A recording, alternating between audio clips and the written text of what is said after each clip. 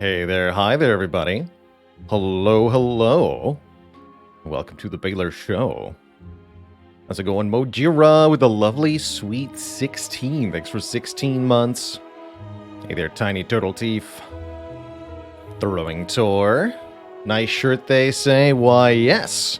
Did you know you can get a shirt like this of your own because our merch store is back? With this and many other cozy designs, as well as discounted until the end of the month.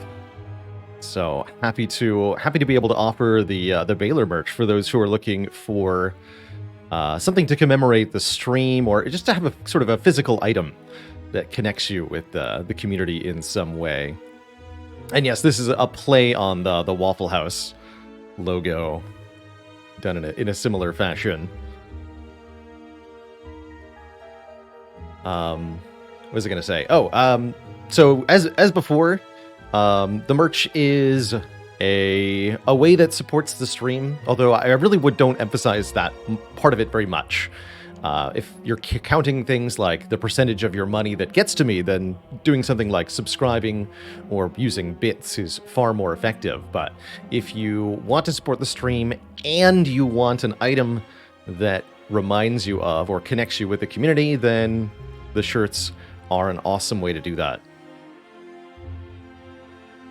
Pretty comfy graphic tees. I'd say that these are done through Spring, and I'd say they're of reasonably good quality. I wouldn't exactly call it the most, it's not a luxury shirt or the most comfortable thing I've ever had, but it's a nice t-shirt, and it looks great, and it lasts for a decent long while, graphic-wise.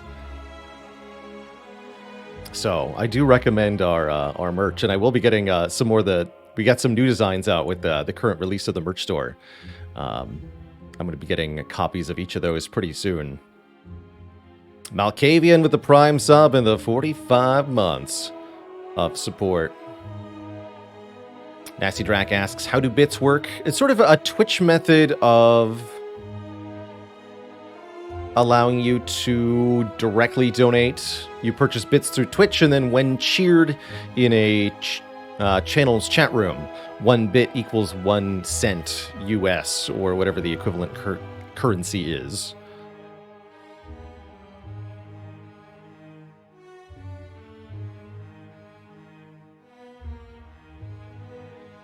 I could put that on the to-do list, Shushank. A playlist of the Mastery Challenge videos on YouTube, I think would be a good idea.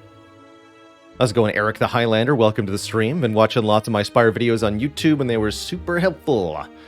Glad to hear it. Benisaid with 49 months. All hail Twitch chat, a new channel cutie, by the way. Kirk, welcome to the illustrious list of channel cuties. Let me see some waffles in chat, everybody. The Waffle House, waffles, Slay the Spire. That's kind of where we got the idea for the shirt from. I like it, personally. So, Kirk, let me get you added right away.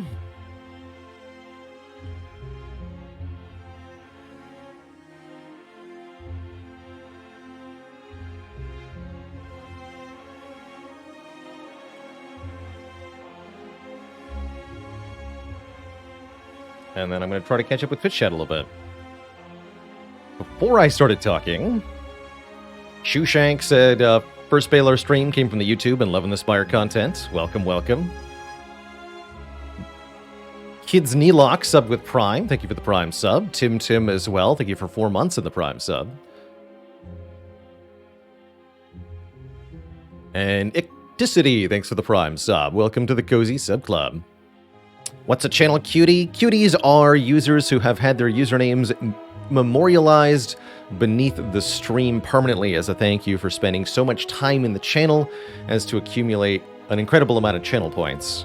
Takes something like a year plus of viewership to get to 500,000, so it's basically a big thank you list of people who have stuck around for a very long time.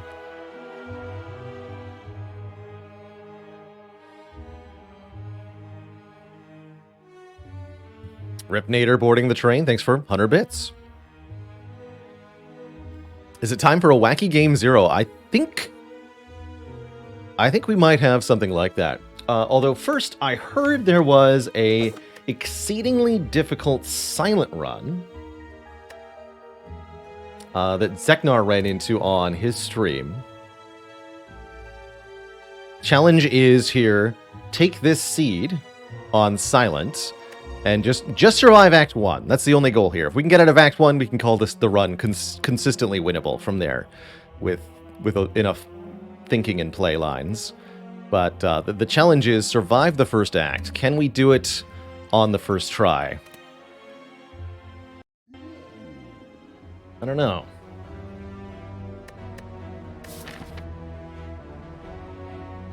Oh, right, I'm playing with RNG Fix. That's gonna make a different map? Question mark? That might be different. Hold on. I have to, if I want to do this, I have to do it without RNG Fix, I think. Pretty sure I do. Okay, I actually do want to do this, so I will go through the effort of rebooting and restarting here.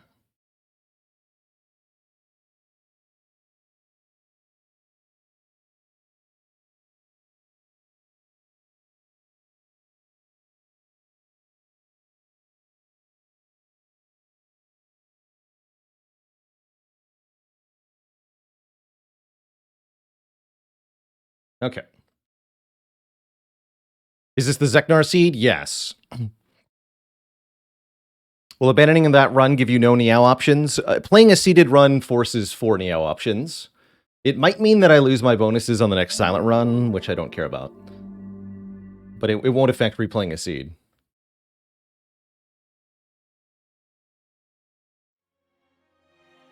Alright, and just to confirm, these are the current mods.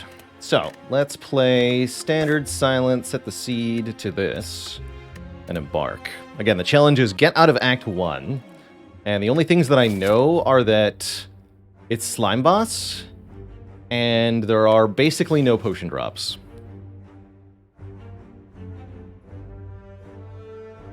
Okay, so it's not a... And yeah, the now bonuses are way different here. I was thinking at 250 gold star, surely there's a way out of Act 1, but no, these are in fact different. Fearsome Brown, thanks for the 25 months of support.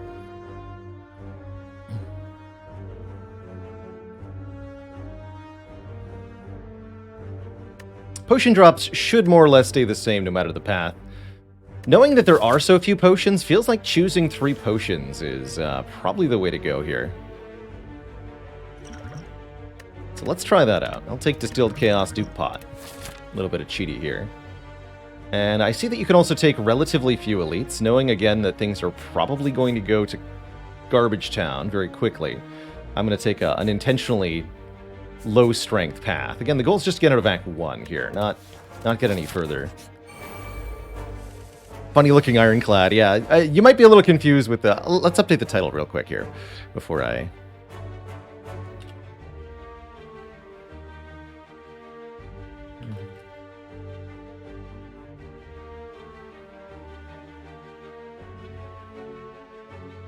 Update this. Taller than the average bear, thanks for the 300 bits. And Jedi Psych Tricks, thanks for the hundo bits.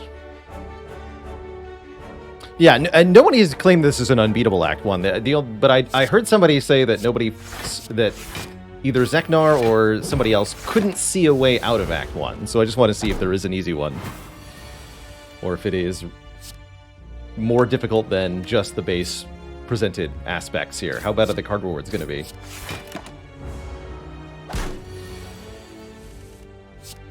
Or otherwise phrased, my interest in this is, how bad is it really? Looks pretty bad, gonna be honest. This is not what you want to see on the card reward. I don't feel like Acrobatics is the Act 1 card. I wonder if I ever take a Prepared here.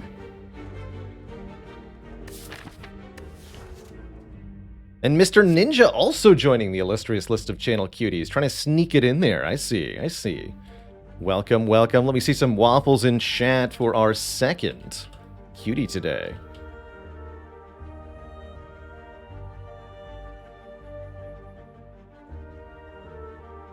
And Dander with the Prime sub in the 47 months, one away from 4 full years. Is it ever skip the first card reward? Yeah, sometimes it is. I've said in the past that skip on floor 1 is F tier, but it's also possible that all of your cards are Garbage Town. That said, I think this dodge and roll is maybe okay. Let's try out a dodge and roll. Act 1. And I think I'll take the heal. Heal me, Cleric. Sure, that seems fine. Yeah, this seems like a pretty bad seed on a number of fronts here, but winnable, I think, for sure.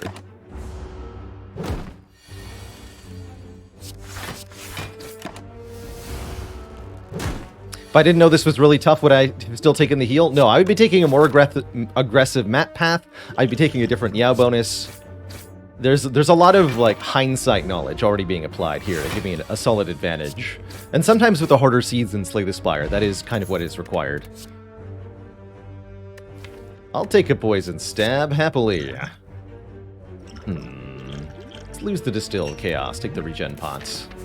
Simply having good potions is gonna be good. You must die. Scraganoth with 29 months of support. Crimey McGee says, if you fight an elite and it gives you a relic that changes card rewards, can you get the rewards to change on the same floor? Eggs will upgrade cards that you take on the same floor, so taking an egg and then picking a card will affect things. But the same is not true of the question card, which only applies on floors after you pick it up. Same with like In-Law's Gift and such. So only for the egg relics do you get the benefit immediately like that. Jowrim fight's a bit of a toughie.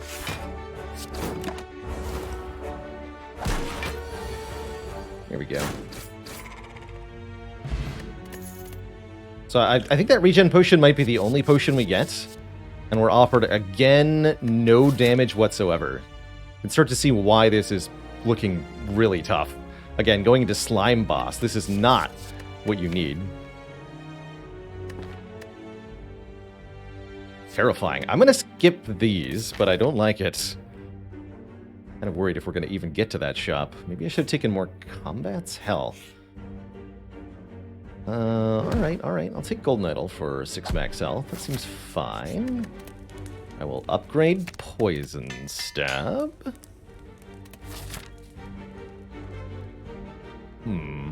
What's this? Slime Goop. Okay. This I will take the hit point loss for, because we are going to go to this shop. Oh,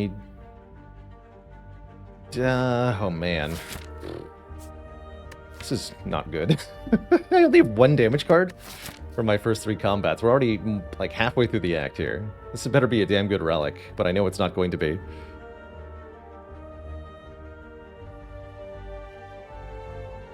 So I'm wondering maybe we go here.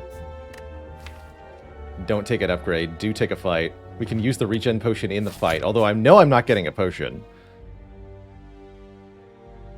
Does that kind of dagger spray? I would love a dagger spray. Where's my dagger spray? I'll fight this thing.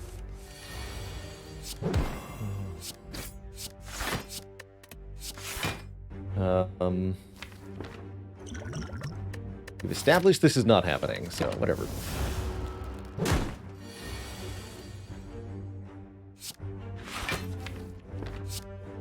Seems grim.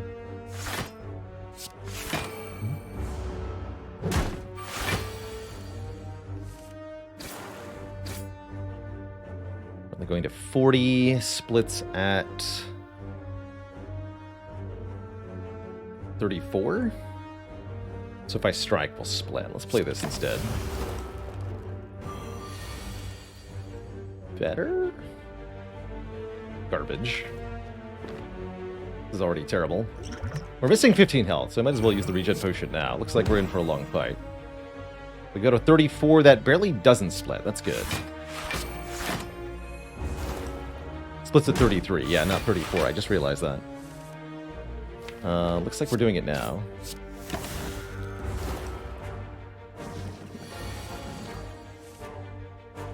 Terrible.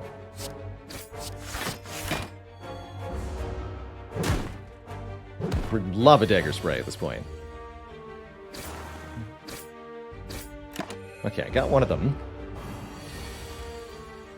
Block.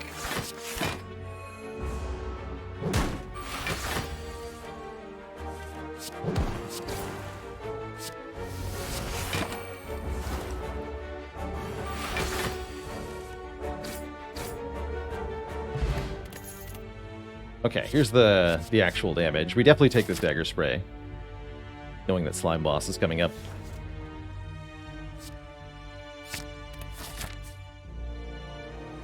And our relic is War Paint. Okay, which upgrades the dodge and roll. I kind of like that. It's our first elite. It's not Gremlin Knob, which is pretty encouraging. I may need a duplication potion here, although we should really consider it for the slime boss. We can always buy more potions. I'd rather use it here.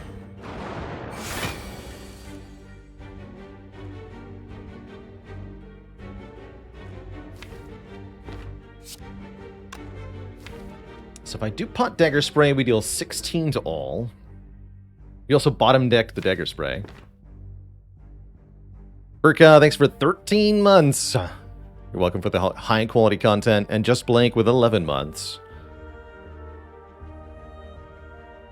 We all know where the Big Apple is, but does anyone know where the Mini Apple is? Good question.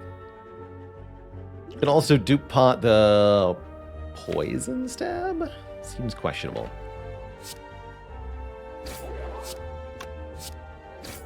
This will do... This together is enough. Okay, yeah, I'll do pot the dagger spray. I'm under no illusion that we're doing well otherwise.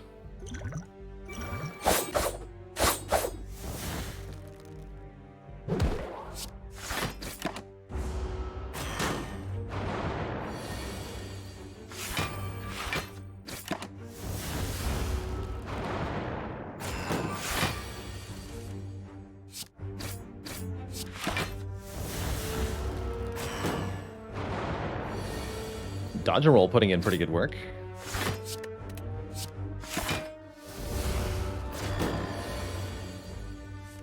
How do I value dodge and roll's block upgraded? It's +4 to this turn, to next turn. And that's pretty good. +4 block on a block card.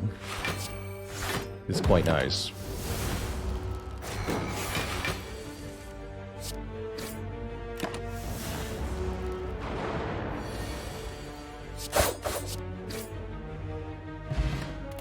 Okay, Ornamental Fan is a thing. There's the Sneaky Strike payoff. I'll take a Bane. Bane sounds good short term.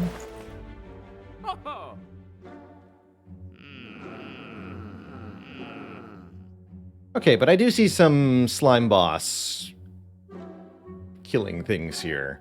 Terror's okay. Infinite Blades is pretty good.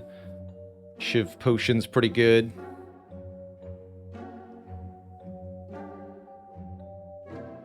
Discovery could do big work, too.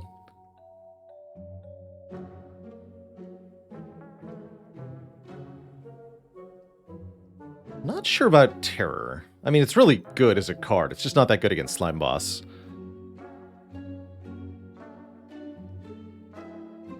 Finale and Just Be Lucky. Easy game. Easy game. Definitely gonna buy the Cunning Potion. Might go Infinite Blades over Terror, because of its synergy with the fan and more overall effectiveness against Slime Boss.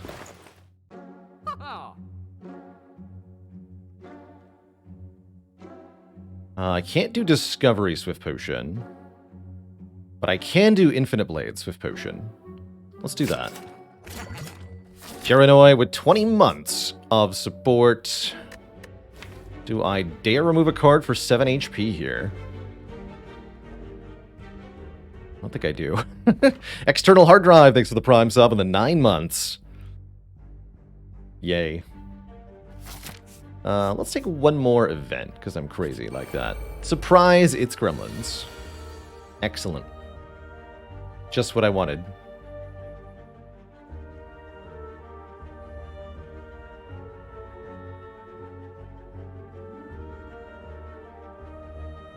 It's a nasty set of them, too. This is a hard seed. No land, thanks for the Prime sub and the 3 months. Thankfully, we have unupgraded Dagger Spray to the rescue, and Ornamental Fan to the rescue. That is going to be one pissed off Mad Gremlin, though. He's going to be angry. Really want these potions for this Limbo. For Mr. Jimbo. I'll take the 5 here, and then we still have to deal with this problem. Looks like I'm going to take some more damage. What's our worst damage draw? We could draw Neutralize. Worst damage draw is not Poison Stab, right? So we do 9, which means I do want to play 2 attacks. Take 4 more here? I do. Deeply troubling. Just to guarantee we don't get destroyed here. Knowing how the seed is going, I'm not going to risk it. Alright. Everything is fine.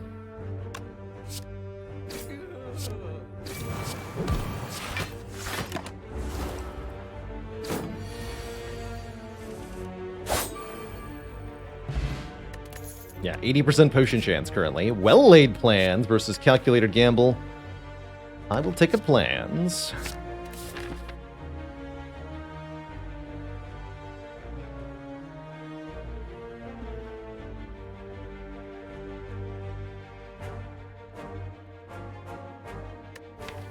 See, taking another combat seems kind of crazy, although we might actually get a potion. I'm not sure if the potion chance goes to 90 or not. Let's take the event. Face Trader. Well, I gotta know. What's the face? It's in-loss hungry face. Yeah, there's a lot of a lot of things going wrong in this seed, definitely. But I think we are okay against Slime Boss here. I will rest, which, just to be clear, even if we win the Slime Boss fight, this is a miserable setup going into Act 2 for the most part. Even worse with the face. But the goal is just get out of Act 1, just to be clear.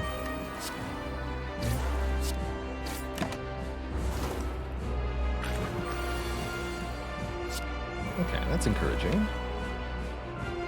Let's see. I'm blocking next turn. Seems unlikely. I've got mostly damage. Use the potion if needed.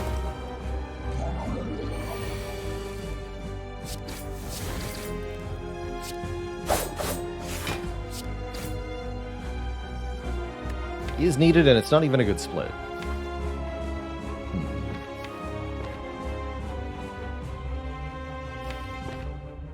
I'm gonna do it. Might be that we actually need to take a different route through the fight here, but I'm gonna trust in just having a lot of health currently.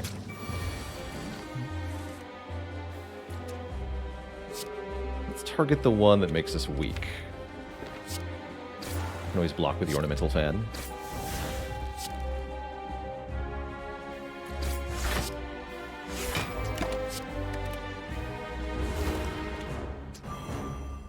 Gonna want a better split on the medium slimes, though, that's for sure. That's a bit better.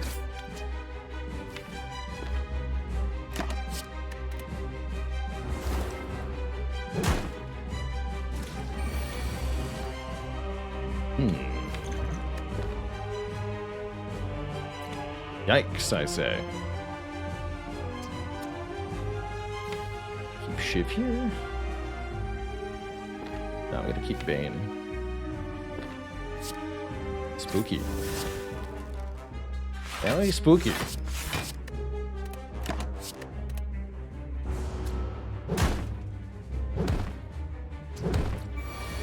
Okay, we do get a turn to ourselves here.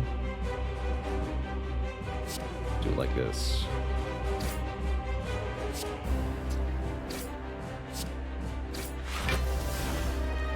And draw now?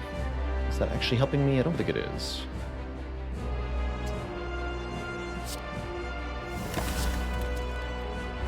We'll both attack next turn, which might be our end here. 18 plus 12. Seems pretty likely, actually. Wow. Yeah, so even trying to prepare as much as we could for Slime Boss and minimizing our risks in Act 1, we were not successful on the first try here. That is definitely a tough seed. Holy moly.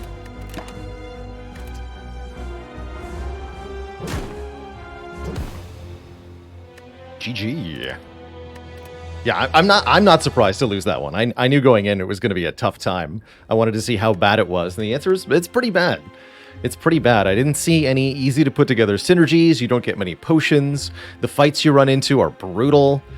It's tough. That's really tough. Who found this seed? Zeknar. Zeknar just did this seed on his stream, I think earlier today, or maybe yesterday. Earlier today. And got destroyed. As I think anyone would. There were some discard synergies. The Sneaky Strike could have been taken. In retrospect, I think probably your best chance is to buy Terror at the store and try to burst down Slime Boss for as low a split as possible with the Shiv Potion. But that's going to be dependent on when you draw the Terror in Slime Boss.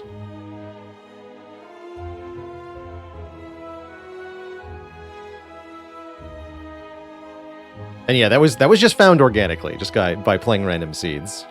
That's tough. That's tough. All right, hopefully our Ironclad seed will be more merciful than that.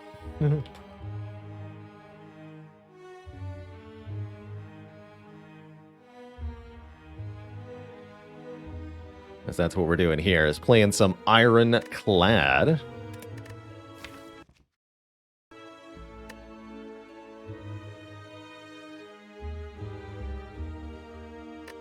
Let's do that right away.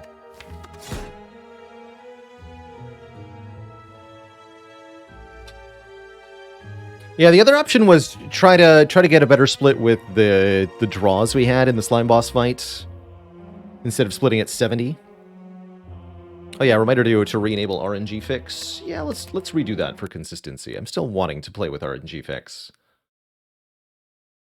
Conceptually. Although I don't like that it interferes with replaying seeds like that. So it goes.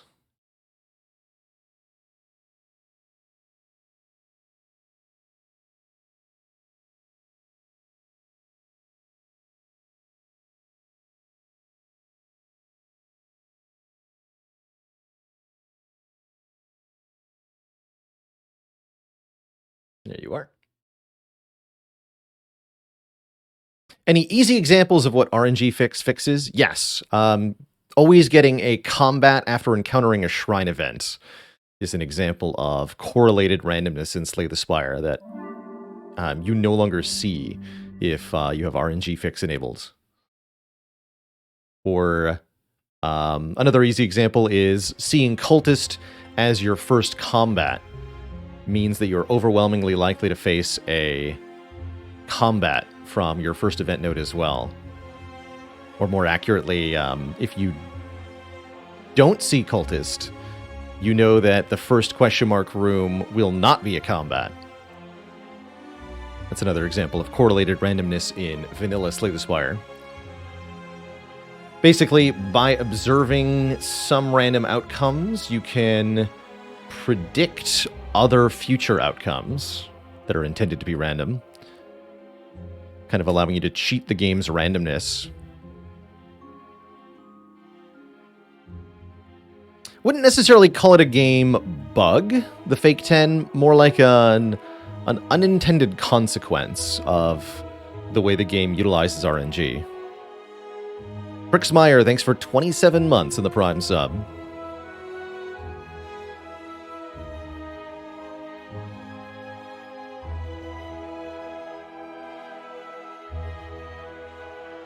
Van Laser says, can you use the RNG to help find cards that match your deck? I'm not sure about that. I haven't done a completely deep dive into just how broken you can get with correlated randomness, but I suspect the answer is that you might be able to do things like predict your card rewards or relics or gain some seriously powerful information ahead of time if you can nail down the RNG values accurately enough.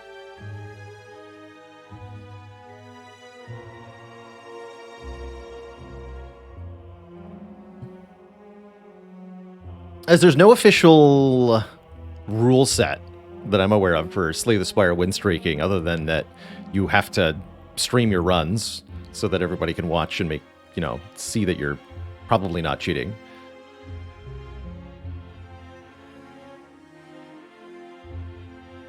So where exactly RNG correlation use falls is a little unclear. So far, nobody's done it to the extent where we've collectively had to form much of an opinion on it. And I think that's because everybody agrees that doing so would not be very fun.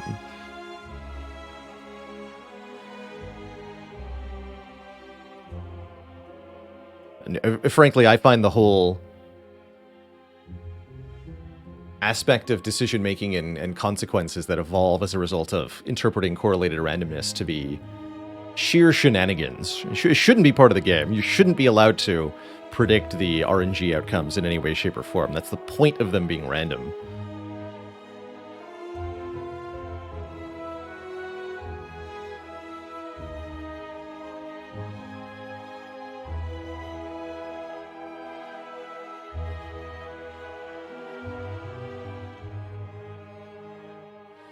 I think it'd be very difficult to predict specific cards, MathTube, but I feel like you could probably make predictions like, I'm going to get card A most probably, and I might get cards B or C, and there's a more distant probability of cards E or F, or whatever. And you could try to guess at what you're most likely to see. Because of exactly how cards are rolled, I think it would be very difficult to nail them down completely. Can you skip cards in Act 1 with anybody? Yeah, you should skip cards in Act 1 with everybody, at least 1 or 2 cards in Act 1. But you shouldn't be skipping your first card rewards, the first 3, usually, unless they're really not helpful in the short term. The character who can get away with skipping the most in Act 1, I feel, is the Watcher.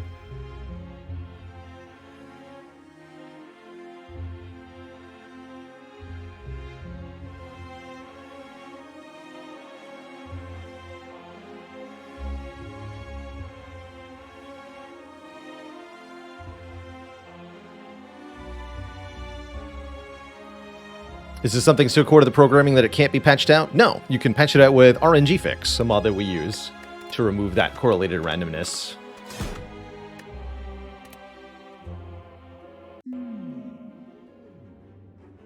Such that even if I were to understand detailed methods for deciphering Vanilla Spire's RNG, it wouldn't work here.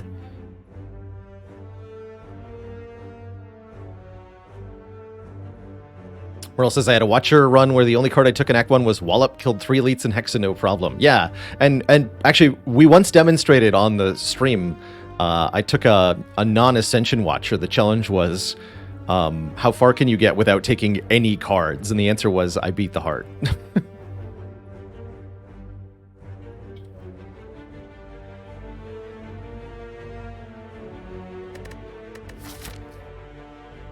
That was a fun run. That was a really close heart fight, too.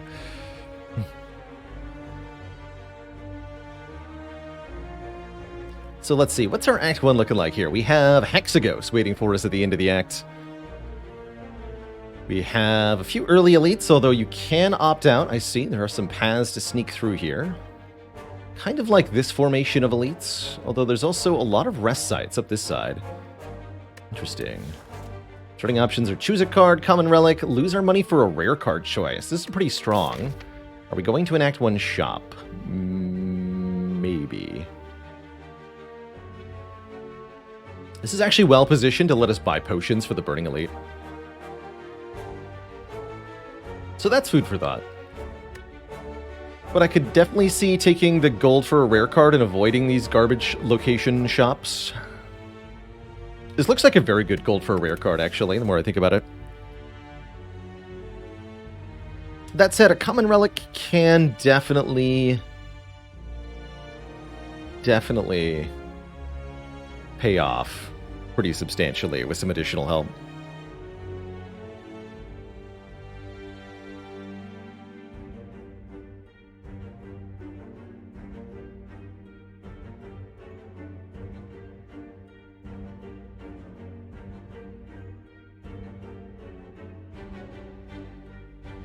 Hey there, Quinto Bean. Congrats on A20 with all characters. For improving your A20 consistency, that's definitely tough. It took a long time for me before I stopped getting bodied by Act 2 and 3 consistently. And part of that was valuing front load a lot more. Valuing cards that have an immediate impact. Shunning excessive amounts of power cards or cards that require multi-turn payoffs of any kind. Just try to put a big focus on cards that have the biggest immediate impact and the upgrades that have the biggest immediate impact. And that can really help you with Act 2 in particular, where you're just being tested in, you know, how quickly can you do 100 damage. For Act 2, dealing 100 damage in 3 turns is kind of your golden ticket out. It's an easy kill on Avocado, an easy kill on Chosen before you get blapped, and an easy kill on the Spheric Guardian before you get slapped for 22.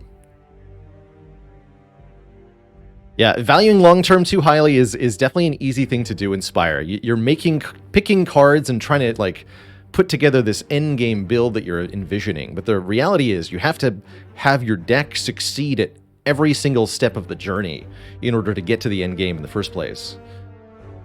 It's the tricky part of deck builders. Not only are you putting together cards that work synergistically, you are also constantly, after every card edition, playing with the deck and requiring it to actually do something. Let's take this rare card. Let's do it. Bludgeon, Fiendfire, or Corruption. I really like Bludgeon Act 1. However, Fiendfire is also very good in Act 1 and is definitely the better card long term. Fiendfire scales crazy well with card draw or retain, and if we add things that benefit from exhaust like Dark Embrace or Feel No Pain, those also become instantly insane. So while Bludgeon is the king of front load, Fiendfire is also the king of front load, and it's the king of exhaust synergies as well. Therefore, I'd much rather take the Fiendfire because it gives us so many other options throughout the rest of the run, while additionally still providing that immense upfront damage that we want. Especially with an upgrade. That's the kind of card that will let us take the Burning Elite, probably without too much of an issue here. But let's start out with a few combats. I want to see if we're getting potions or not. And then we can take events or more combats to get potions. Alright. Friendly Fire. Remember, kids, Friendly Fire isn't.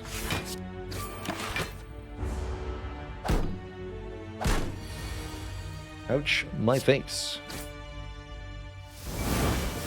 Alright, +2 for that fight. We do get an attack potion, a great start. And wow, excellent cards here. The Poor Man's Fiendfire is pretty good if you don't have a real Fiendfire. I'd actually have to talk about this as a real pick if it weren't for our starting Fiendfire, but since we do have Fiendfire, we super duper take Inflame, which is not only a Fiendfire booster, but a Hexaghost killer of a card. And yeah, I don't think I have to talk too much about why this is very good. It makes the Fiendfire hit super strong. It makes all our other attacks hit super strong. Lets us pick up cards like Pummel. Give me that. Hey there, Molly Yubi. Congrats on getting past A10 with all the characters.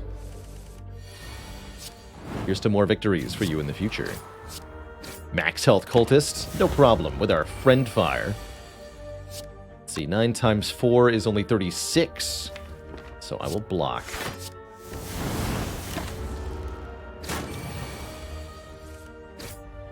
Full health.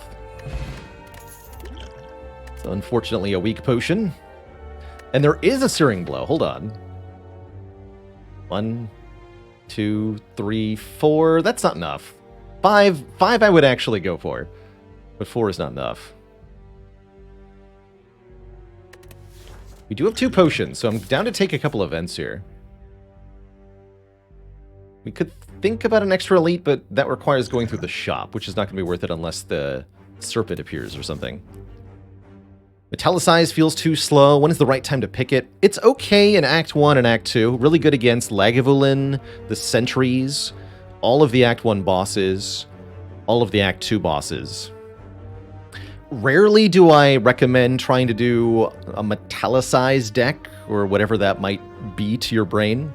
Trying to play more and more copies of Metallicize often just lets you fall further and further behind in combats.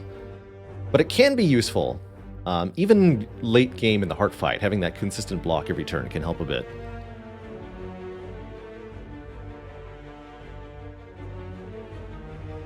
I do like stacking it with dual wield to make more copies. It's one of my favorite ways to beat Champ.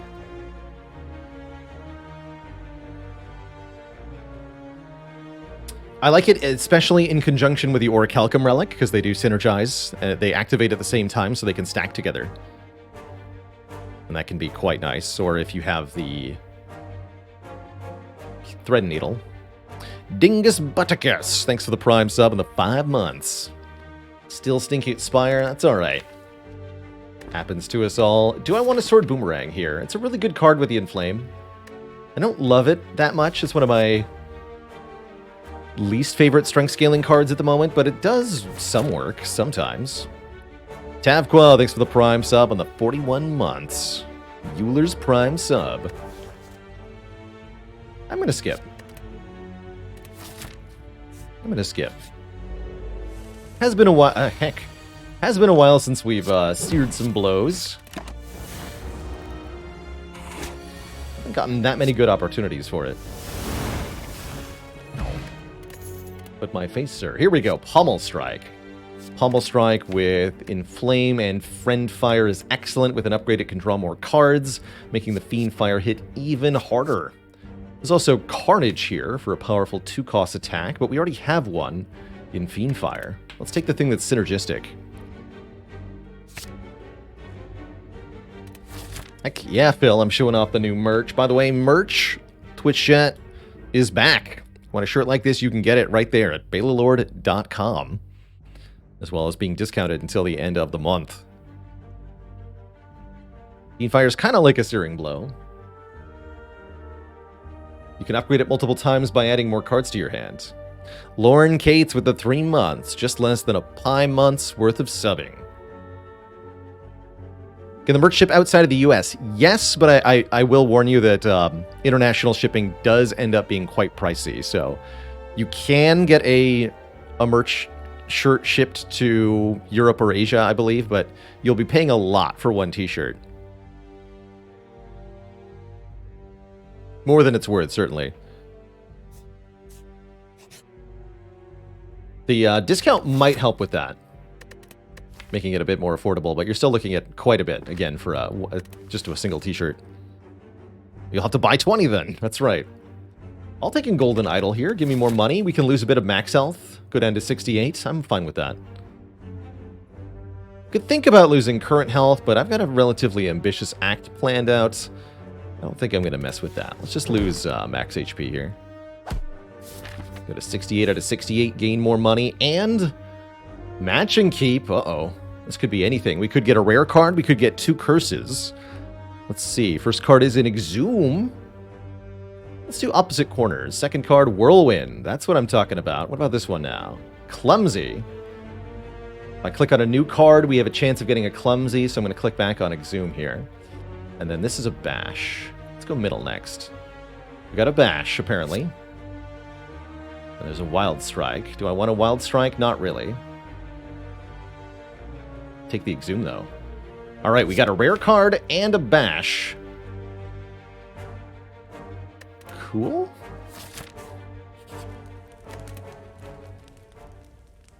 I kind of like it, actually. I took Bash on purpose? No, I didn't know where the second Bash was. I clicked on a new card. I guess I was willing to risk adding a bash to see something else, and we ended up getting Exhume and bash out of the deal. I'm fine with it, personally. Feeling abashed. Detonator 5000. Time flies when you're having fun. Thanks for the 7 months of the Prime sub. Health flies when you draw no block. Ouch. Keeping these potions for our upcoming Burning Elites. Bash Pummel Strike won't kill, so we're looking for Pummel Strike into either Defend or Fiend Fire here. Get the Fiend Fire. Excellent. We also get a Power Potion. And a Flame Barrier. There's a block card that I can get behind. Cleave is also passable, given that we have no area attacks at the moment, but I'll take a Flame Barrier to help us get out of Act 1. And I'll take a Power Potion over the Weak Potion. Power Potion can really help in this fight in particular, and I think our matchup against these three is pretty bad. So let's use the Power Potion. Evolve, Fire Breathing, Feel No Pain, Dark Embrace, any of these will pretty much completely solve the fight. There's Feel No Pain and Evolve.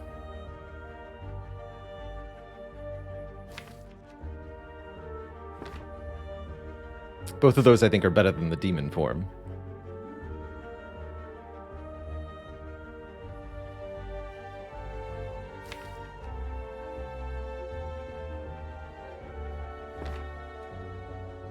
I think Feel No Pain is going to be better because of our Fiend Fire here. We just want to take out one of them, and then the Feel No Pain against alternating sentries should be pretty free.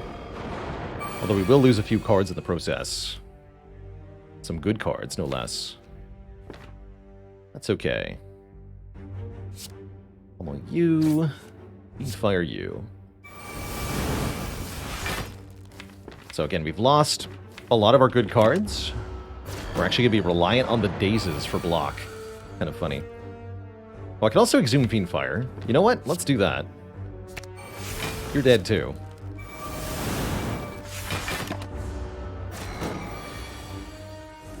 Exhume Fiend Fire. I like it.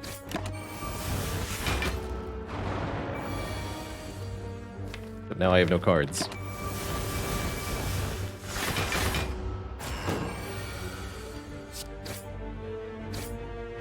Great fight. Get a lot of money and the Red Skull, giving us more strength below half health. We're also offered a Juggernaut Barricade in this deck. Hello? Juggernaut Barricade.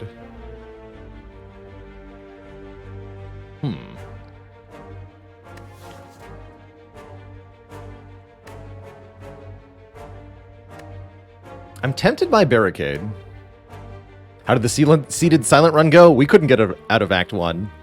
It looks like a tough seed that Zeknar found, that's for sure. It looked like there were ways to win it, though, along the route that we took. But even with the foreknowledge of how bad it was bad. It was really bad.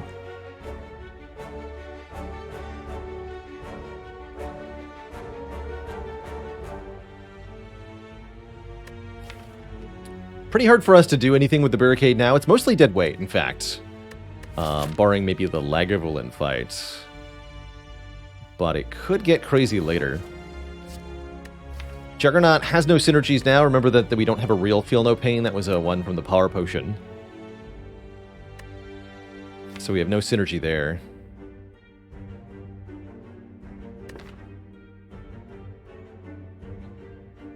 Do you ever lose in Act 1 by playing too safe? Pretty much by definition, safe play is intended to get you out of Act 1. It's pretty hard to lose Act 1 by playing safe, but you can end up failing the boss check by being too safe. Taking too few elites, taking too few combats especially, and not getting card rewards that can kill the boss. I'm going to grab this Barricade. I want to find out how much dead weight it is. I think our curse tolerance is currently high enough from the Mastery Challenge. I can tell that we're okay with a garbage card for now, given that it can be an important piece of a late-game synergy for us. It also does actually help in one of our elite fights.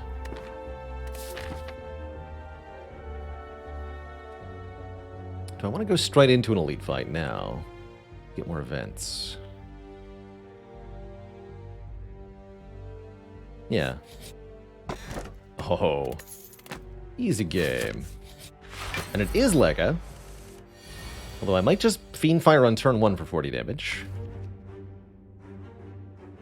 Because then I can exhume it. Yeah, let's just do that.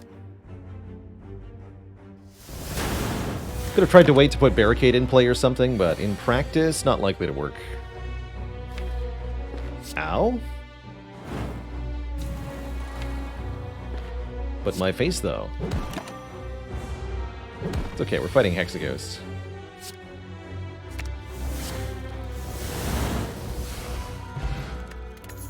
Easy fight. Flex is here, Heavy Blade is here. I don't hate Heavy Blade. Especially not with Red Skull. Don't hate Heavy Blade here. I skipped the Sword Boomerang. I should probably take the Heavy Blade. I don't think Flex is good. Armaments can be good, though. Armaments can be very good. Let's take an Armaments.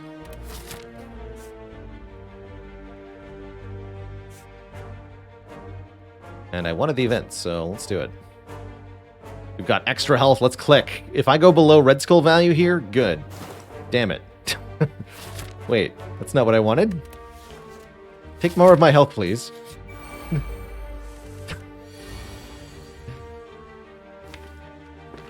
Never lucky? Question mark. Lab Key, thanks for the Prime sub. Welcome to the Cozy Sub Club. I mean, I'll take the relic, even though it's kind of a crap relic. Good enough reason to take a fusion hammer, for example. It's funny.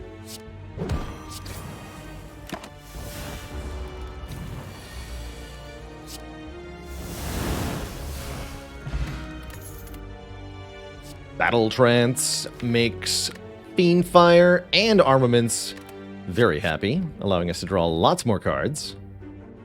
Seeing Red could be kind of cool, too. Second in Flame, not terrible, but definitely taking the card draw here. 100%. And I am taking... Yeah, we have to take another event at this point. And it's a good one. We get to remove a card. Down 1 strike sounds great to me. In fact, the more strikes we can remove, probably the better. And a Red Slaver. Might want to set up Red Skull for Hexaghost here. I think that's probably a good idea. So, if we want to do that, we need to get to 34 health after the fight, which means ending the fight on 28 health. Which means we need to take, what, 15?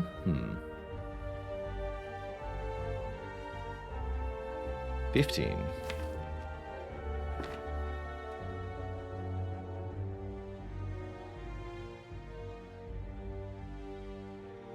Yes, 15. But I feel I still learn things by playing Spire. I do. I do. Game is a never-ending well of learning, really. Kind of crazy like that.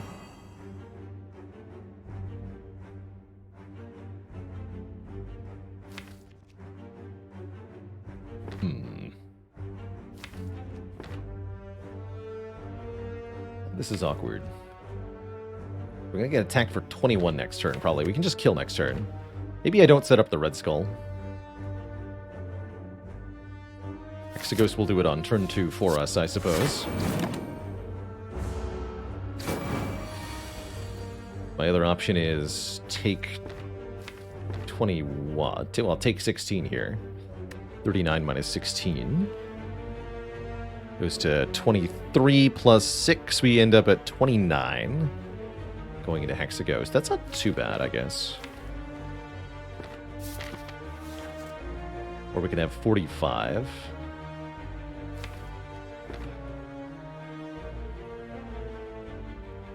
Hexaghost, very much a damage race here. 29 is a good number for that fight. Okay. We'll do 29, I guess.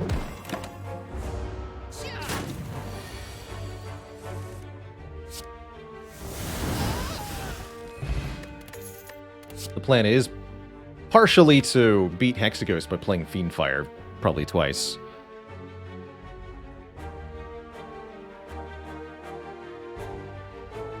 Question is, what's our upgrade, though?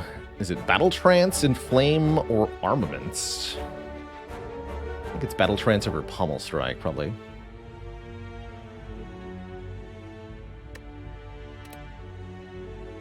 Do I want any of these? Not really. Not even Body Slam? Not yet. There's some potential for Body Slam, but not in the Hexaghost fight. And I like these potions.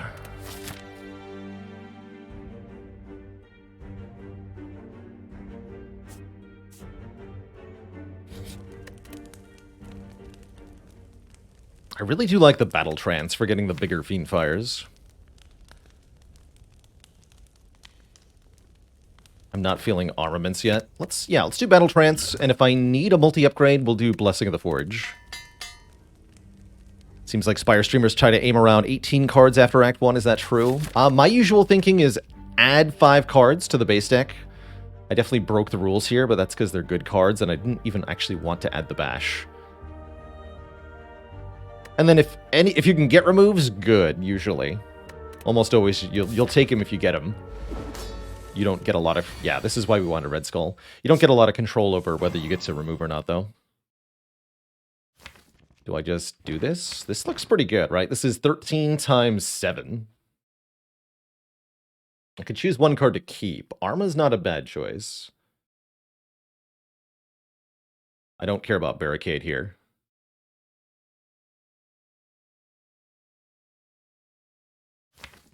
We should probably keep Armaments. We'll use the attack potion with Vulnerable if we need it.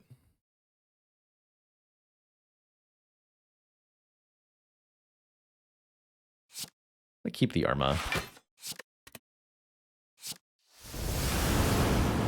That's a pretty good start.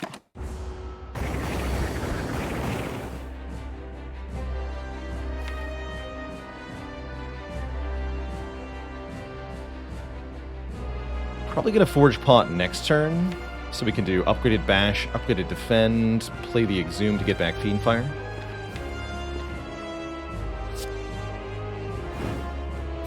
I think I want the 5 hit points here.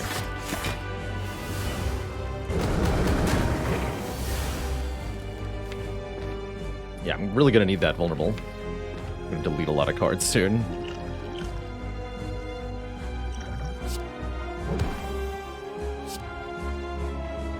Give that back. Hoping we can delete more burns here. Get Battle Trance Fiendfire next turn. That's going to be our sort of win con here. Yeah. But then we're going to have very few cards left. This is a clear warning. Let's see, what is this? This is 22 times 7. Which is almost a kill. Good enough.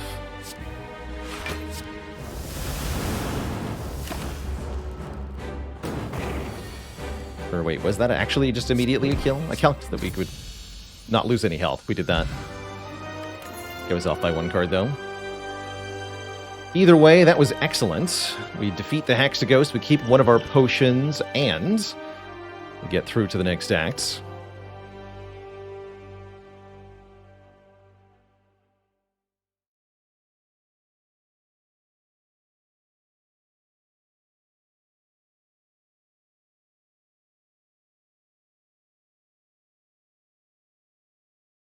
Lugubrious. It's quite a word. Reaper with Red Skull, definitely a little tempting. Also, we have Inflame and Exhume, so it's kind of awesome, actually. Brutality has some utility here, too, getting us even more cards in hand. And allowing us to control our health maybe more precisely. But yeah, I really like Reaper with all the things we have going on, given that we have Strength Gain. Honestly, 1 Inflame's usually enough to make Reaper good, but add the Exhume in and we're talking real nice. So I will personally take a Reaper here as a way to maintain health, and I will definitely take a Runic Pyramid, which will make our Fiendfire absurd. Makes the barricade kind of interesting. Makes the armaments really good. Makes the battle trance really good. Fiendfire means we don't discard our hand at the end of each turn, allowing for all sorts of fun setup. Although Fiendfire plus something like Feed and Reaper can make awkward deckmates at times. I'm not overly concerned. How good are we at Act 2 here? I would say we're moderately good. Currently, we don't have a great answer to multi-enemy fights. Which is concerning, because we're fighting the Collector at the end of the act. I have a reasonable amount of money and a meal ticket. We should be able to stay healthy through a lot of combats, so maybe we want to take a lot of combats this act. I don't think I want to go careening immediately into an elite, which means we're probably going to this rest site. Do something like this. This looks pretty generous. But we might want to maybe reevaluate once we get right up to the elite here, or we might want to consider going to the shop if things get immediately dire. We could go this way. I don't think I ever want to go far left. Does a Fiendfire and Pyramid lean towards making the deck larger? It can, although we want to kind of consistently get that Fiendfire to deliver. It's able to deal so much damage that we can just rely on it to force an immediate end to a lot of confrontations. For example, this enemy only has 84 health at full. Fiendfire with a 10-card hand will deal 90. So all I have to do to defeat this enemy is get to 10 cards in hand and then play Fiendfire. That means we can play Flame Barrier Defend on this turn, drop to 10 next turn, and then just play Fiendfire to win. Excellent. Take 4 damage and heal 6. Healing from the Shelled Parasite on floor 1 of Act 2. How often do you get to do that? Noza, thanks for the Prime sub.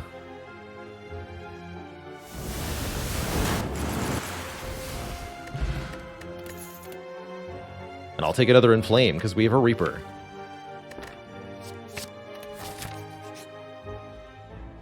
Will I take a Relic for a Curse? That Curse is pretty bad with the Runic Pyramid. I'd basically have to go to the shop if I take it.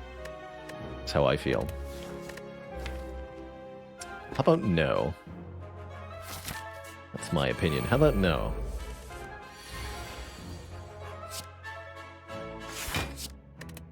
These two look like they're trouble. Hopefully Reaper is here to let us recoup some of our health. Maybe. But we're going to get absolutely bodied here. Yeah, I think we go Flame Barrier and Flame. Are they going to bring me below half? Yes, and we can use that to our advantage here, right? We're going to take 10 more if I Flame Barrier, go to 33. That is below half. Let's do it. Wish I had Art of War. Oh, good lord, they both attacked me again. That's exceedingly rude. Help!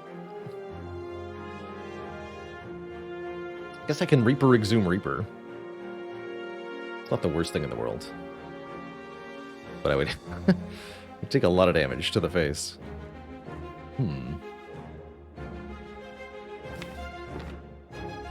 I can kill one with 3 attacks, prevent the 18 damage in the first place.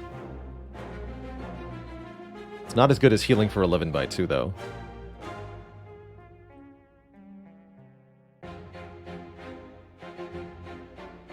It's just a 50-50 whether they attack a third time or not, that's right. Let's defend Reaper here.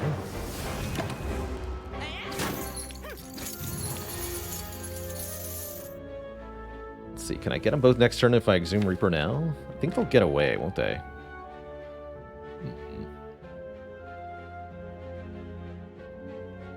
Yeah, because I can't get them both with Strike Fiendfire.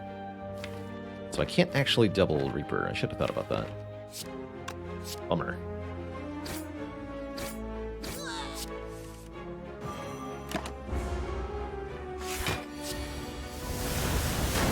Puts me on exactly 34, though. Maybe that's the best thing. So want a Twin Strike. Not an unupgraded Twin Strike. Definitely don't want to clash.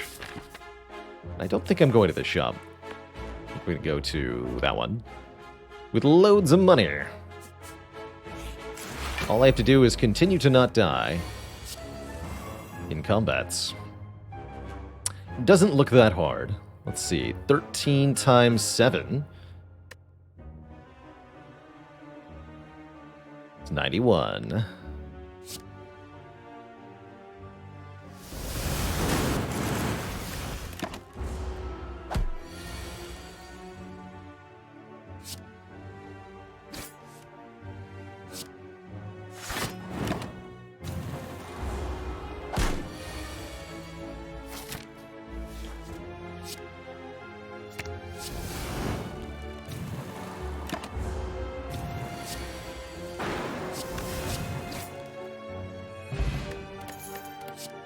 There's a Feel No Pain. Okay, when a card is exhausted, gain 3 block. Now, this barricade has real potential later in the run. Although, I think probably still not yet. This is hard to get into play, but we've been carrying it around as a curse for now. I think it's going to become important later. That's why we took it in the first place. Because I have a suspicion we're going to get to use it. I really like these potions. And I have other ways to heal. I'm not going to take a regen potion. I really want front-load potions for this elite fight, because if this is Gremlin Leader or Slavers, I need a definitive answer to the immediate damage needs of the fight.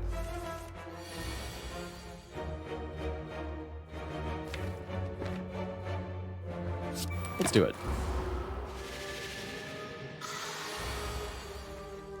Hello there.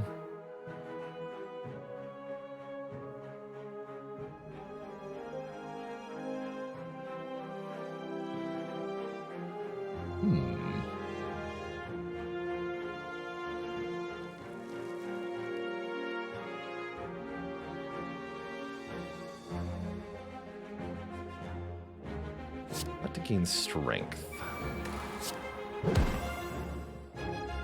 Do it like this.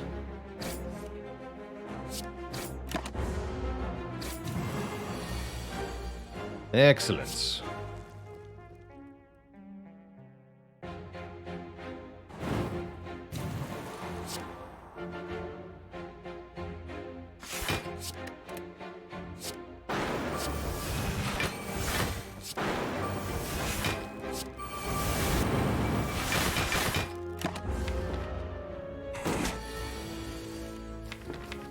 When I found out I had no damage cards left.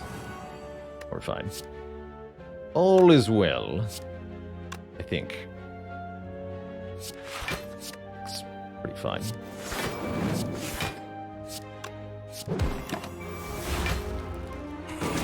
Good. Health is even trending upwards. And we get a third Inflame. This one's upgraded, so I will take it. Although I'm a little bit worried we have too many powers at this point. We are in pretty good shape to take an elite if we want to. That said, we have many good upgrades, and there are more elites coming. I don't want to push it too hard here, especially not with a pyramid deck. I'd like to get armaments upgraded. I would like to... What's the second upgrade? Yeah, Mummified Hand Waiting Room. No kidding. With too many powers comes too many responsibilities. But yeah, definitely armaments to affect every other card in our hand. And then I guess we could upgrade Pummel Strike, maybe. Or one of the Inflames, I guess. I like Pummel Strike.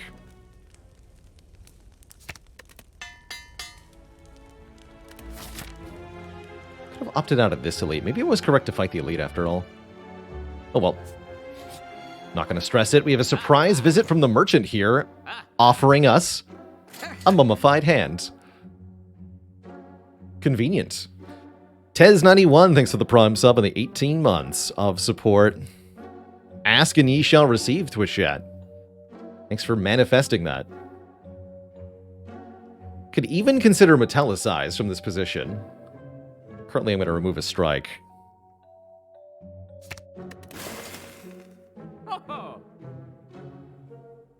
And we're 1 gold off the shrug, huh? Alright. 49 gold it is. Convenient. Maybe too convenient.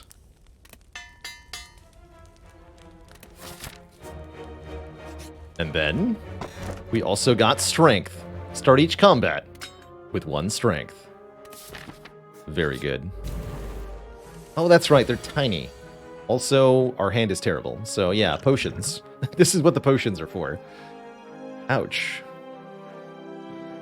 Let's see, they're attacking for 34 damage, exactly half of our health. Actually, you're telling me I can get optimal Red Skull setup?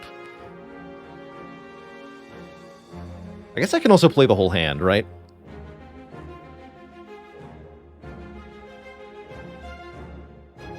I'm not getting weakened on turn 1. Maybe I do just set up Red Skull here, and we heal it all back with Reaper.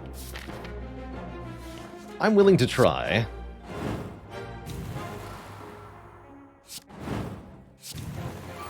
But I could just play this for free. But then I don't have the 3 strength, so bring me to exactly half health, please.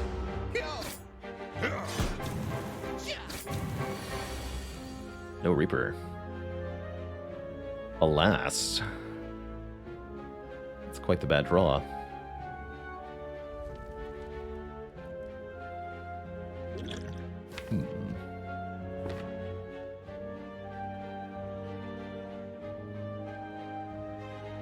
Might want to attack potion here. Gonna do it. Cleave. Just some area damage at least.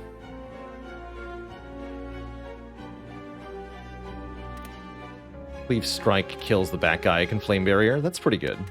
That's pretty good.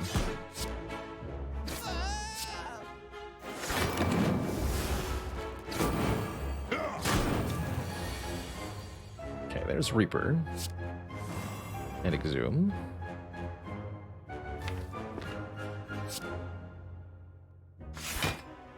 They are attacking for a lot this turn. Let's go Reaper, defend, defend. Next turn, something like Reaper's Strike. Kill the front one. And I can Exhume the Reaper. Feel no pain, Reaper Exhume. Doesn't quite get the kill. Play a little short on energy here.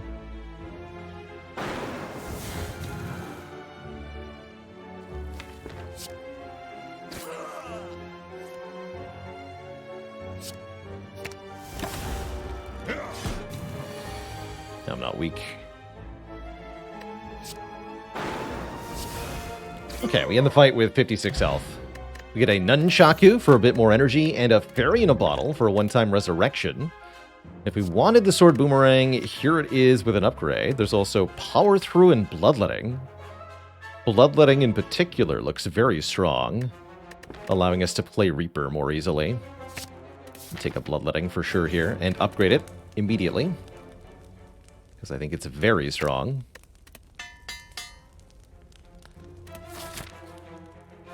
Oh, that's what you're asking. Yes, we've played the Downfall mod on stream quite a bit. Usually I do a modded day of Slay the Spire when the sub bar below my face fills up. So approximately once a month we have a modded gameplay day, and this is what the explosive pot was for.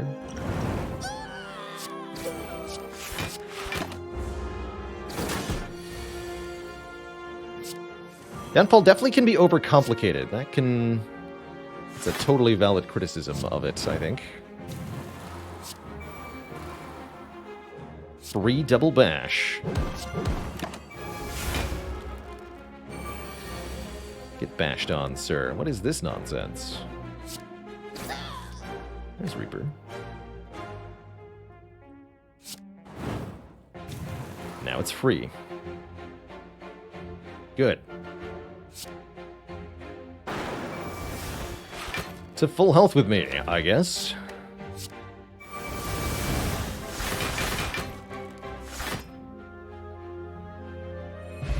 Get the Courier, meaning our money goes a bit further now.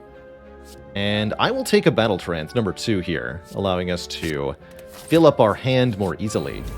Even if we draw into the other Battle Trance, we can easily use the Retain Power of the Pyramid to make it so that that's not a problem. Should have played the Exhume there for a little bit of block, I guess. Doesn't seem like it matters too much. Strength Potion's good. Dual wield with Reaper, and actually with Powers and Mummy Hand. This dual wield is nuts. Create a copies of an attack, or better yet, a power card. You can do many broken things with that. I can go to the shop to remove a card, or I can just keep going. Given that I have Courier, I think I'll just take another fight here. How do Courier and Membership cards stack? They do so multiplicatively, meaning the total discount is 60%.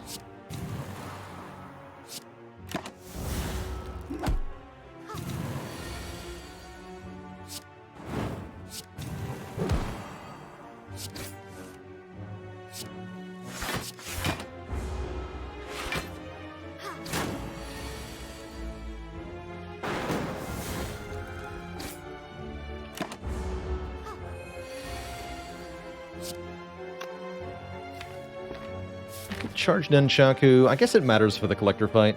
Sure.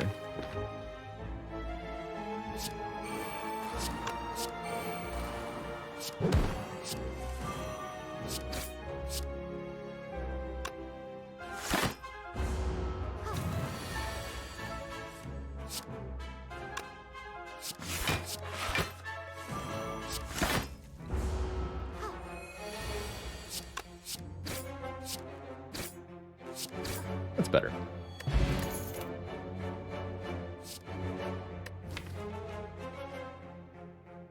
I do want a card that kills stuff.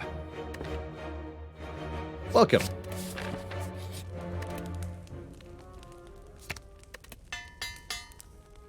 Welcome.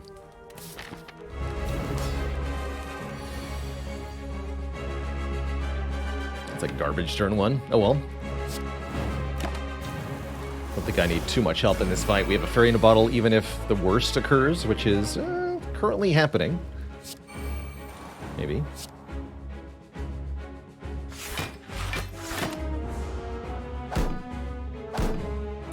No. Okay, here's some cards. Go ahead and bloodletting right now.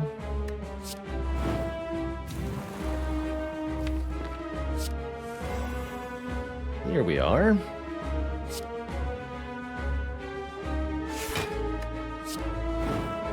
Heavy Blade Plus. Let's go Bash Reaper.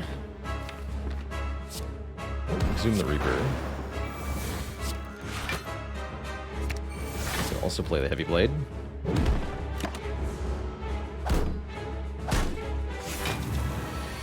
Okay, our worst case scenario turned instantly into greatness. We now deal 270 minus 27 is 233? 243? Lots.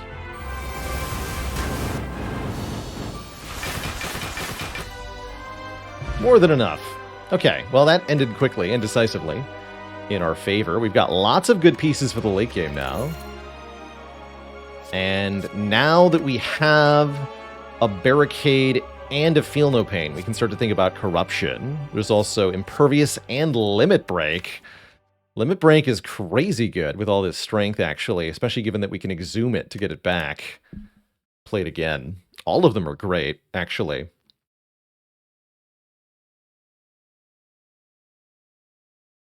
I do like this Corruption a lot to allow us to play a lot of cards.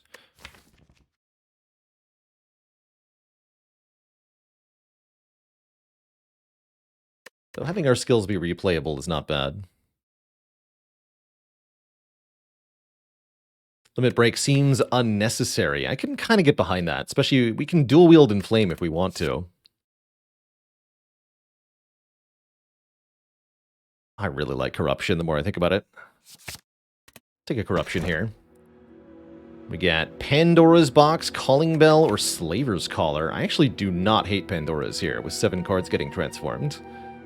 Slaver's Collar is also perfectly reasonable, giving us more energy during boss and elite combats, although I do wonder how much we really need it with the Corruption and the Mummified hand. Yeah, hopefully this run has been a really good highlight of why I picked Fiendfire over Bludgeon on floor 1. even though Bludgeon is ostensibly better for the first few floors. The Fiend Fire quickly scales to nonsensical levels of damage that Bludgeon can never do.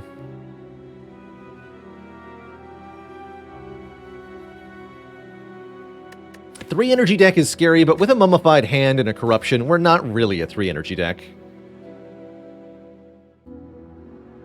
We have all the energy we could ever want, really. Let's take the box. Give me more powers and stuff. Power, power, power. Scaling attacks. I like it. I like it.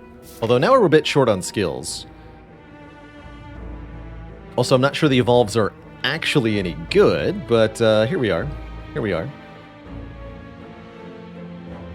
So it goes. We'd like to remove a couple cards now.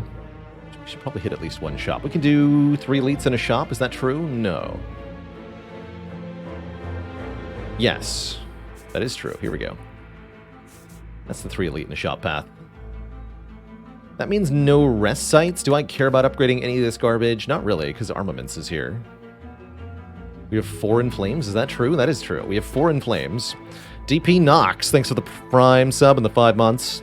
Kind of hoping we're not fighting the Awakened one, I'm going to be honest here. Do I want events or combats? Combats look good. Let's do something like this, then. Lots of relics, lots of card rewards to find skills. Lots of good stuff.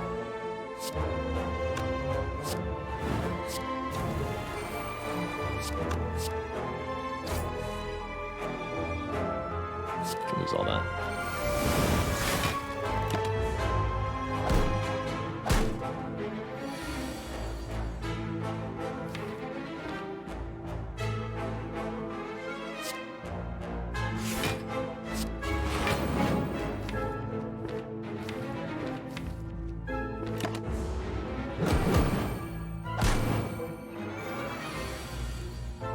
These 3 can be a bit of a jerk. It's alright.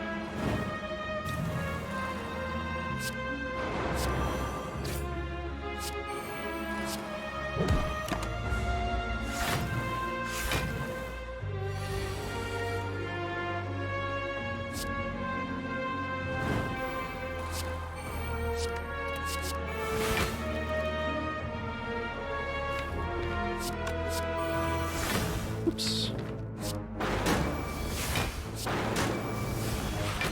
That's fine. Just make more Reapers. More.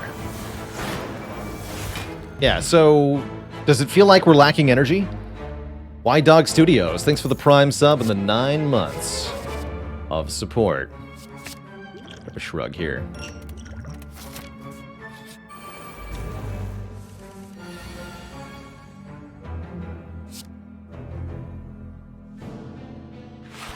This is a bit weird. Gonna dual wield the Feel No Pain for this fight, I guess.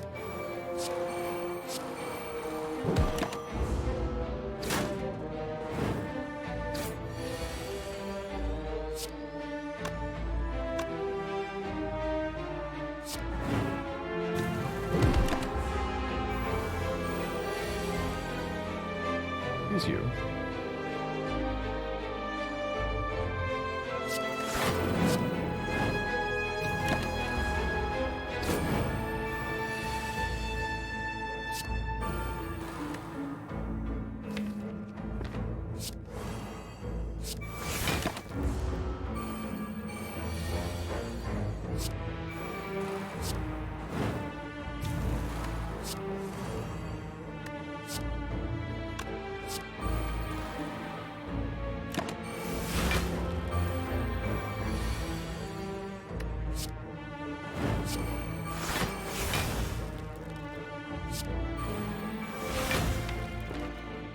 Final card, huh?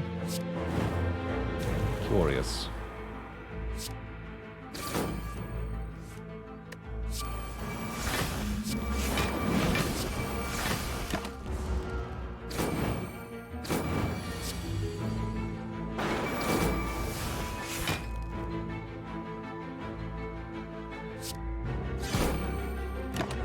Heavy Blade. There we go, full health.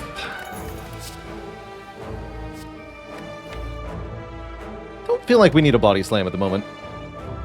Any chances some more Cobalt Core today? Yes, we're going to be doing that after the Spire. Playing some good old Cobalt Core, getting some more memories unlocked. Looking forward to it, personally. Okay, let's go Arma Barricade. Bloodletting Flame Barrier.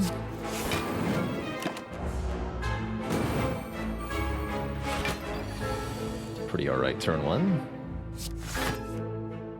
Now I feel the need to kill the Exploder.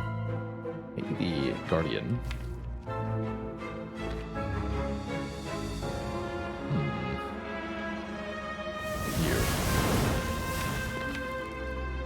Damage, okay. Oh, we could take some short-term damage here. I'm confident we can get it back, though. The health, that is.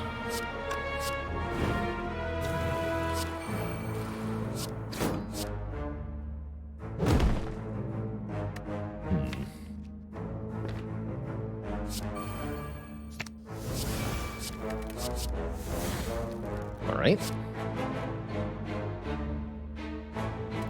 Not yet. Although... yeah, not yet. I heard a bit, huh?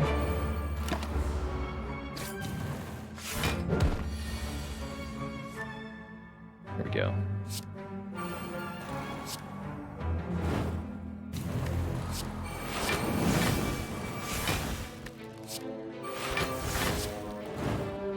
Perfect.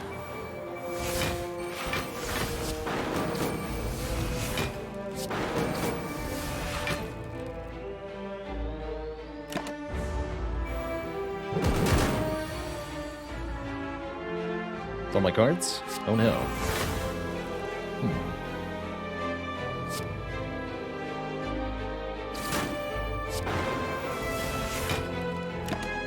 Quite do that right.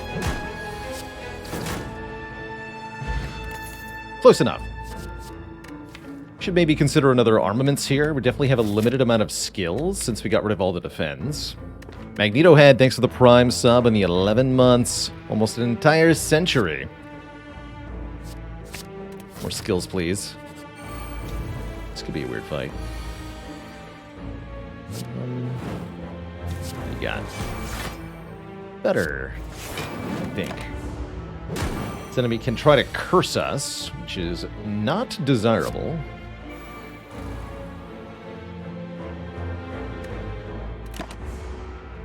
Also hit us pretty hard sometimes.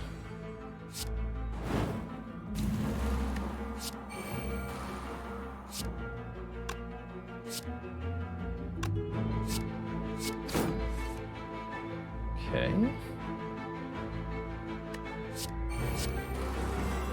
There we are. Passable block. So there's the curse adding intent. That's the one we got to be careful about.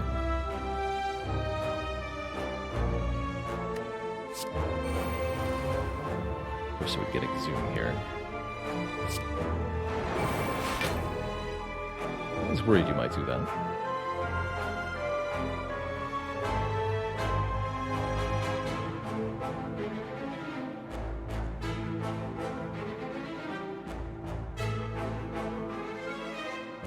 Problem is, there's essentially no intent that's not terrible for us in this position.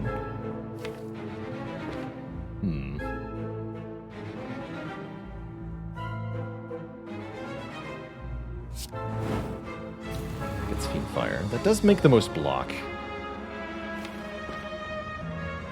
We lose the Reaper, though.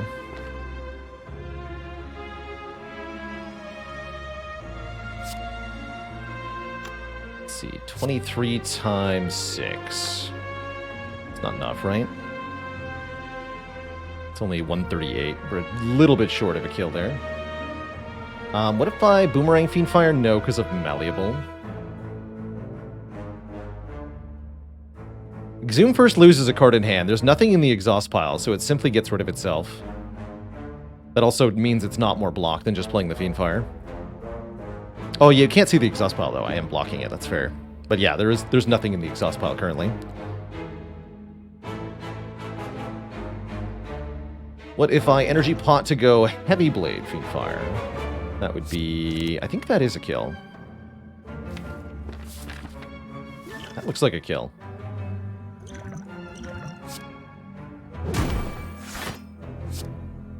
No, 23 by 5. Yes, that kills. Take the way out of this fight, thank you. Don't like that we're at half health, although I do like that we're at exactly half health.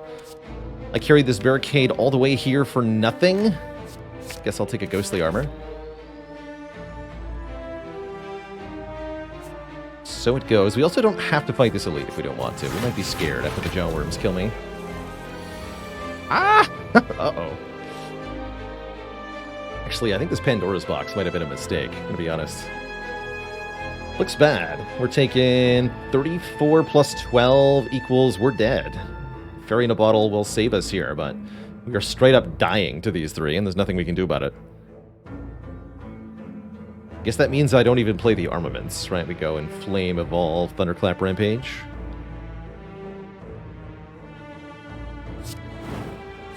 The worms. The worms are angry. Ow.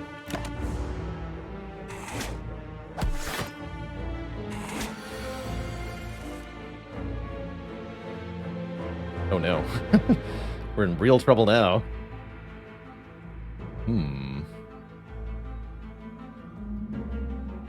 I have to rely on Mummy Hand to not die. Spooky. Spooky. Okay, that's good. That's good. I do, in fact, get to play the whole hand.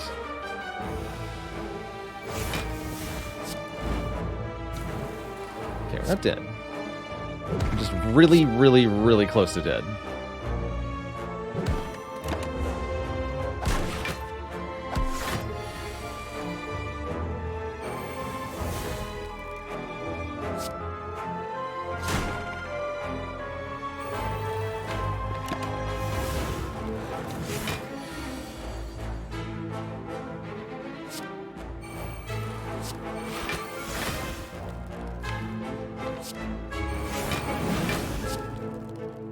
Don't play bloodletting.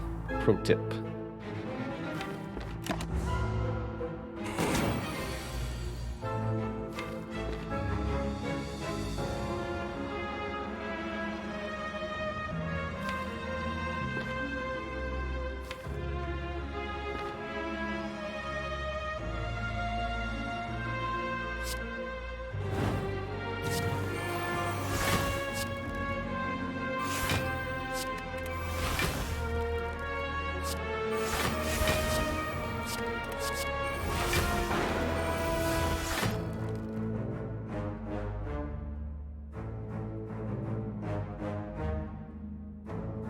Sure. Okay, net gain of health from that fight, believe it or not. Minus the Fairy in a Bottle. Doesn't seem that bad, right? I don't know, we're currently critically lacking card draw. We really can't take more cards that don't draw more cards, I feel like. Not sure about this elite. So yeah, Body Slam might be tempting as a damage system, but it's not in practice going to help. We want fewer cards, not more, from here. I do think we're going to need more relics, so I'm going to risk it for the biscuit here. This is not what I wanted to see. But I do think it could do good work for us. Yeah. Fair enough.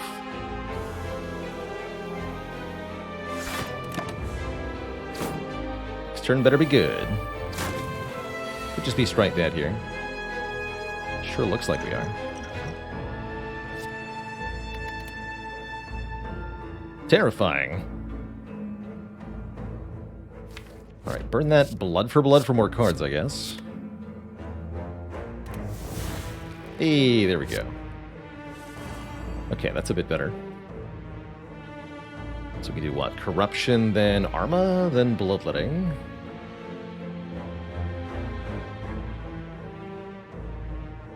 Is that enough to survive this hand? Yes, because of Flame Barrier, surely. We can kill 2 daggers as well.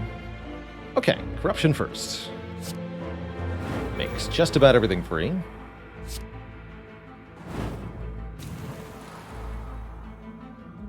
And if I Bloodletting, play the Barricade, then one of the other attacks is free. We have Rampage here. Can't draw off the Pummel Strike. We are definitely going low on health again, unfortunately. Really low. I think we're going back to... Wait, are we? Hold on. No, I need to kill 2 daggers here. So it's Bloodletting, Pummel Strike, Heavy Blade, Arma on the Flame Barrier. Okay, yeah, that has to be it.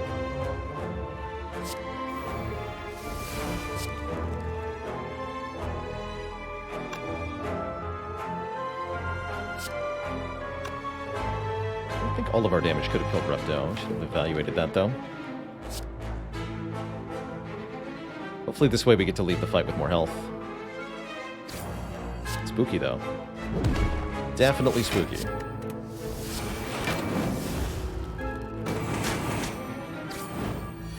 Okay, not killing me yet. We have dual-wield Reaper here. That's a great sign.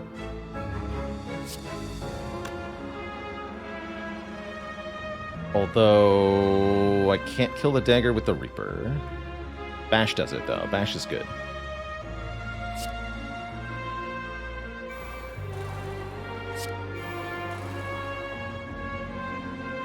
Dual-wield the Bash. I don't think that's wise.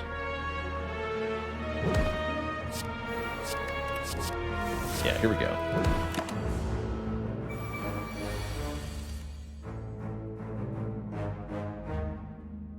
Arma everything, play the Feel No Pain? Could just Fiend Fire and win. I'd like to make multiple Reapers free if possible. There's one. So I just play Reaper, Reaper? Yeah, let me do that. I guess I don't even need the second one, huh? Fair enough. Do it this way, then. Alright, back to full health. Like we never had a problem at all.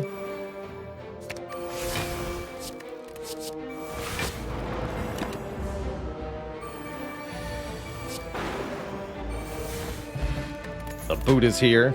Entrench is here. Here we go. Entrench plus, no less. Double your block with Barricade. Now we're putting something together. I am not going to mess with these two. These guys will kill me.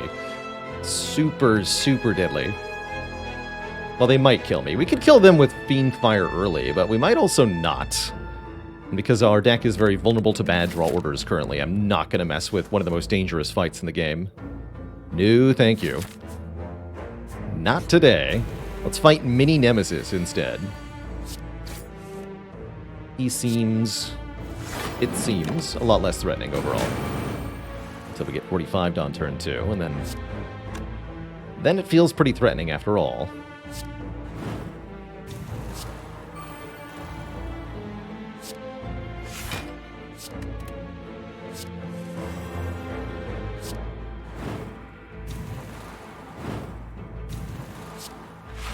Oh. Get booted on, sir. Or other entity. Ow.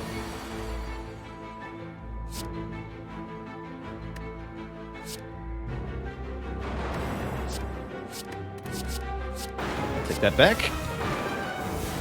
Thanks.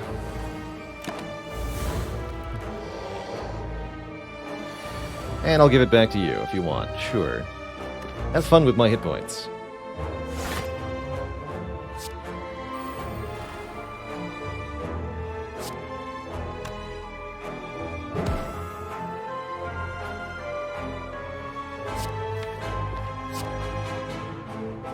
Guess that's fine. Whatevs. Like it even matters.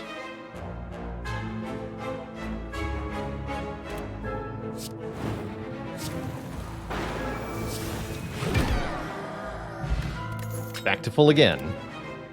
Shockwave is excellent, applying weak and vulnerable. Great with the corruption, great with the feel no pain. Excellent overall. Gotta take the blue key over the happy flower. More energy might have been nice, but it's not needed here. Once again, we face some nerds. You can see this run would be a lot more comfortable with something like a feed.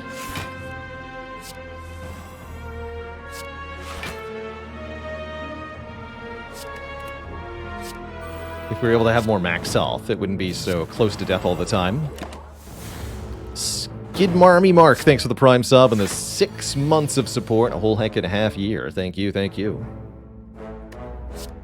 Bonk.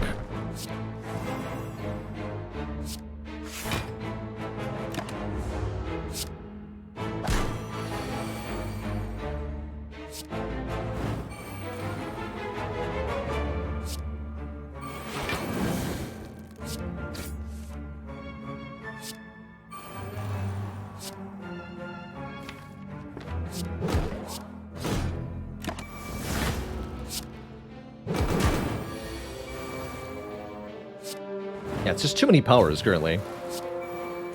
Too many inflames, too many evolves.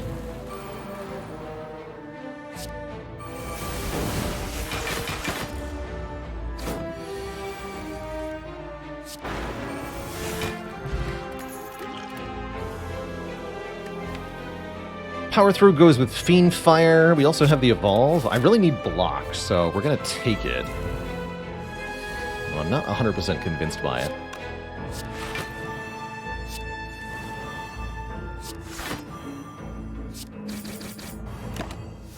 Giant head I don't see as a problem here.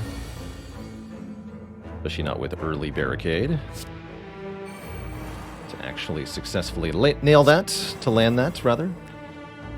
Let's go bloodletting and keep playing stuff.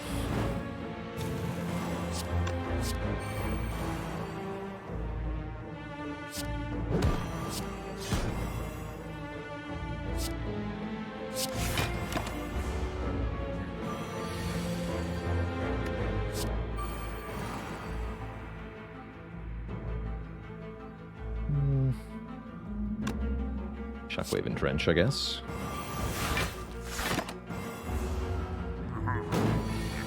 That's enough block for at least this turn.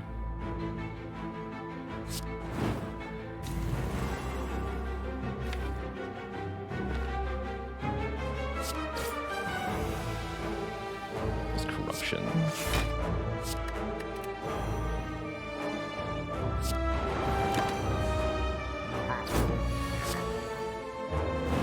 There we go.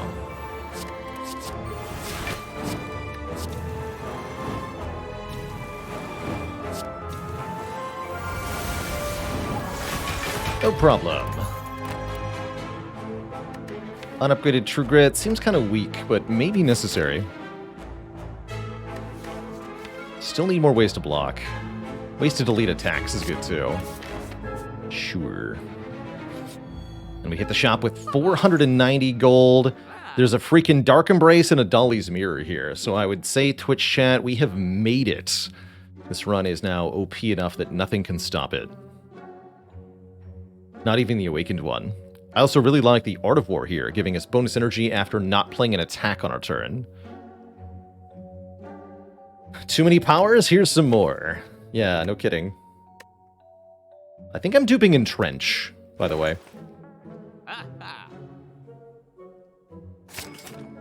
Why double our strength when we can just double our block? Twitch chat.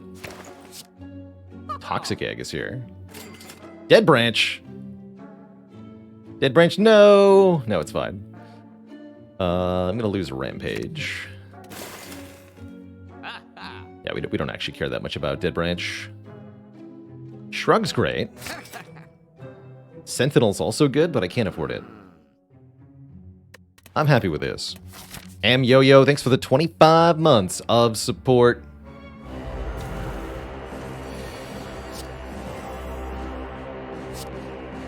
Pleasure to have you.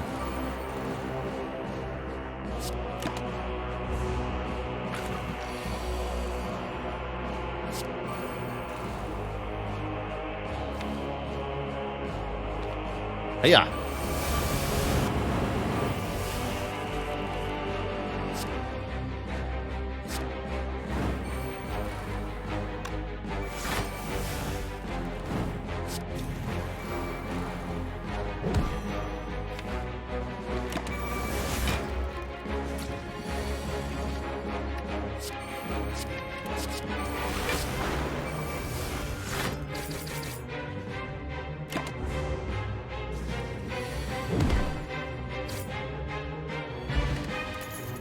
got a shovel. Very cute. Not worth taking metallicized here, not even with the mummy hand.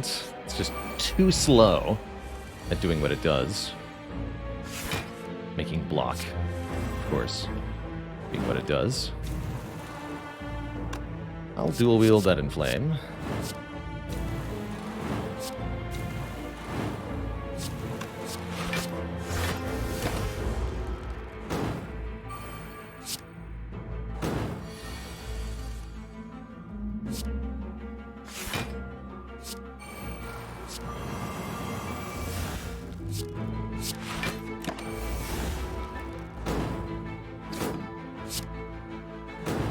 Double explosion time could actually be a bit of an issue here.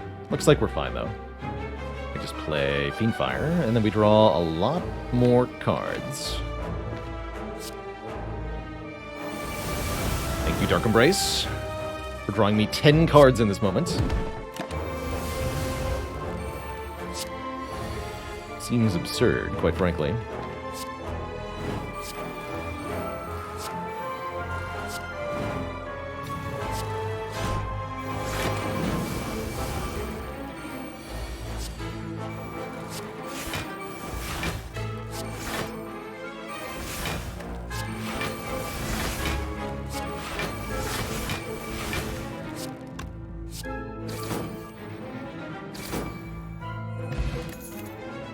Another Entrench. Excellent. Let's recall.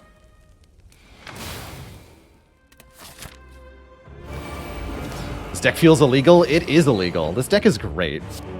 Deck is peak late game Ironclad. Just kind of like do whatever until late game. And then by the late game, you have the overpowered combo assembled, which is hinging on this Barricade that we picked up from the Matching Keep. Or no, that was Exhumed from Etch and Key. Barricade came from somewhere else. Of course, we ended up skipping a later Barricade, but had we not found that Barricade, the one that we have now would be kind of key.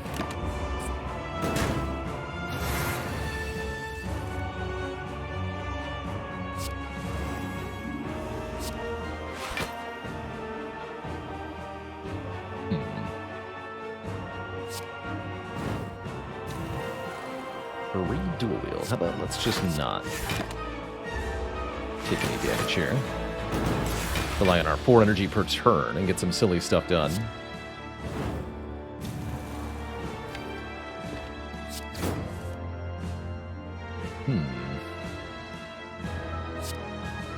Yeah, too many non-attack cards though. Alright, that I'm gonna dual wield. That's too good to ignore.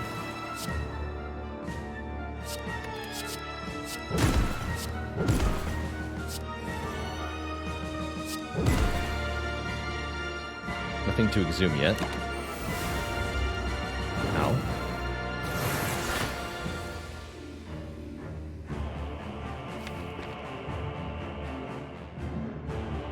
I'll do it.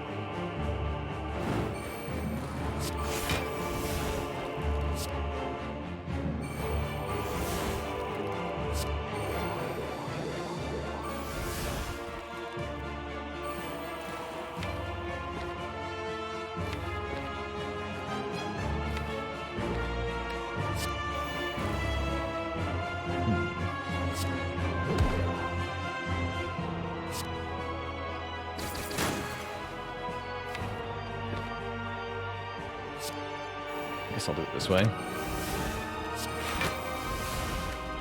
There we are.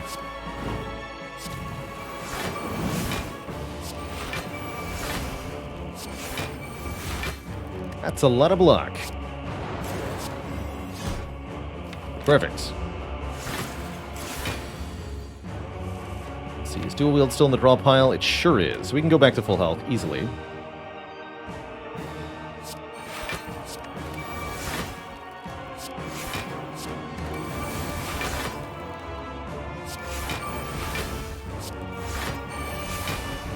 You are.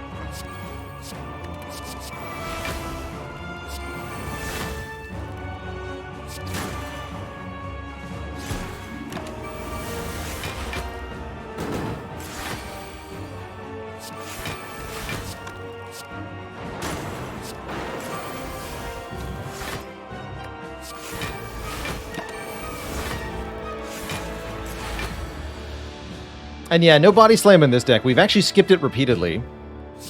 Because I think it, although it is good, once we're set up, it interferes with the process of setting up in the first place. And once we're set up, we don't care whether we have a body slam or not. As you can see, we're winning regardless.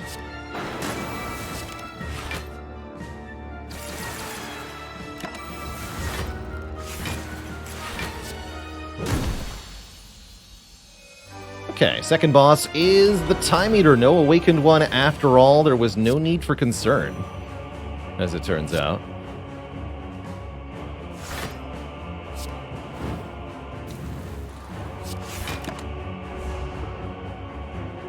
Company.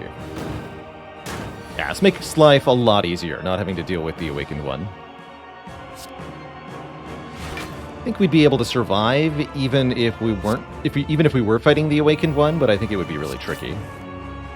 I would have to think about stuff. Nobody wants to do that.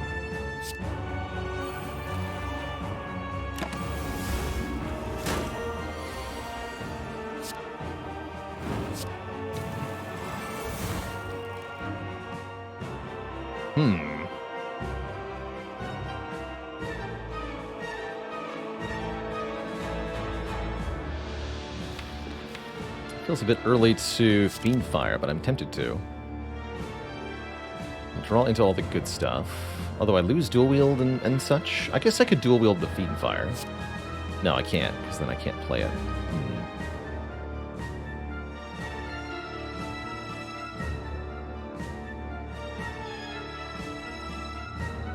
Thinking is for nerds, and the Clad ain't no nerd. Compelling argument, really.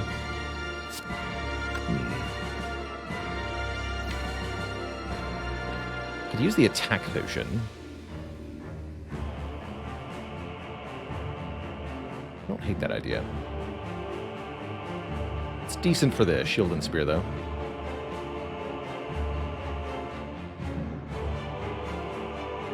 Yeah, let's use the attack potion. Drop kick, that's good. Okay, I can drop kick into playing power through. I really like that, actually. It saves me a lot of health here.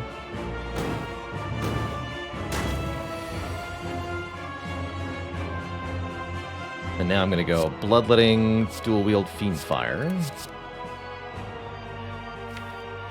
Fiendfire.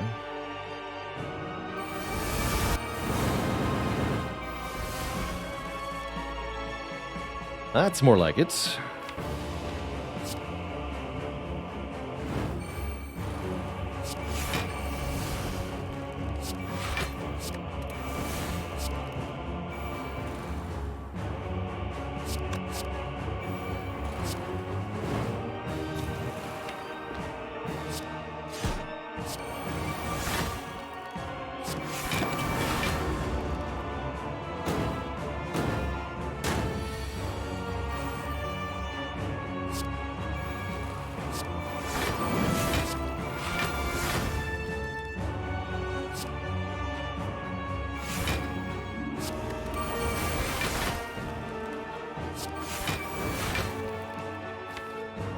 That much damage left.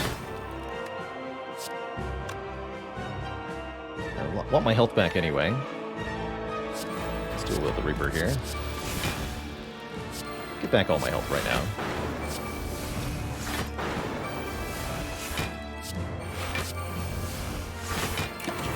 Good turn.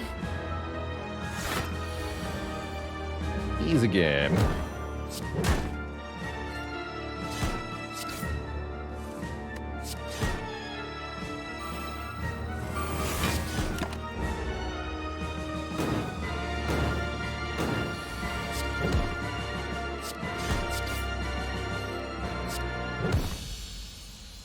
Alright, we have full health going into Act 4. Two thump, a deep pulsing dread can be felt throughout the room as this. The heart of the Spire, the source of these health fluctuations and overpowered barricade nonsense. Have I been here before? Is it upgrade or dig at the final fire? Let's see. Upgrade would be what? I don't mind upgrading Dark Embrace. I really like the True Grit upgrade especially. Actually, upgrade True Grit might be the winner here. So I never have to rely on the random exhaust hitting not Fiend Fire or not Reaper, for example. Seems like a good idea to get that True Grit upgraded. I'm not going to dig here. Very helpful. And Energy Potion looks pretty good. Regen Potion's okay. Distilled Chaos could be very strong. Distilled Chaos could be like draw 3 and play 3. I think we should take the Distilled Chaos over the Energy Pot. Let's take that. And one Shrug for the road, or I can swap the Fear Pot for the Energy Pot. Let's do one Shrug for the road. Bit more block. Dad joke for the crowd, courtesy of Doom Train. Did you hear about the person who invented a new type of shovel? It's a groundbreaking invention. Distilled Chaos into the Fiend Fire. Yeah, that's actually a possibility. That's true. That part's a little scary. Bailey, thanks for the 54 months. The mommy hand.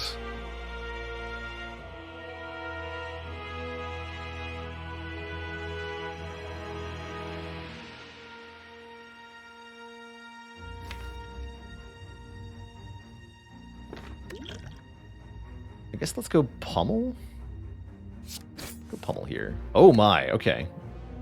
That's what you want to see. All powers all day. So Arma, upgrade the hand. Let's play the Evolve, because I definitely want to draw extra off of this garbage. And if we can just chain react the powers, all the better. Oh yes. That's what you like. Every power in play. That was just like 10 free energy from Mummy Hand, basically. Maybe 5. And we're going to draw back up to a 10-card hand here. I'll keep the Arma then.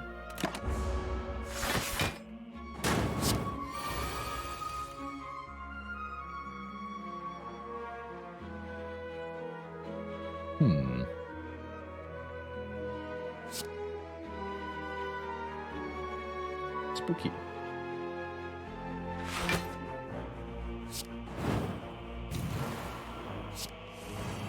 Corruption's here. Good.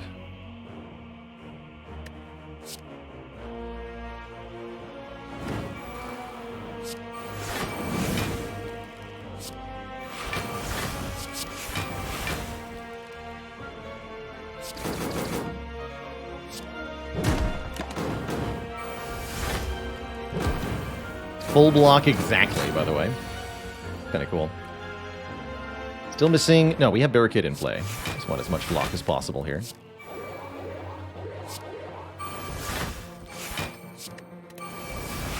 Yeah, already feeling the power of that upgraded True Grit.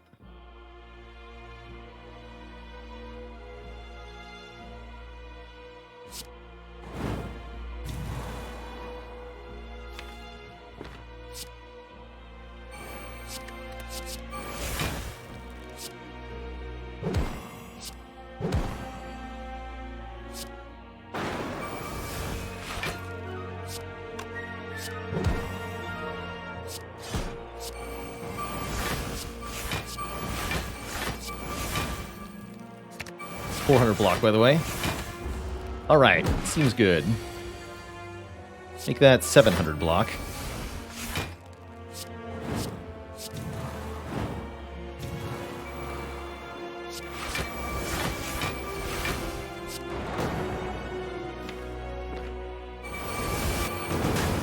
Boom. We get a boat thingy, that'll help. And another True Grit. I'll take it.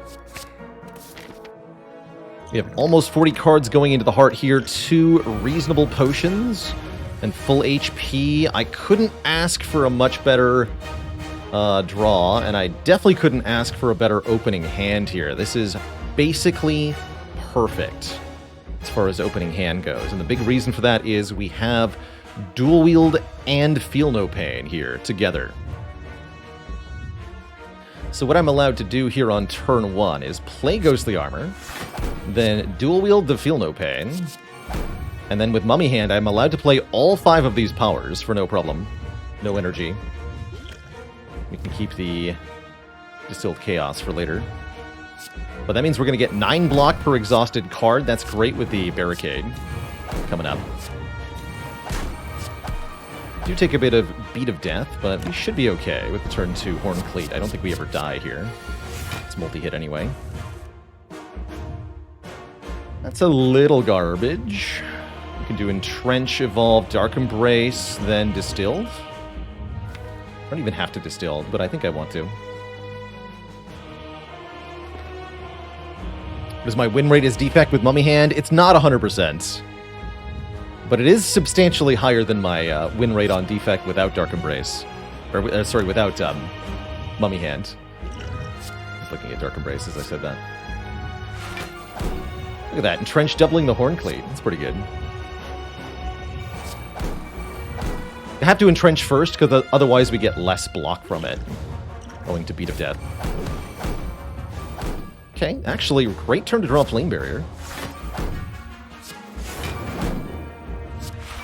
Nice, and we got the wound randomly. Good job, unupgraded True Grit. We actually overblocked. Excellent. Although, I can't play Barricade here.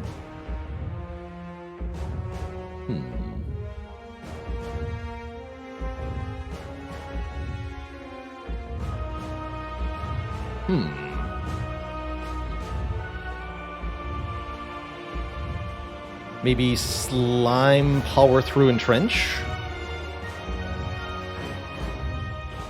I can't play the Barricade, because it could randomly hit the Thunderclap, and then we're dead. We're just straight dead, if Barricade makes Thunderclap free. Bloodletting is not on the top of the deck. We just played it last round, so no hope of that. In fact, top of the deck is more likely to be Void.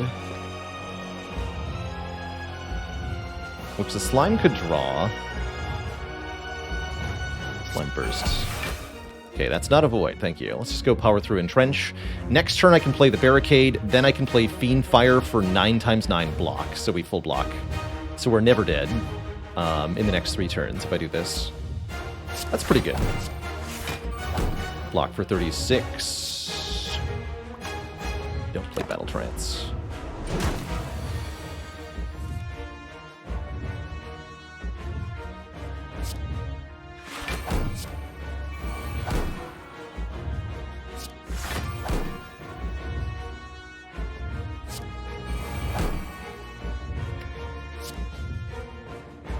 I could even do Reaper Fiend Fire.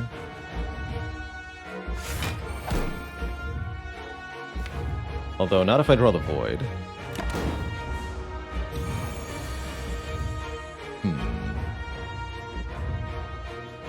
I'll never die to that, right? Why not Fear Potion then? I probably should have. We can use it now with the Shockwave, but yeah, you're right, I totally should have used the Fear Potion there. That would have been the better timing for it. Alternately, just playing the Fiend Fire right now looks pretty dang solid. Draw into some good stuff. We can play Corruption next turn, and once Corruption's down, we should be fine. So I don't think we actually need Reaper. That's my analysis here.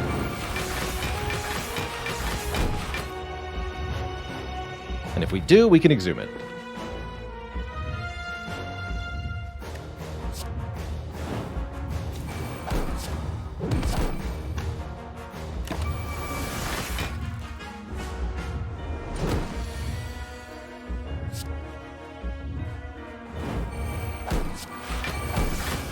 Gotta say, though, this looks pretty solidly in the bag at this point.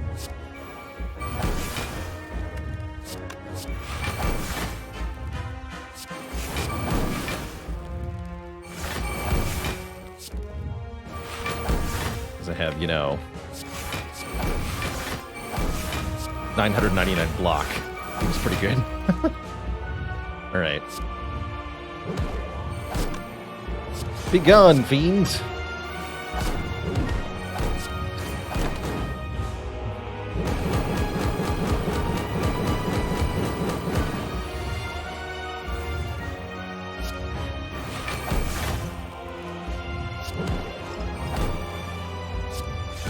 Yeah. Like that the blood for blood ended up being pretty important from the Pandora's box here.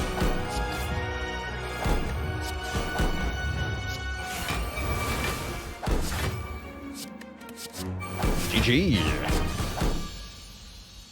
GG, Twitch chat. That was a bit of a struggle despite the pyramid, but a thoroughly well-executed plan in the end. GG. GG. We're having a block party.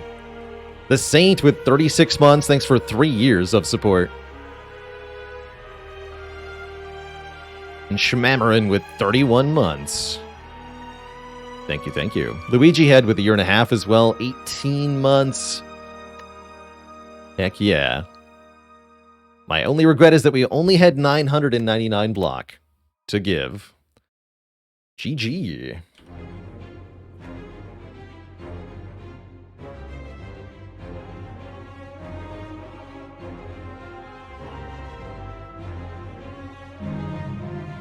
Yeah, what has it been done? The Spire sleepeth, and so shall I. What a grand time this was. Definitely a bit of a struggle to put together, but man, that mummified hand sure put in work. Lots of powers in this deck. Can't believe we ended up with 4 in flames. That's way too many. It's way too many. P-Box. This is a bad P-Box. I think we won despite this Pandora's box, not because of it. Pyramid Mummy Hand did a really good job. And I think the Heart Fight, again, really showed off why we didn't take Body Slam. Because Body Slam, being an attack card that deals damage, does not give me block, does not help me set up during the first few turns of fights. All it does is let me kill the enemies once I already have 1,000,000 block. But as you could see, we already had other cards that could do that job. The Heavy Blade, the Blood for Blood, and the Sword Boomerang were fine once we played everything. So because we already had a method of dealing damage, we just wanted to scale up the block and draw mechanism. Adding a Body Slam would not have helped.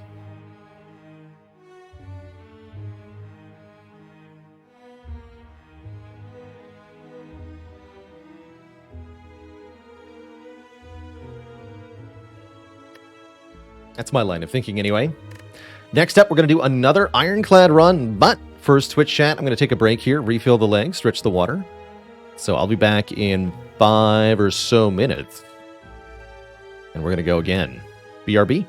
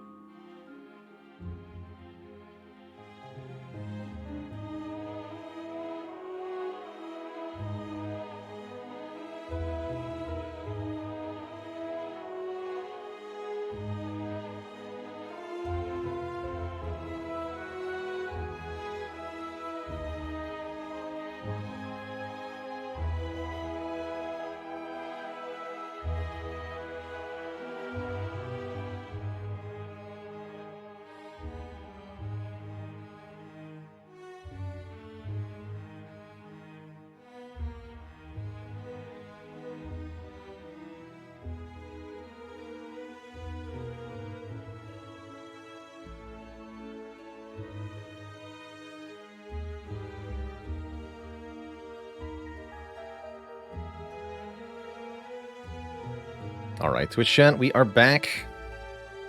Koryuyop says, I recently had to kill the Awakened one with only a sword boomerang and a strength potion as my damage. Took nearly 50 turns. That boss can definitely be tough if you can't scale your damage up. I've seen a couple really slow fights of the Awakened one that have worked out, but it's usually a very grim sign for your run. Let's embark on a new Clad journey, shall we? Greetings, choose. Ooh, a lose 7 max health, remove 2 star. Are we fighting Slime Boss, though? We're not. We're fighting the Hexaghost, which means remove 1 strike, remove 1 defend. Could be a pretty good start. And might even be a reason to go to an early shop for a 3rd remove, which is a bit of an iffy proposition. We could instead take 100 gold into an early shop here, get us a good head start on the act. I don't mind that one bit. Griffingtron with a 21 months. No booze for you.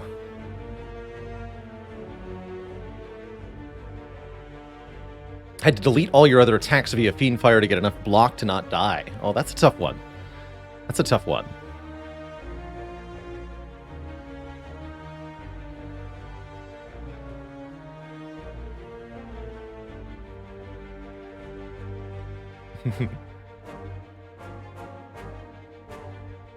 Planning on doing some more Sea of Stars this coming Saturday, Bailey, so there will be more Sea of Stars coming up soon.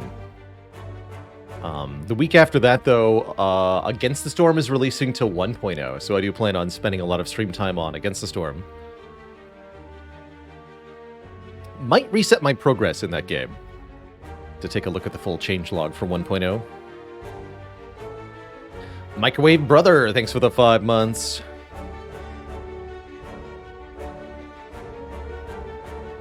Remove 2 can definitely be tough early on. I don't have a whole lot of experience playing with remove starts on Clad. Feels like a good time to get some. But I'm definitely eyeing 100 gold. That can really lead to some strong starts. Tough call.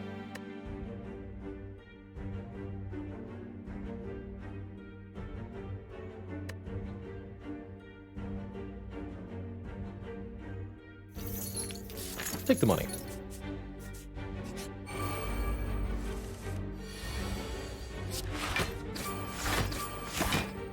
No choice on that turn, not really. Oof. Interesting.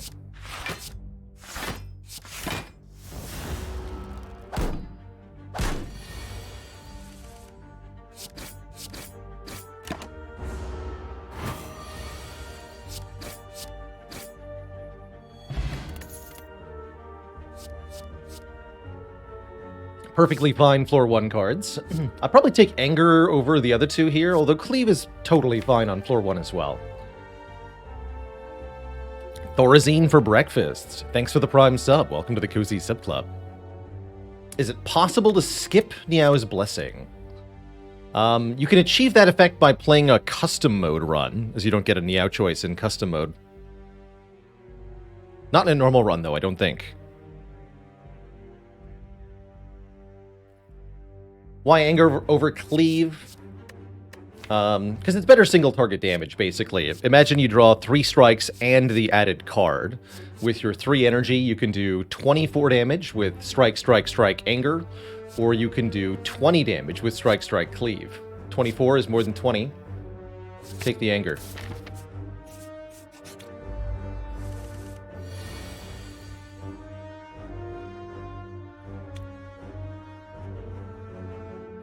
And Love Tap 69. Thanks for the 21 months of support. I'm gonna try to not take damage here. I don't know if this is correct. Let's do this. I was debating playing Bash on turn 1, but I think we can get away without it in this situation. This we get hit by. But taking 4 here is less than the 5 we would have taken on turn 1. But I think that was the better line. Oh, no, it wasn't. Heck.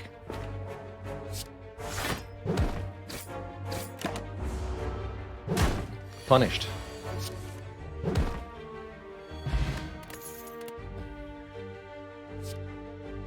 Perfected Strike here to reward us for not removing cards, I guess. Perfectly fine first attack card, or second attack card. If we really don't like Perfected Strike, I'm okay with Infernal Blade, although it's a bit iffy. Making a random attack added to your hand can be pretty good with exhaust synergies later on, too. I'll take the Infernal Blade. Let's try it out. It's not trustworthy, but it can definitely save your bacon.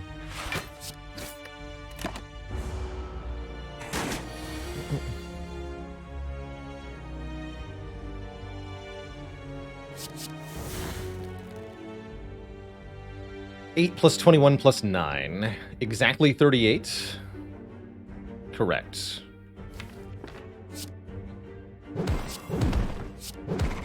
Good job, Infernal Blade.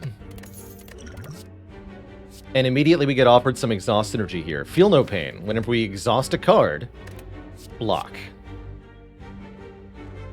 I'm a pretty firm believer in grabbing whatever the first exhaust synergy power you see on Clad is. I'm going to do that now. Baron Ferret with 40 months of support. And another Feel No Pain is here. Also, Fiendfire is back from last run. Given that I already have a Feel No Pain, Fiendfire is pretty dang good.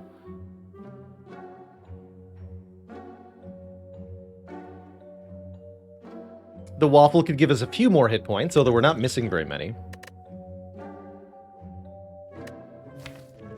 Arma on sale is pretty sweet, too. I think it'd be pretty foolish to ignore this Fiendfire.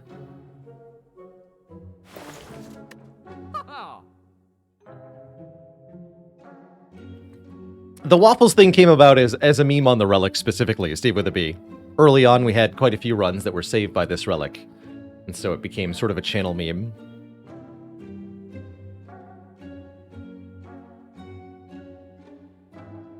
And yeah, we can only get the Fiendfire because of that starting gold, which is pretty dang good.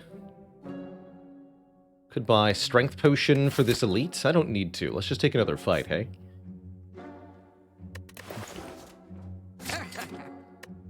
Seems good to me. You. Very well, I respect the slime. Feel No Pain deal 12, or do I upgrade the Feel No Pain? I think we should lower its health as much as we can here. No Fiendfire this turn, alas. It's a bit unfortunate.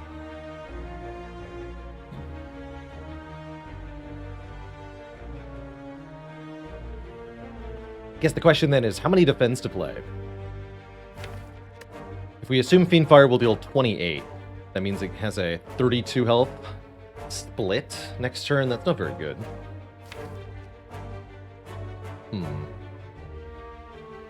Might not even play the Fiendfire, actually. We could do Bash Infernal Blade Anger, for example.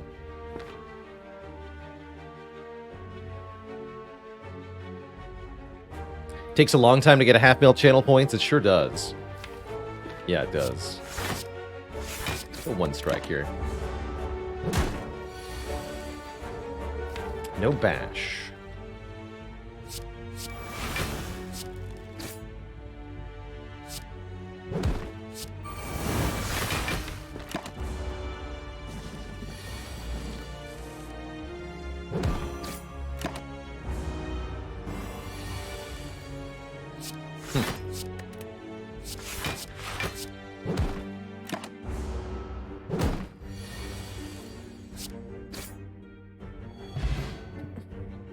Infernal Blade continues to perform. We're offered a very early demon form, allowing us to gain strength every turn. Bit of an unwieldy card, just like Barricade last run, but it can also solve certain fights, such as the Hexaghost here coming up. Pretty good reason to grab it. Hemokinesis can also provide some good upfront damage here. And if we want to perform in the upcoming Elite fight, the Hemokinesis might be better. Just like our run last time, though, I feel like we are in a position where we can get away with a 3-cost power. And it does serve us quite well in a few fights. So let's do it. Let's take Demon Form. and see what else it unlocks for us. My first upgrade will be the Fiendfire, though. We want that more per card damage, big time. Alright, how's the first elite go? It's Lagavulin, and we can potentially get the demon form down for free against this foe. Let's wait on the Fiendfire. Excellent. Demon form is go. Upgrade a block card.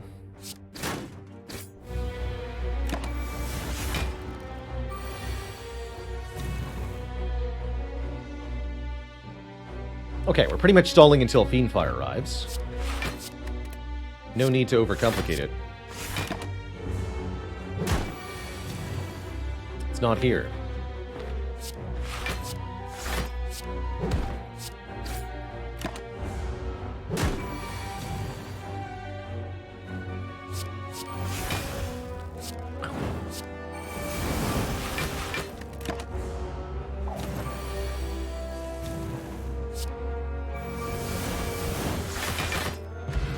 Excellent, and a very good first reward.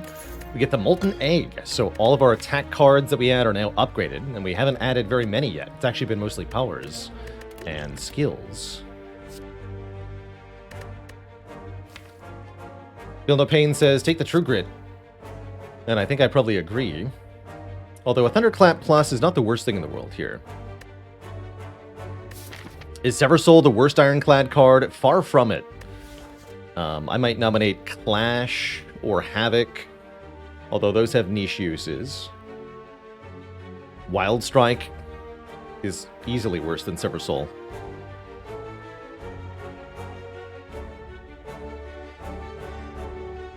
Let's take a True Grit. When is it correct to upgrade Anger? You get 2 additional damage per Anger play, so that can add up pretty fast. I'd say it can be correct when you need more damage up front and you're not scaling Anger with Strength. It gets a lot more attractive. Or if you don't have any attacks that have a big upgrade. For example, Fiendfire, we're often playing this with 3 or 4 cards in hand. That means it's +9 or +12. It would take a lot of Anger plays to equal that. McFunley, thanks for the Prime sub. And a few minutes ago, Off-Season Cornbread, thanks for $50. Off-Season says, thanks for providing continuous entertainment and good luck with the streak. Thank you.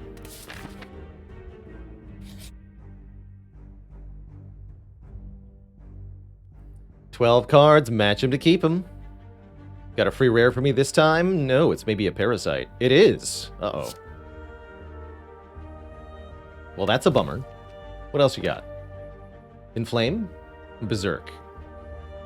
Body Slam Plus and Bash Plus. We can have the Inflame. Already have a demon form, but sure. I'll take an Inflame.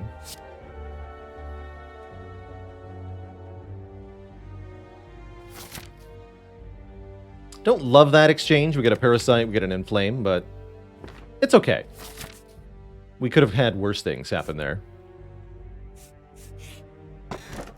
Get more max health, that's good. I'll take a pair. And I'm going to upgrade my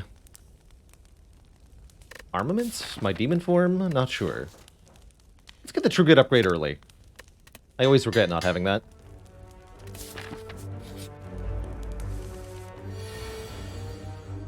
With the Liquid Memories, I'm not too afraid of Gremlin Knob here. But even just the Fiendfire is probably good.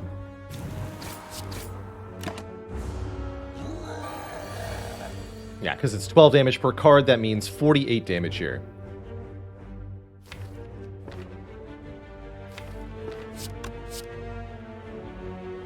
Although we can't afford to play the Feel No Pain, which is fine. We have too much health as it is.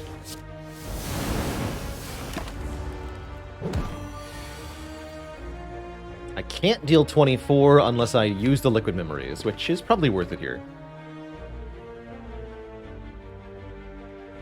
Yeah, I think so.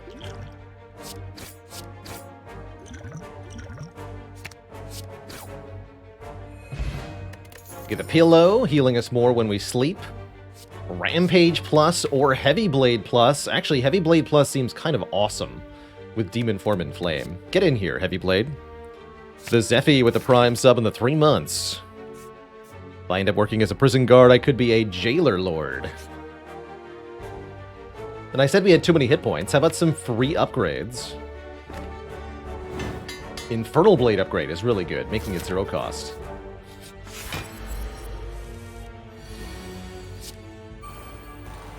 I like it. Once again, we want to wait for the demon form, ideally, here. Pass on Infernal Blade for now. The Building of a Snecko Deco.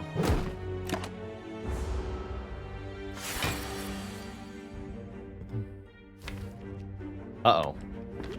That's gonna hurt.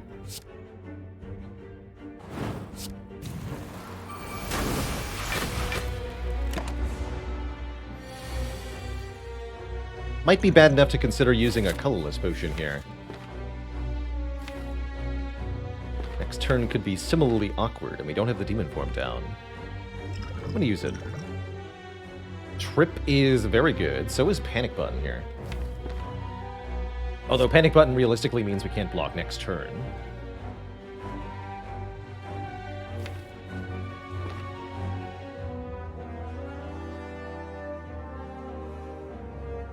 But then we probably win with 30 health left. That's not too bad. Yeah, we can't block this turn normally anyway, right? So let's do Panic Button Demon Form, I guess. Since we have that Heavy Blade, we're going to want more strength.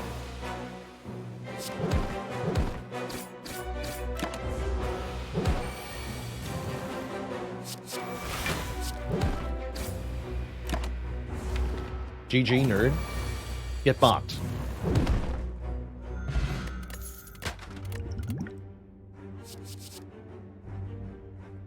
Some premium card draw here. Love both Battle Trance and Pommel Strike. The upgrade on the Pommel Strike does sell me on it quite a bit. Over a first Battle Trance here. Let's take the upgraded card.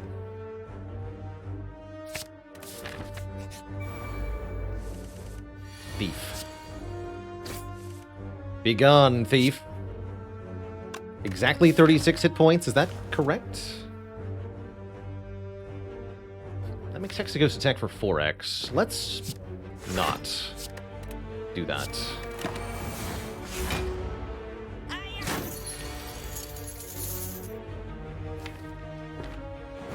Although I might regret this choice. A little bit. A little bit. No, it's good. It's good. Alright, Swift Pot with Fiend Fire, excellent. Pummel Plus with the boots and with strength, super excellent. There's also Whirlwind Plus here, but I think the Pummel is even better, just destroying a single target with a minimum of 25 damage and an exhaust activation. Oh yeah, I forgot to upgrade my title. Good catch. We are on a streak of 1. Totes forgot about that. Alright, Hexaghost should be a simple matter of play Demon Form and win.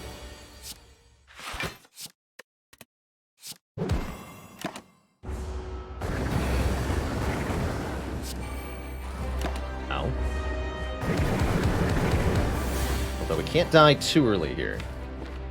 That's the thing.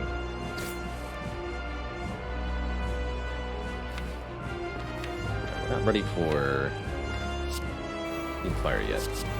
Oh, bonk.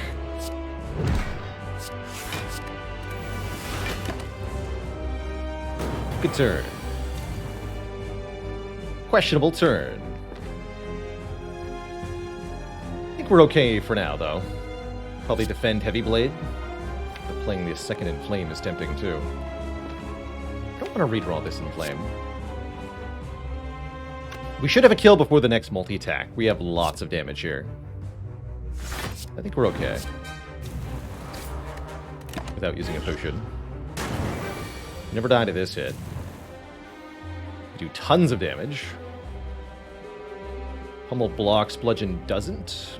Pummel's even more damage than Bludgeon at this moment. Let's hit that ghost.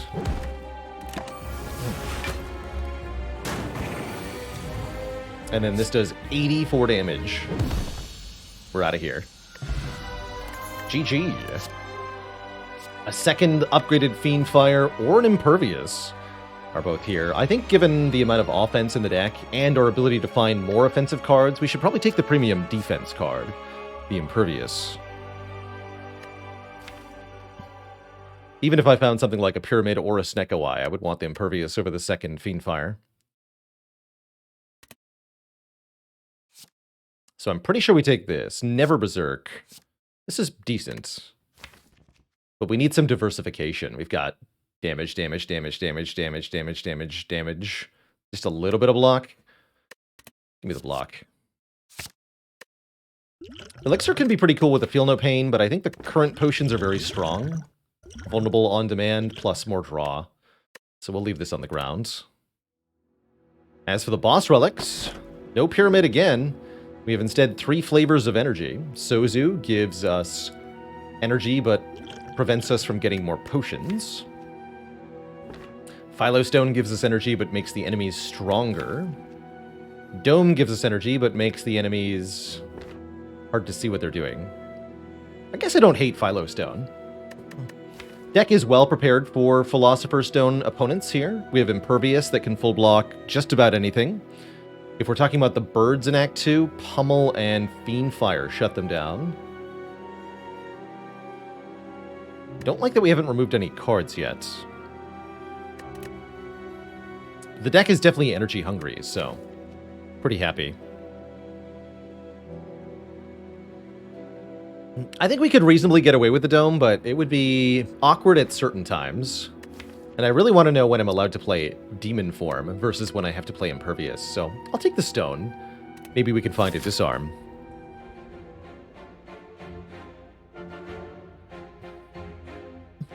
I've had that happen sometimes, Ja, where you pick a card with the intent of upgrading it, but then find another version of it upgraded.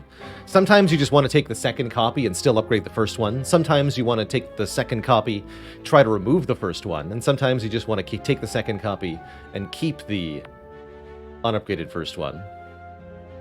Or even just skip, if you don't want 2 of them. Skip the second upgraded one and just upgrade. I think it's usually easier to get upgrades than removes, but it's not always the case. It's not always the case. Could go 3 leads here. Branching point there. Don't necessarily want to go to this shop, because I might go to this shop.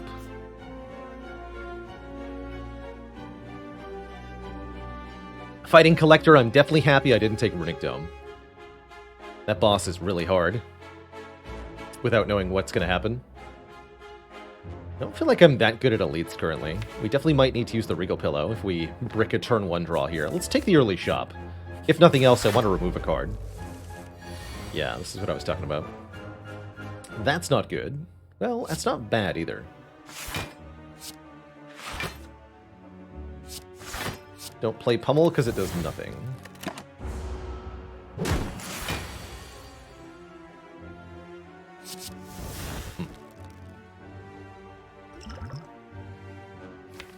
So, either we take a bunch of damage, or we start potioning.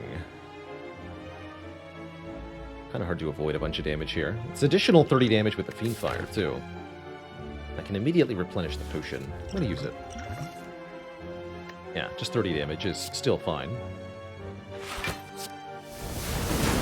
Get me out of this fight nice and quick.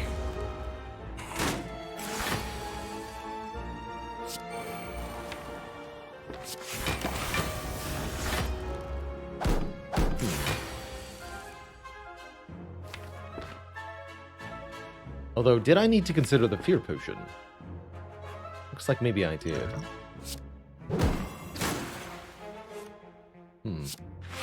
I see.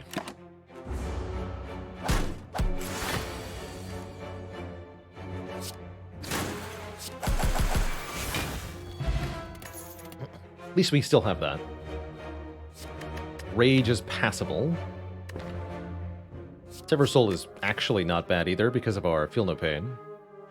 I'm going to skip it though. Really want more card draw at this point. whatever form it might take.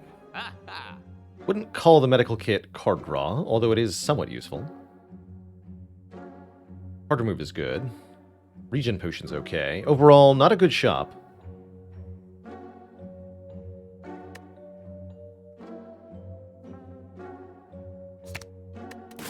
Lose that to start. We lose 3 max health, but I still want to lose it. Brothel Stalker with the 11 months. Life's pretty good. Life is pretty good.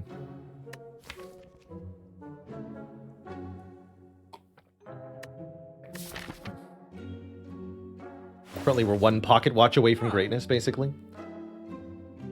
Maybe just take the regen potion. See if we can get some health out of that.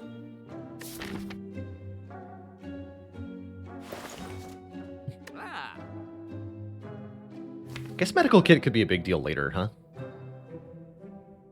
I should probably buy it. Okay, we'll take it. We'll take it. Means power through is instantly a good card, if nothing else.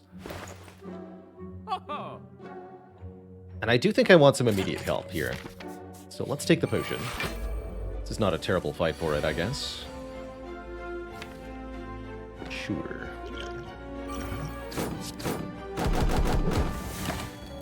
Kind of bad turn to draw those, but oh well. What can you do? Not much.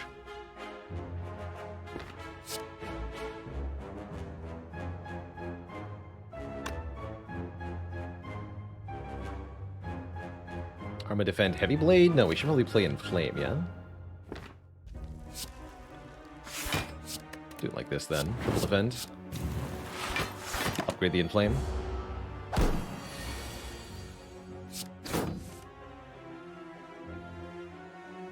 $13 times 5 is enough, yeah? 65. Yes, that's a kill. So we miss out on a lot of the healing from the regen potion, unfortunately. But we do get a Battle Trance Plus, which solves most of my problems with this deck. And I'm exceedingly happy to see that.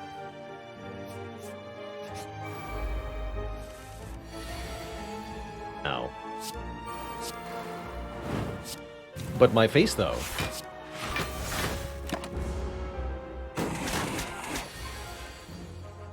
Hey, there's Impervious. Good job, Impervious. Make my life nice and easy, thank you.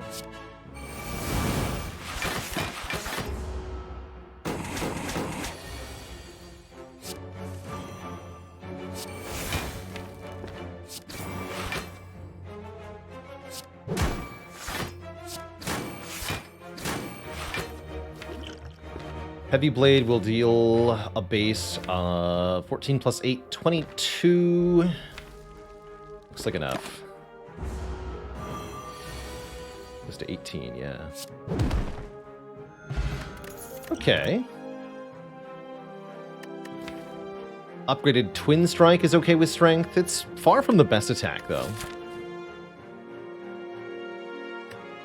I don't feel confident enough to go 2 elites here. Maybe 1 is better. Do we want another True Grit? It's okay. We could afford to upgrade it, and it would be pretty good block. Alright, I'm sold. I, for one, am sold.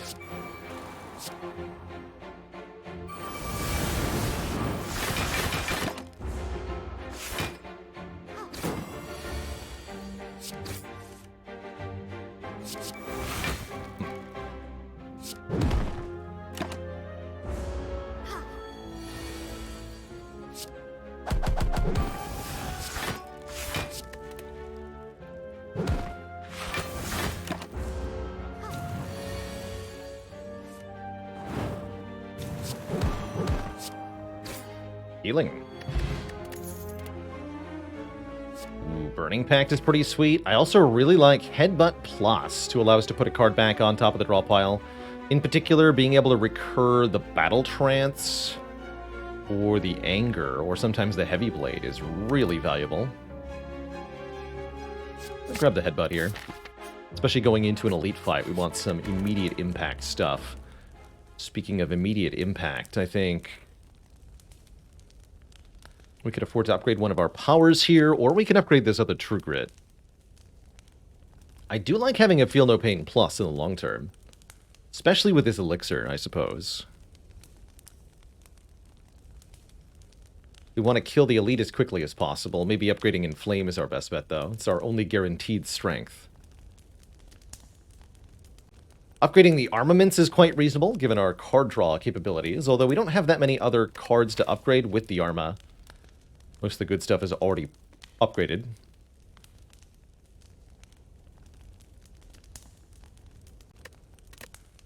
So for that reason, I'd rather keep the armaments unupgraded at this time. Rather upgrade True Grit.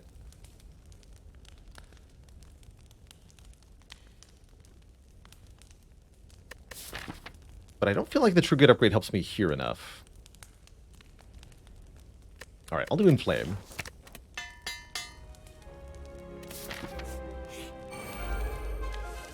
This, immediately rewarded. This is probably the fight for the Fear Potion. Although I'm not going to use it on turn 1, as I'm only playing 1 strike.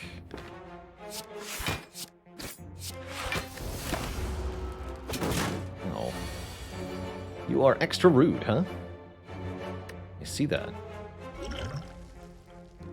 We can headbutt the Pummel Strike back on top here. So I draw even more cards next turn. I'm looking to get the Fiendfire for lethal next turn. What I'd like to do here.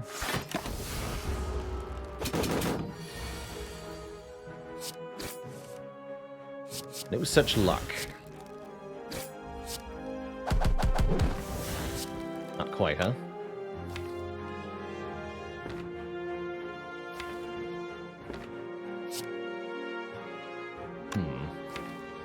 Heavy Blade would guarantee a kill next turn.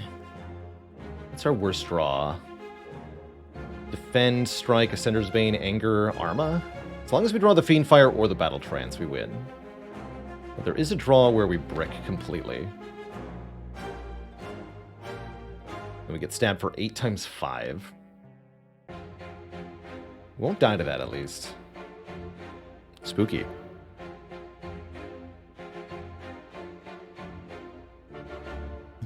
Can I think of a game I really like from a visual/artistic standpoint? I'm really enjoying Sea of Stars. Visually. I think that game looks absolutely fantastic. But I take bites with this deck, probably with the Molten Egg. And we have all 5 strikes, too. Very, very probably. EV calculation time. Yes, I guess we can calculate our exact odds of drawing death next turn, right? Let me just double check that we don't have any other lines that result in a kill. That would complicate the calculation here. Hope the coffee mug is here. Anything from the old merch store will be back. Am I a fan of the Persona series? No.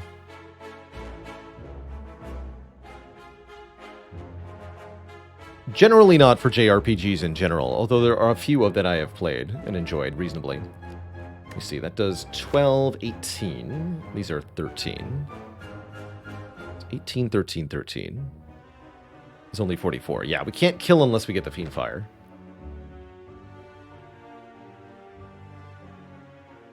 So we have to draw one of these two. So we can calculate. The question is the percentage that we miss multiplied by 40 damage better than 12?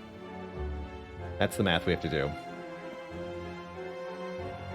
So for times like these, I rely on the hypergeometric calculator when determining draw chances. It's the easiest way to statistically figure out what to do.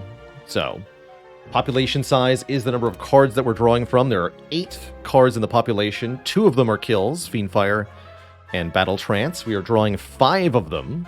And we just need to draw 1 success. The odds of that X are equal to or greater than 1 is 64%.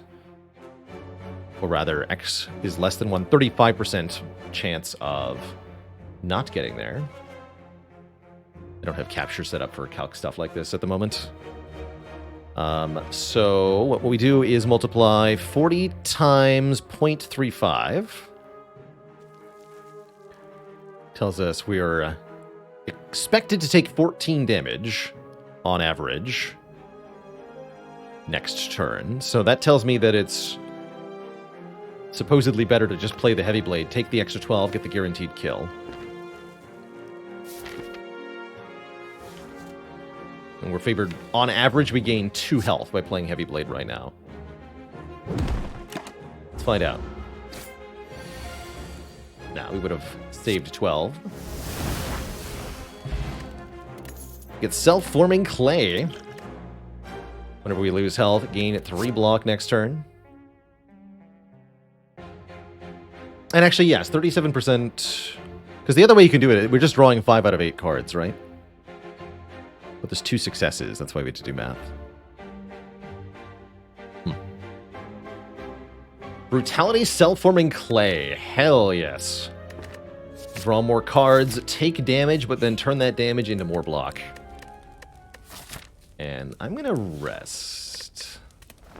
All the way back up to full health so that the next elite ain't terrifying. Ooh. Play 3 attacks, gain some strength. I like it.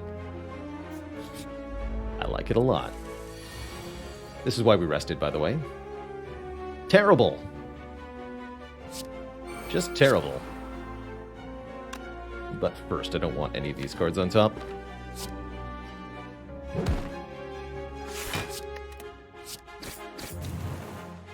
We get 9 free block next turn, though.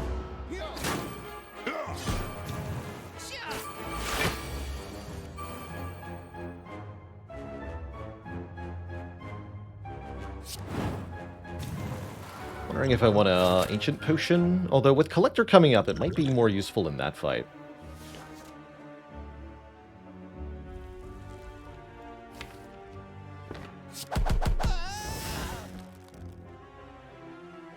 Impervious is overkill here. I can just double defend if I want to. Or single defend, single strike. Might be even better. I'll take the weakness. Perfect. My. Alrighty then. Let's kill the other guy.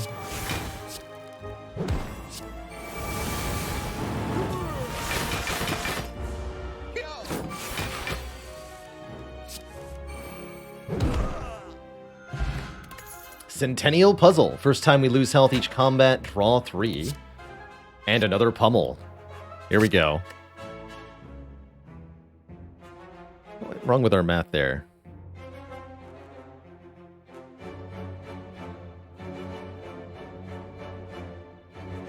Let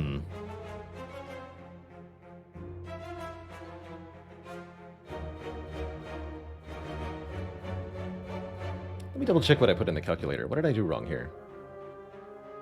Oh, no, I misread. Yeah. Actually, yes, it's 89%. What did I misread here? Oh, I see. I read x is greater than 1. Is x is less than 1. Yes, I read a greater than sign backwards. What I did. Simple translational error. I used the calculator correctly, but I misread the numbers, is what happened.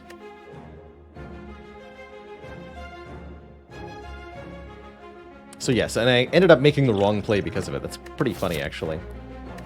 Oh well. So it goes. Pummel number 3. Only Limit Break was here. I think I'm just going to dunk a card. Less strikes is better here. For certain. Although we could go looking for bites.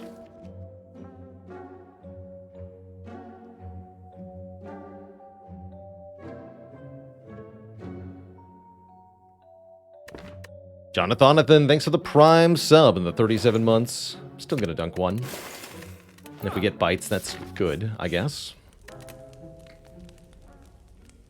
And you're gonna save loose. Could upgrade Brutality so that we always draw 9 cards on turn 2. Kind of tempting.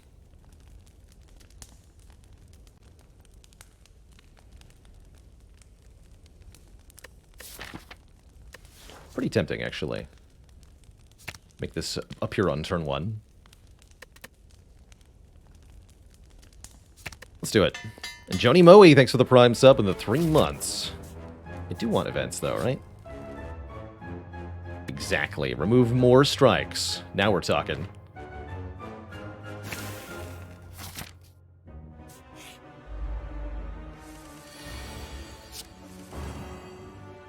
Caca.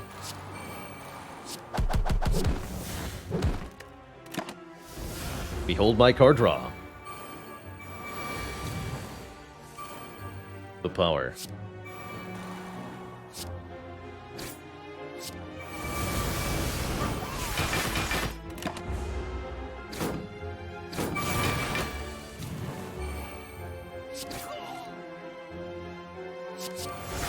Bonk.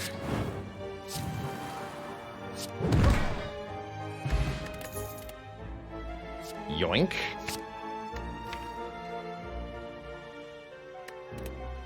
Hopefully I don't need to explain why we have that now. Is good.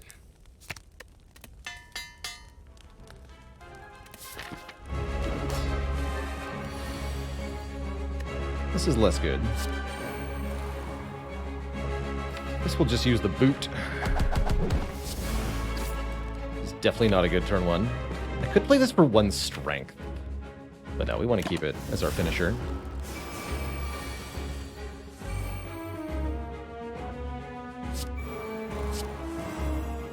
Okay, Dark Embrace is here. I probably want to play Impervious, though. A lot of incoming damage.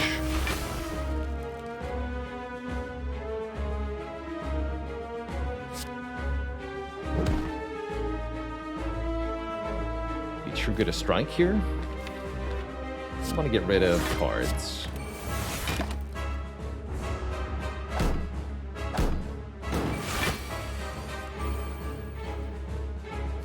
Okay, now we're gonna play Demon Form. We're gonna take a lot of damage, which I think means it's time to play the Weak Potion.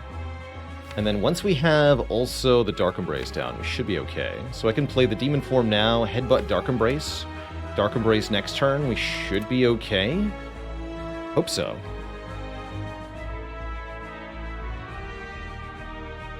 Happy to use both potions to get through this fight. This is a scary fight. And he's not playing the Inflame, huh? Okay.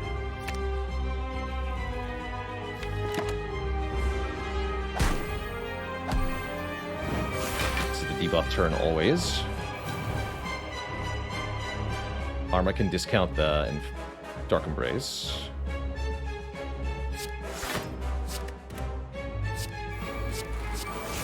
That's very helpful.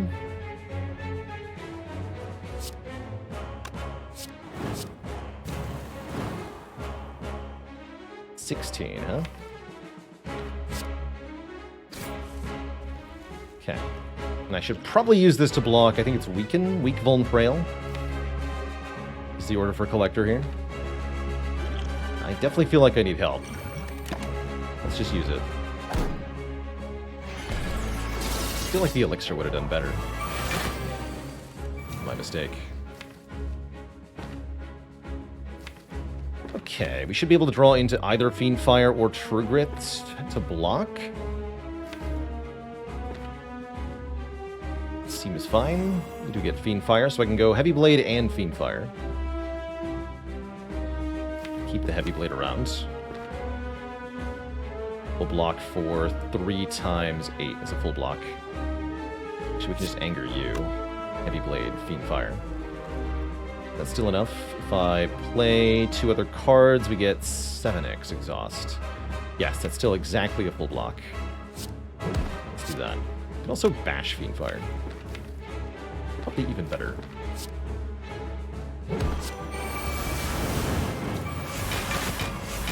Battle Trance says, draw no more cards. Can I survive? Doesn't matter. The boss doesn't. GG. Okay, that was a bit of a spooky boss fight, but we are through, even if slightly destitute now. We're offered a feed plus. Seems pretty good. Vadrag, thanks for the Prime sub and the 43 months. How's it going, Linguini Genie? Hey there.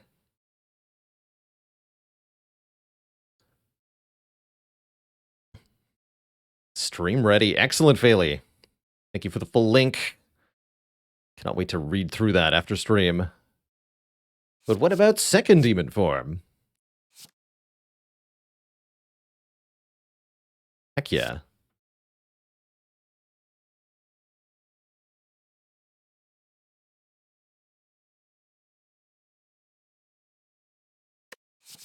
Give me the feed. Pyramid, my beloved, you're back. And you're up against garbage. Velvet Choker, limiting our cards per turn, or the Tiny House, giving us ye old bunch of stuff. I will happily take Pyramid here, especially given that we can draw lots of cards very quickly. Being able to retain those cards, well, excellent. Especially since that lets us land the feed all the more easily here. And yes, we have medical kit to ensure that we don't get status cards stuck in our hands. That is also excellent. Not excellent is the fact that we have to go to the Burning Elite here. Don't love that part. But I like the path enough overall. Get rest sites and a late shop is fine. Adequate.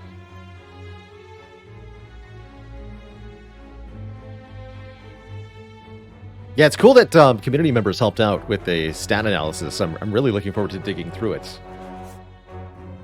I'll take a couple events. Not too many events, but some. Ouch, my face. Have you considered that my face, though?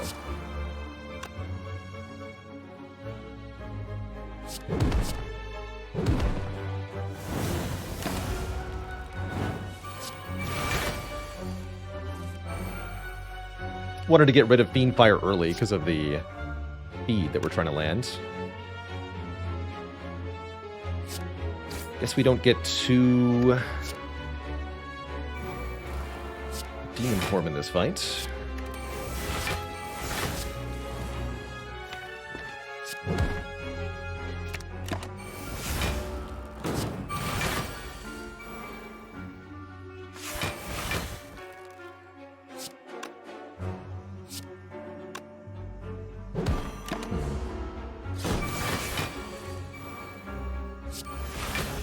My beloved. Where are you?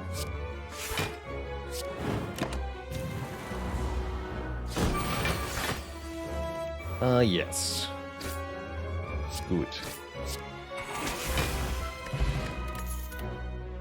True Grit with a plus. Alternately dual wield here, allowing us to create more Feel No Pains or perhaps more feeds. I'll take the True Grit, but that's a pretty good dual wield. That's a pretty good dual wield. If it weren't for the free upgrade, I would be taking a different choice there, I think.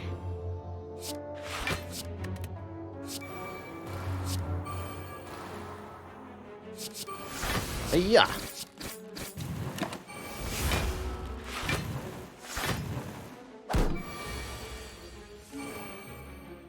Excuse you? Terrifying. And I don't have a real way to heal either. Alarming.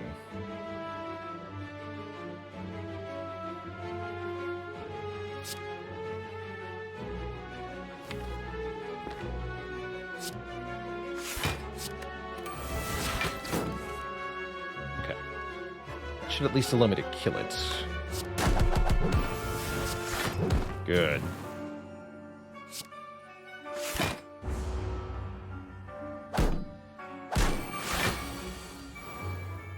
Even better.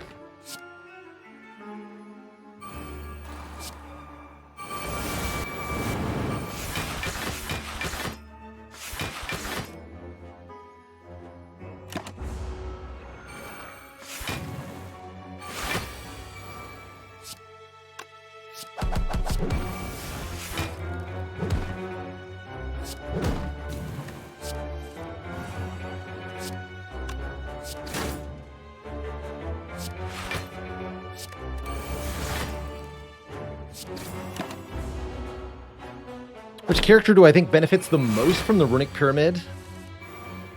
Probably the Defect. But they all benefit a lot, basically. Just tons. I think Defect would be my guess.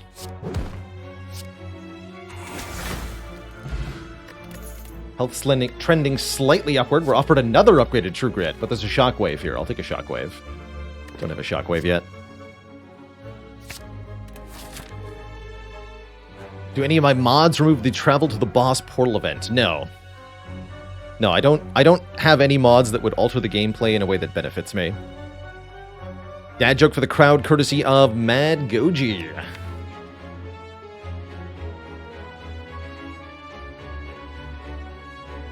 What does the Ironclad eat for breakfast? True Grits. Mmm, tasty.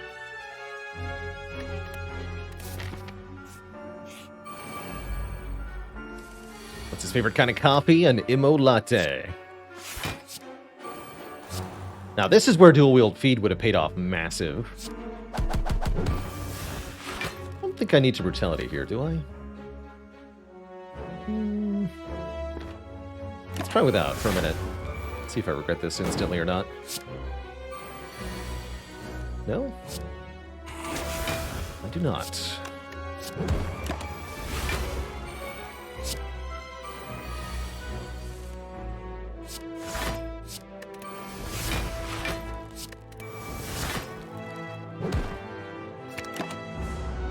Seems good, actually. Just need the Dark Embrace down.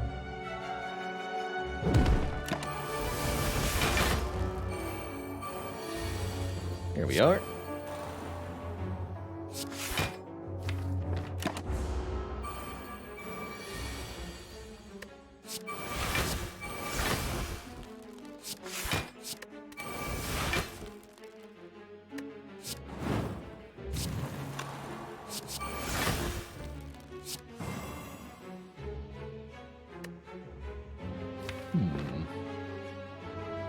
Interesting.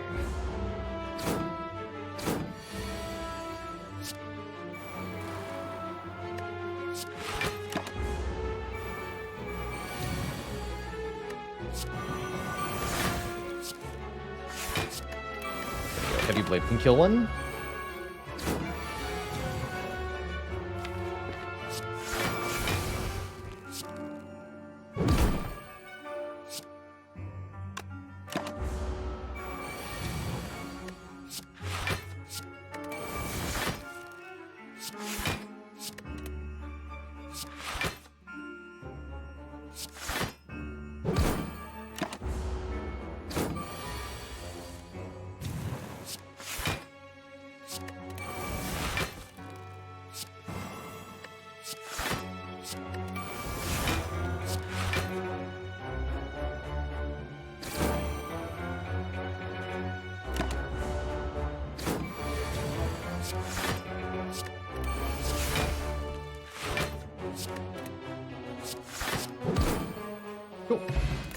Nice heal 10 off that one. Corruption's here. Excellent. Corruption, Dark Embrace, Feel No Pain, Runic Pyramid. That, my friends, is a combo, and a good one at that. Let's go in Bijo. Greetings from YouTube, usually. Hello to YouTube, commonly.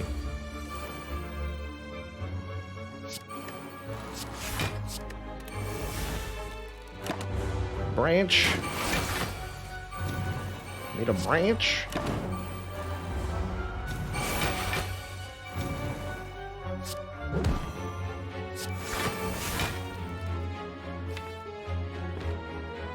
Fiend Fire before we draw the feed, hey?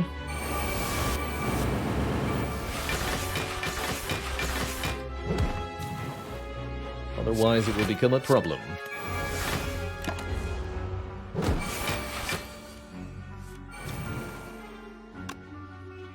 16 times 5 is what? 75? 80. 80.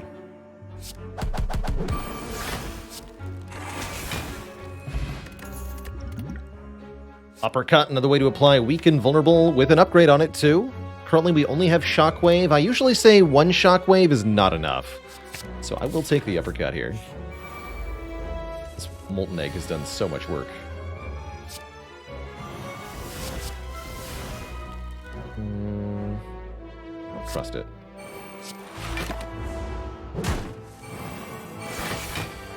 Writhing Mass could be a bit of an issue for us. Potentially.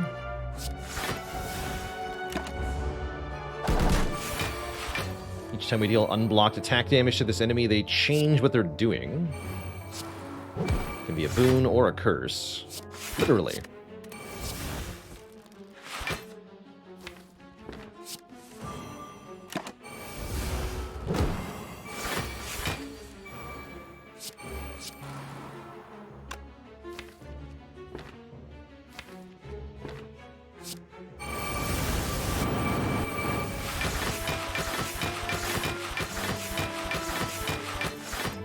Good.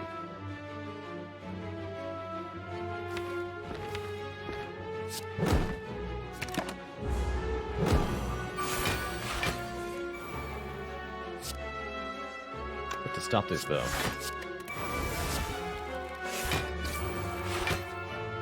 Good. Just don't have quite enough energy to ever get the demon form in play, it feels like. Slight concern.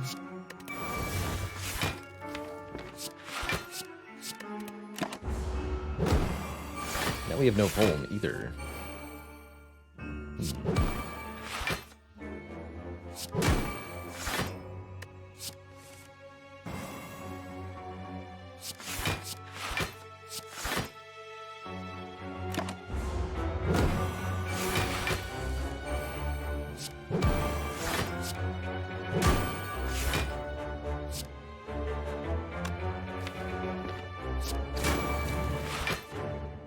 Not that one, thanks.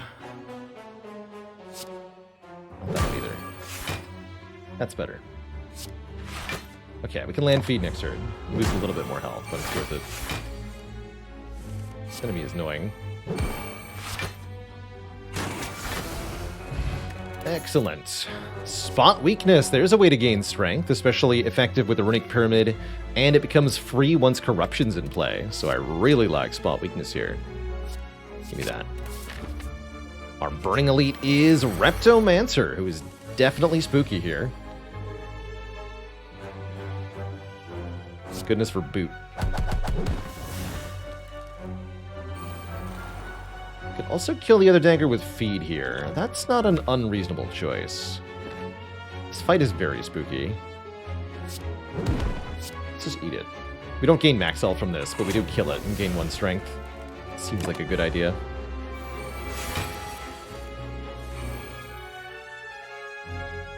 No Dark Embrace yet. We can go Shockwave, Fiendfire. That won't be a kill, though.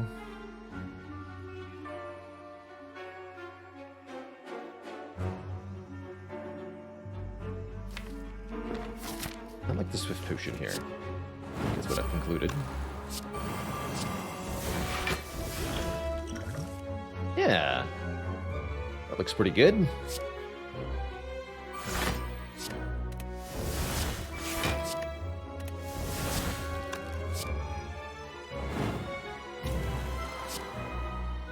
Won't kill anything though.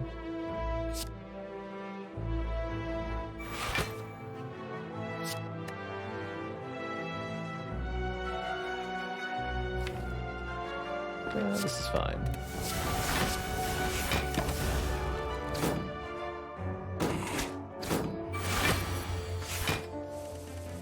There we go, Dark Embrace. Now we're talking.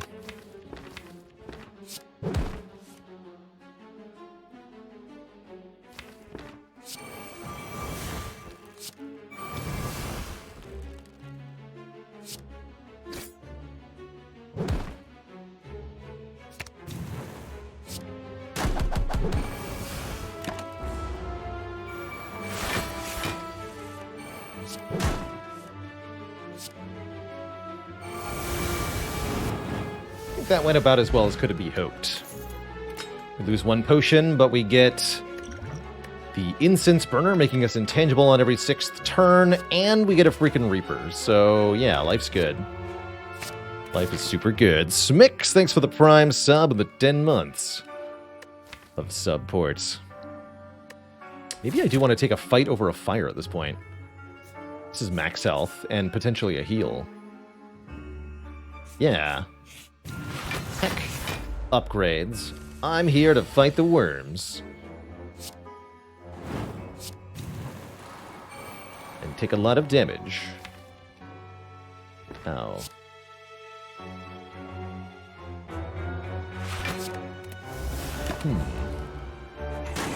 Concerning.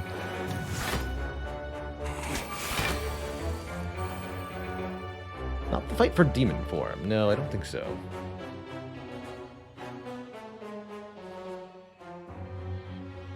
More or less need to kill that middle worm this turn.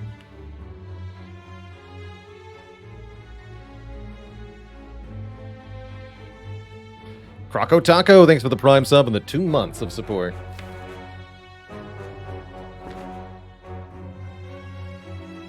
Uppercut Heavy Blade does it, but can I do better? Uppercut Headbutt Pummel Strike is better. Technically.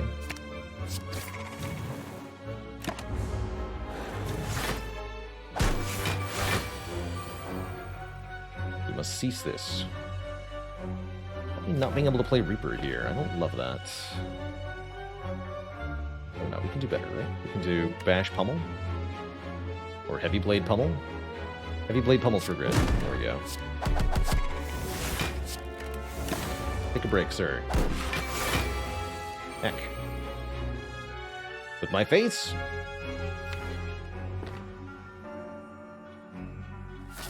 This incense on 4 for the elites, not too bad for Nemesis. It's useless against Giant Head. Arcanum Regis, thanks for the 14 months. Spanky Peep with 10 months. Heck yeah.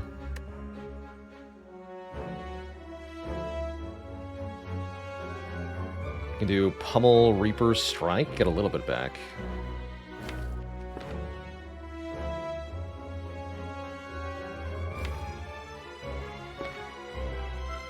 Otherwise, if I think that I can do something like Dark Embrace True Grit, get the demon form down. Or maybe just demon form True Grit. Take some damage. Resolve to getting it back. We lose 1 health per turn, but we gain 3 strength, so that is going to be a net gain. We have a Shockwave. I think we can do okay here. I'm going to try this.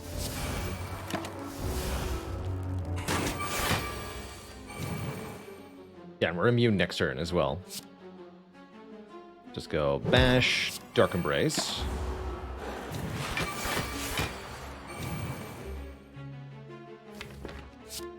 Strength gain.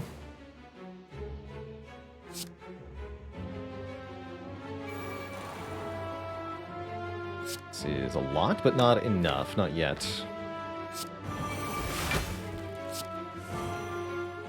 Oh yeah, I got a feed too.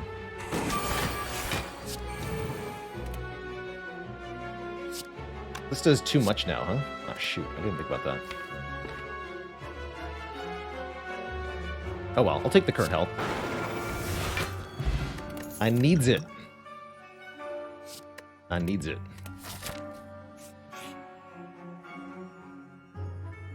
Yeah, I'll fight these two. You kidding me? Seems like a great opportunity.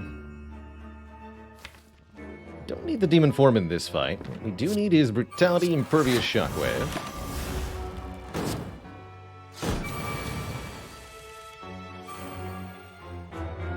We definitely need to play the Inflame. Super duper need to do that. Here's Pummel, dealing 35. Plus 40, that gets a kill.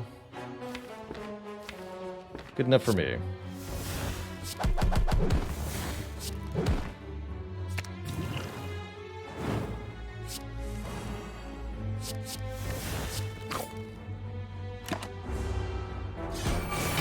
Okay, let's not forget to get some health back, though, where we can here.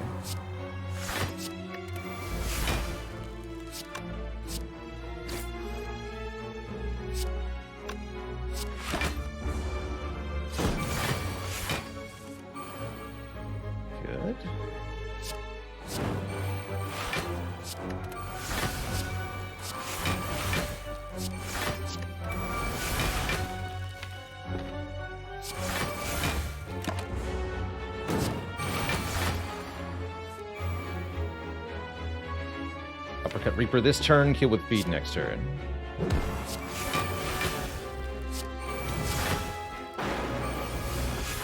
Good.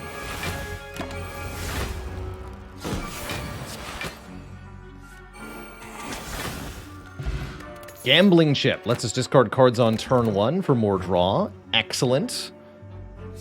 Juggernaut and Burning Pact both look pretty good. I think I like the Burning Pact most, being another skill for corruption, exhausting a targeted card in hand, and drawing more cards. All good stuff.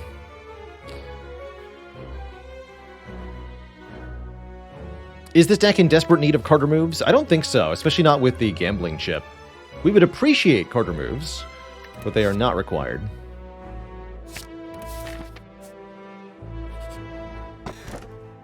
I wish. I wish. Actually, don't have to go to this fire either. We could go a different way. I'll think on that. But first, it's Giant Head time.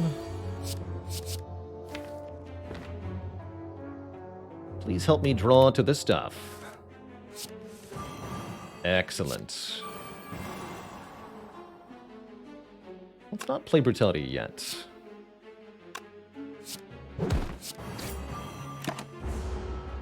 Since it wouldn't draw me cards on this turn.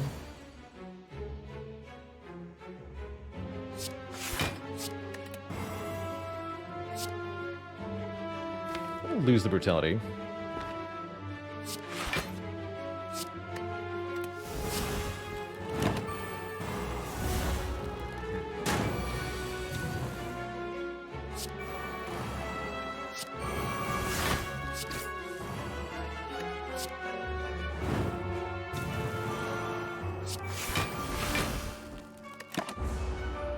One. Perfect.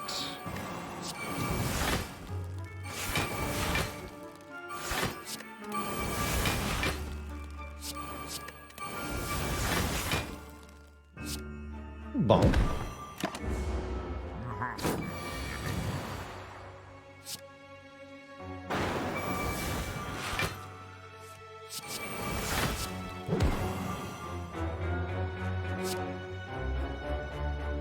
It's 200 damage. That's too much damage.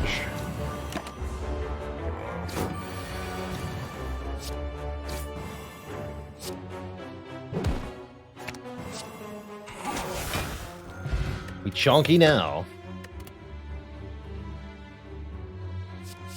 Both of these are takeable but unnecessary.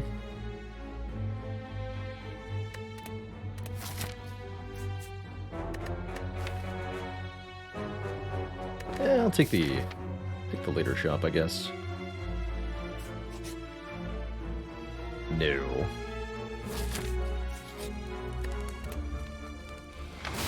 Grab that recall. Revenge ourselves upon the Darklings. These jerks were rude to us last time. Let's see how they feel this time.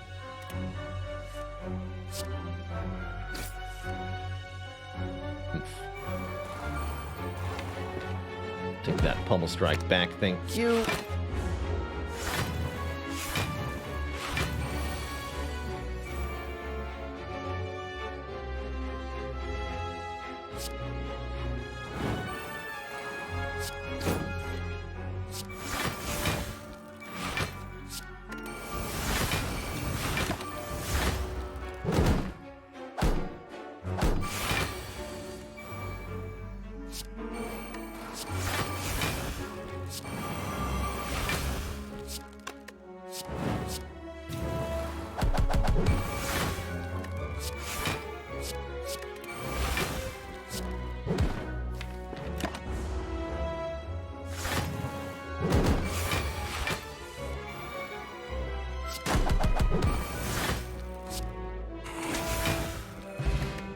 Tasty.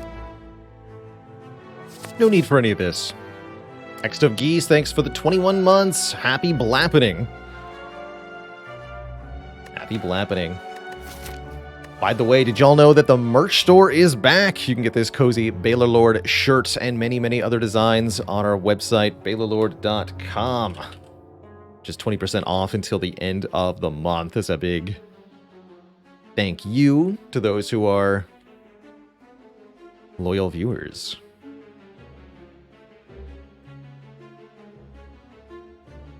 We do not have a dual wield to go infinite with our sundial here, although with the Dark Embrace, I don't think I need 2 pommel strikes that much.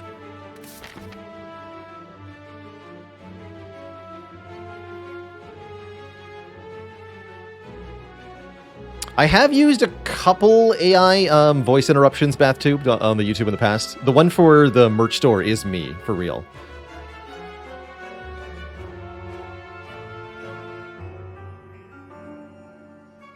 But yes, I have done that before, just to be clear. The merch one's me. Recorded that last week. What do we got here? Not a lot. Just remove, maybe? Purity can be a thing. Removes are kind of expensive. They're pretty powerful, though. How do you know if the stream me is real? That's a good question. Kenosi, thanks for the Prime sub and the 10 months of supports. I think I'll just buy a remove. I could do 2 removes at the final 2 shops. I think that's actually just fine. Doesn't feel like we need too much block, right? No, we have lots of max health and we have the self-forming clay, so I don't think I need to go heavy on the block. I just need to get our win con down. Upgrading Corruption and or Dark Embrace feels good. We've been having difficulty getting them into play. Let's do Corruption first.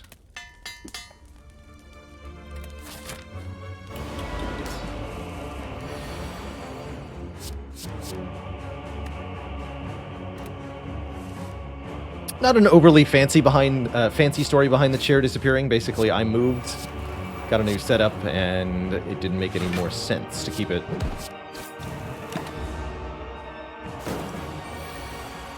Pretty much the short of it. Alright, am I going to Corruption right away? I guess so.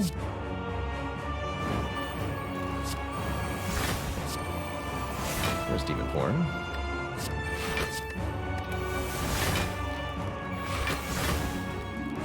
Headbutt. Doesn't really matter. Pummel strike.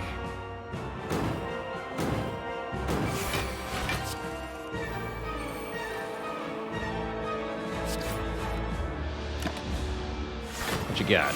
39, no problem. Upgrade Impervious.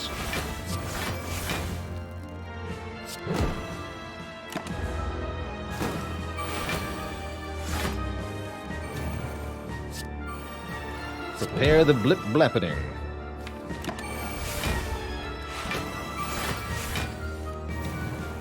Loading.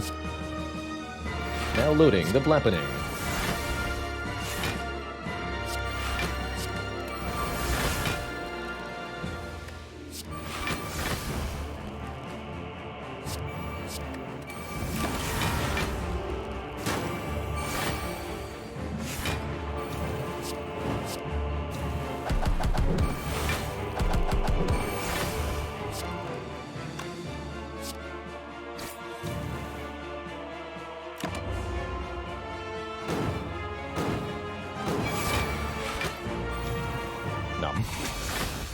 We'll set up Incense Burner for Act 4 in this upcoming fight here against the Awakened One. This is a fight where I don't want to play so many powers, so let's skip... Not this, though. This gets played.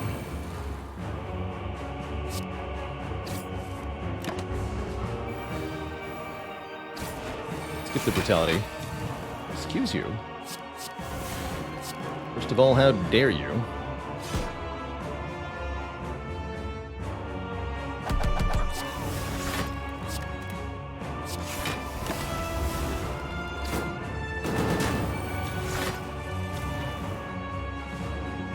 Embrace probably wants to get played too.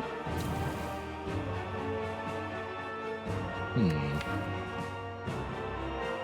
wanted to eat one of the cultists. Seems easier to kill them now. Let's do that. Yeah, we want to get Dark Embrace in play because we are going to play the Corruption when we draw it. Otherwise my hand will be too clogged. So let's just go Dark Embrace, defend, defend. Get health back soon. We're immune to this nonsense, thankfully. Seems good.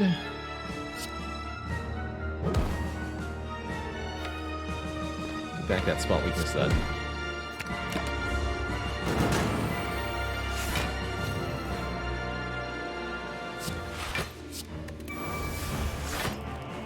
There's corruption. Let's freaking go.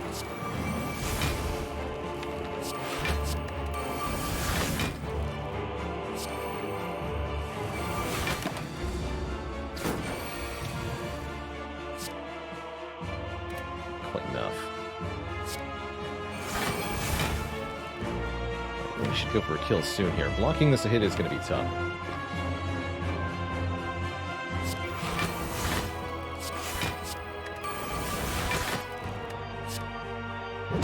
That'll help.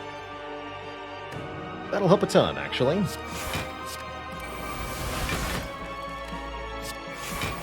Alright, fair enough.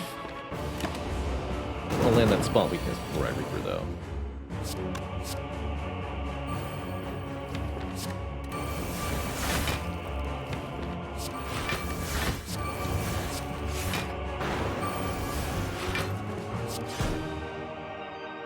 Good talk.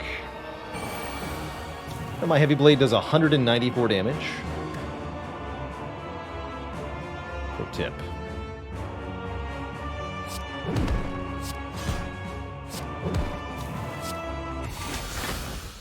And incense is on 4. Two thump, two thump, two thump, a deep pulsing dread can be felt throughout the room. Is this the heart of the Spire, the source of this evil? Handsome Bigfoot, sharing 100 bits for the blappening, and Anawab with 59 months, one away from 5 years.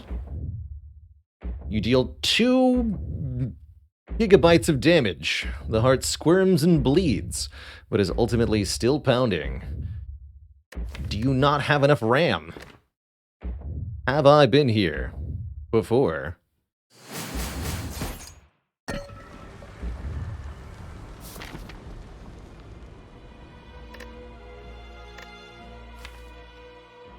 Don't have any rampage. Okay, probably time to upgrade Feel No Pain, or actually no, let's upgrade Dark Embrace. I want to be able to play Dark Embrace Demon form at the same time.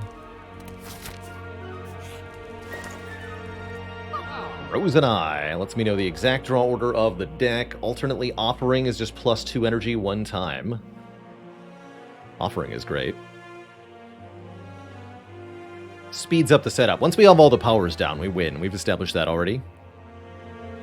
So, seems good. We could take Rupture for another source of strength, but I don't think we need it. Let's take the Offering. Yeah, rest in peace the Ashes. That would have been fun. But as it stands, I think we have plenty of damage output through various means. Turn 1 is kind of questionable, though. We are immune next turn, so we can take some damage, heal it back. Guess I'll lose the Fiend Fire alongside the Reaper here, huh?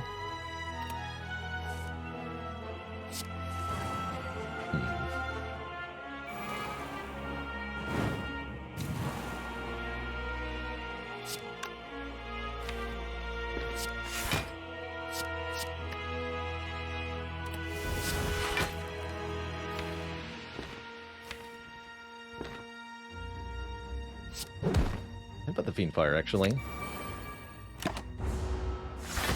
for this one first. Take a little bit of damage. It's all good. It's all good in the hood.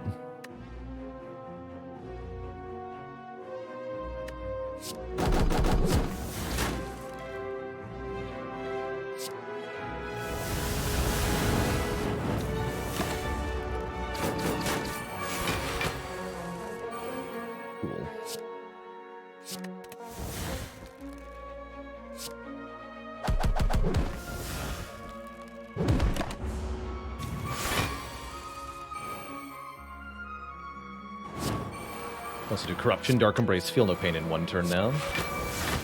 pretty good.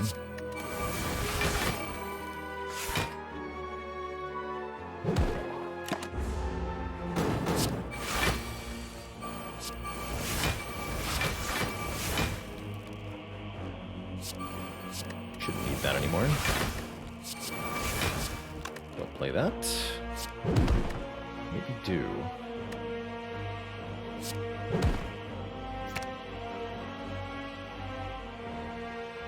Want to spend one more turn because we want burner on 4 for the hearts.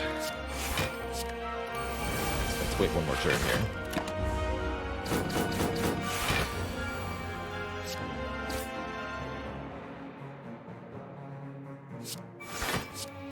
It's a sundial for 2 as well. We have 120, 125 if we want it. Hit points, an ink bottle, and Havoc Plus would have been fun with a Frozen Eye. I think we just skip as it is.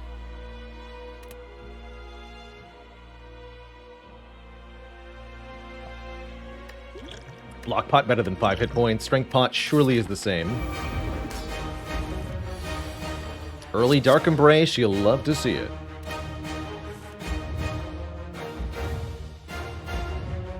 Let's draw off the puzzle right now. No reason not to. Offering is nice.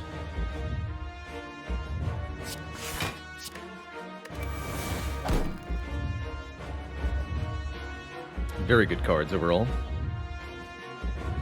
We might as well play the Offering next turn when it only does 1 damage to us.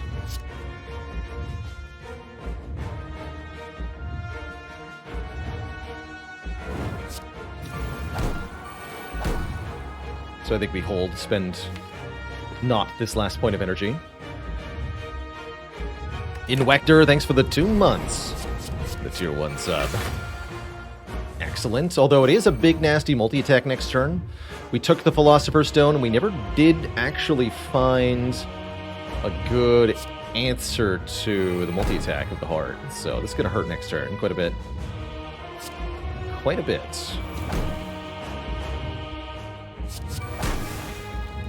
Sure, I'll take next turn block. Sounds great. 15 block off the Self-Forming Clay. We'll play Uppercut. Offering.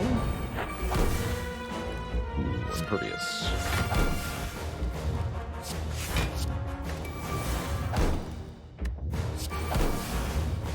Don't feel no pain yet. No reason to use that yet.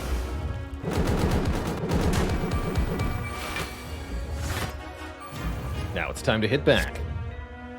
Boom. Upgrade the Feel No Pain.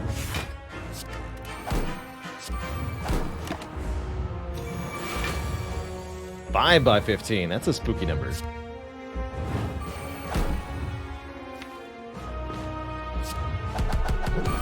$100. $200.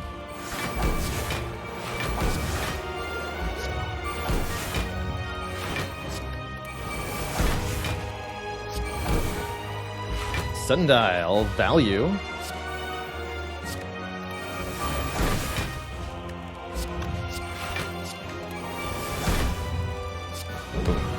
There we go, no problem.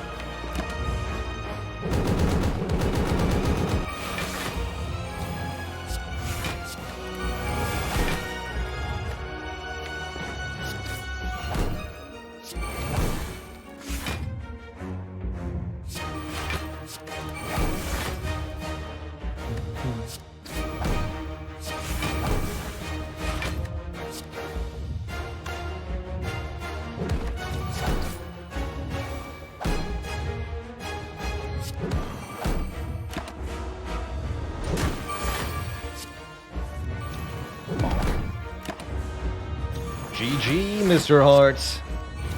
That's one tasty meal. Be free, my lock potion friend. GG. Nice little 2-0 to get us going. GG. Just an easy 1-2 Runic Pyramid punch to the heart. Does make things a bit easier, huh? Excellent. Most excellent.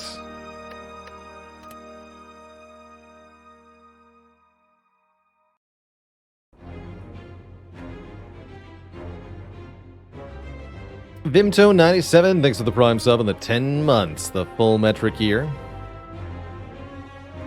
Record for Clad wins is 19 in a row at the moment. Yeah, what has it been done? The Spire sleepeth, and so shall I, Twitch chat. So shall I. GG. Pyramid does it again, this time more decisive than last time, thanks to the feed kicking in there. But ultimately a pretty similar deck, actually. We had, you know, the Pyramid and Trench thing. I guess this was doing block shenanigans with Barricade, and this was not, so they were somewhat different. But a lot of similarities here between these two runs, in a good way. We have Lesson Flames, also true. Do I ever remember losing with 2 Fairy Potions and a Lizard Tail? I don't. I've had that combo a couple times, but I've never had to use them all. Certainly never lost with them all. Alright, Twitch chat. Well, that has been some excellent Slay the Spire today. Coming up next, we're going to play some Cobalt Core in just a few minutes, but before I do that, I'm going to take a quick break, refill my legs, and stretch the water. So I'll be back in 5 or so minutes upon my return. More deck building. BRB Twitch chat. Don't go nowhere.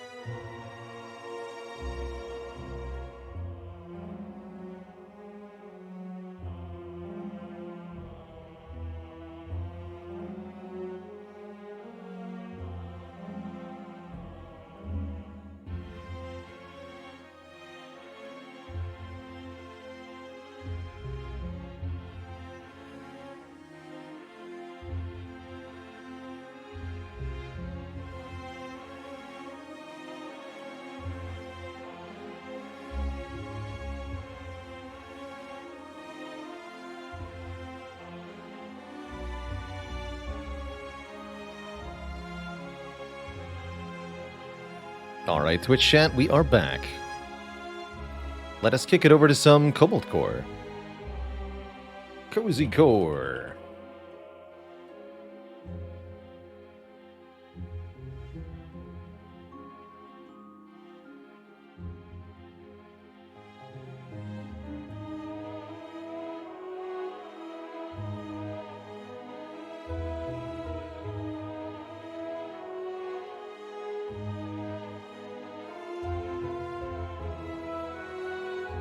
Hollywood, thank you as well for 42 months of support. Excellent.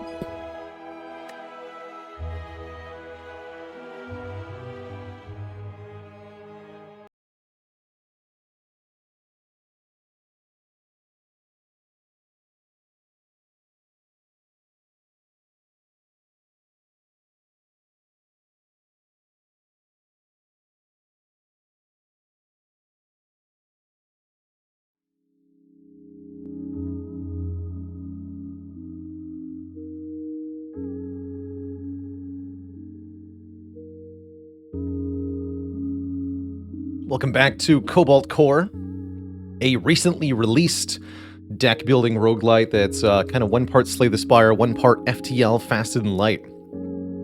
How's it going, Timmy Tama? You're very welcome for the helpful content. Always happy to hear that I've improved people's Spire games, or indeed whatever game. Still haven't met the 8th character in this. Wonder if they're unlocked only after getting all the memories. So, we've finished Dizzy and Parry. So as long as we don't have Dizzy, Parry, and books, we'll have a new memory to unlock. Let's just click the randomize and see what happens. Okay, Dizzy, Rigs, and books. That's not Parry, so I'll take it. Flying the Jupiter, a comms vessel with no cannons of its own. It launches special Jupiter drones that channel attacks. It's going to be our role. Character 8 after all the memory is cool. Very cool.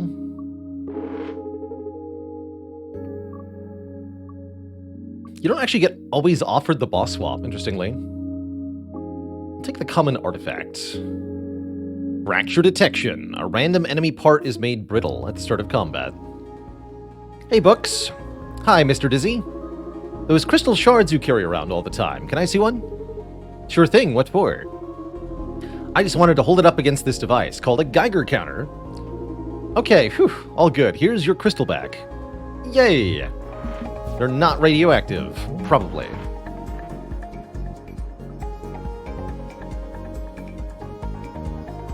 So, this ship, again called the Jupiter, is able to launch a Jupiter drone each turn.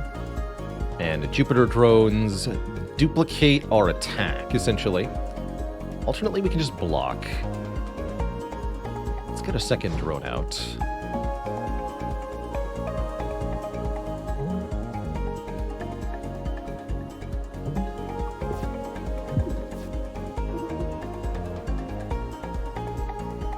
Each turn we get 5 cards per turn, 3 energy per turn, just like Slay the Spire.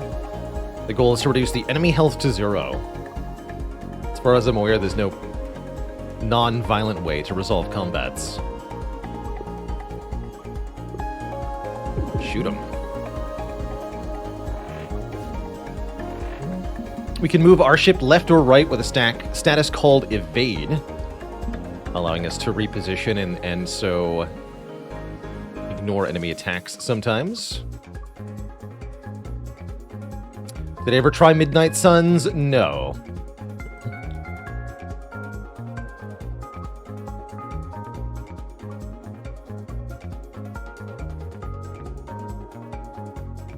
No, it didn't look like I would enjoy it, so I stayed very clear of it.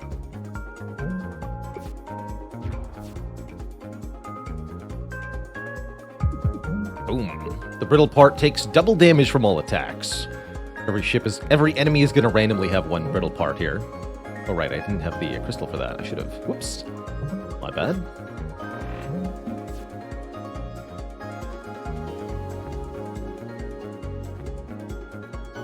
It's all good, though. Kerblap.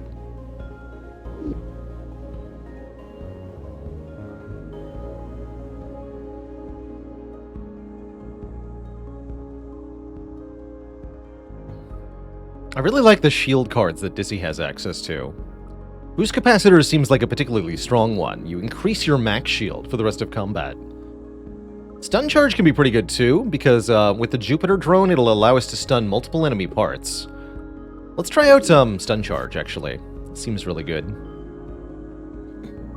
Here on the map, we have to choose some combination of events, enemies, repair yards, which are kind of like an upgrades or remove, and elites. I kind of like the top path with 2 elites, but the middle path with the additional repair yard could be good too. I do think I want an early event. Take the early event. We're playing on hardest difficulty here, which means that we have a lot less max hull, and it means the cockpit takes double damage. It's quite tough. Ow, my brain. I would love a one-time damage card to get through our first elite here. Thanks.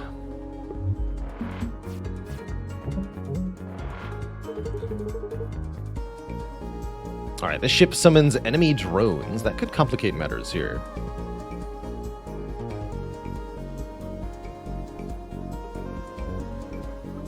Let's do this. So this attack drone will shoot through the gap in the ship. Hit him with a draw shot.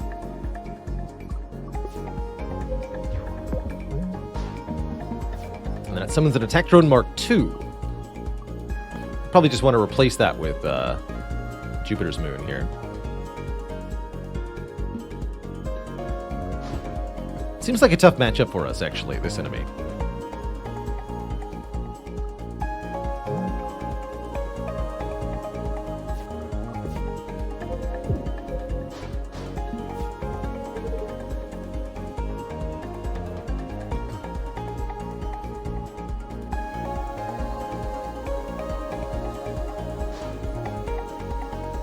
Might need to use Ephemeral Blast here.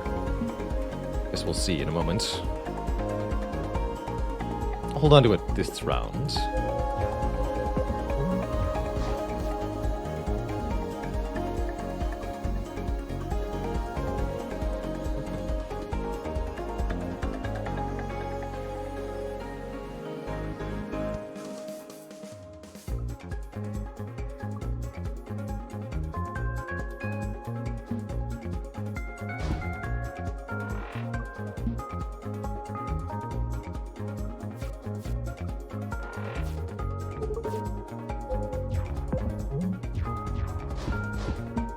Okay. Self-defeating, ultimately. Good.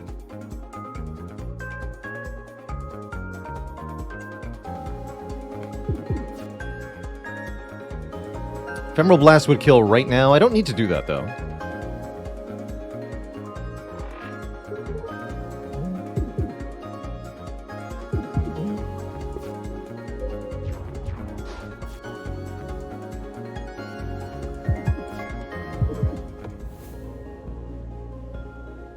Okay, good.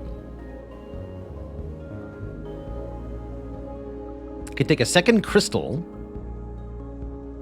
gain 1 shield and 1 shard, or another mage hand. Guess I'll try out Sapphire Shield. Seems like a reasonably decent card. And we want to upgrade 1 thing before the elite here.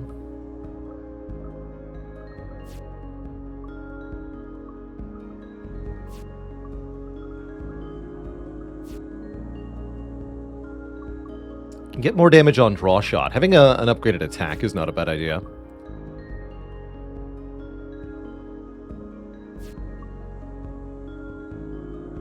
Sapphire Shield B seems very good. What about Shield Surge? We didn't take Shield Surge. That's right. Okay, upgrade the draw shot then.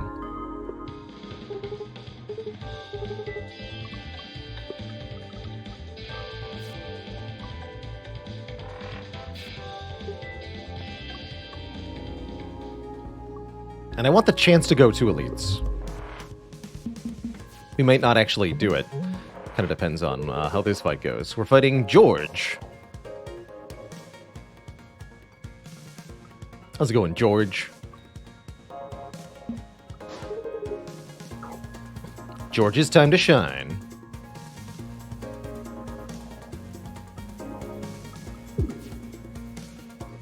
George's time to get hit in the weak point.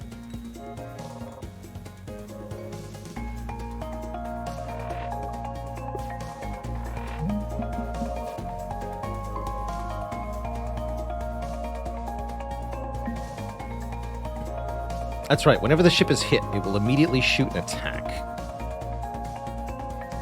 For this round.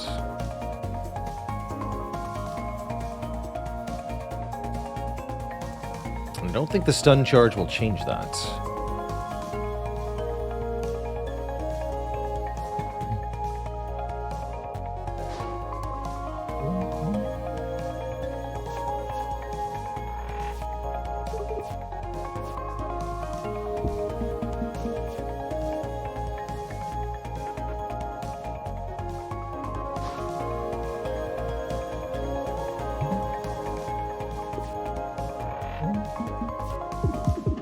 Oh god. We can take another shot, no problem. That's right, Riggs. Yeah, this combo is nasty for us. Definitely. Oh.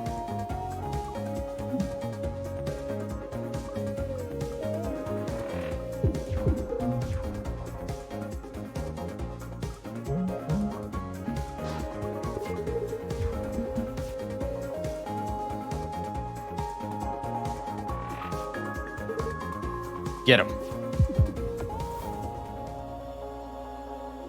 So that went kind of badly. Spend 3 shards to gain 1 energy.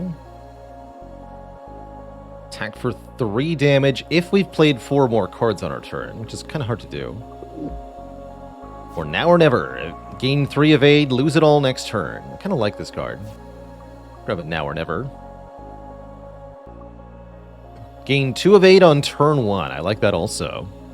Meaning we're never stuck in a bad position at the beginning of the fight. Let's skip the second elite. Grimoire. Gain a crystal shard on turn 1. That's kind of cool. Meowdy.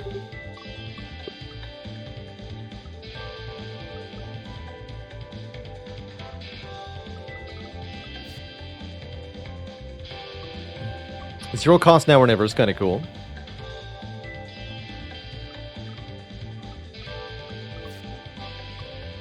Oh yeah, the block shot A upgrade is also very good. It upgrades the damage and turns the shield permanent. Let's do that. There are self-repair cards in this game. We don't have any, though. At the moment.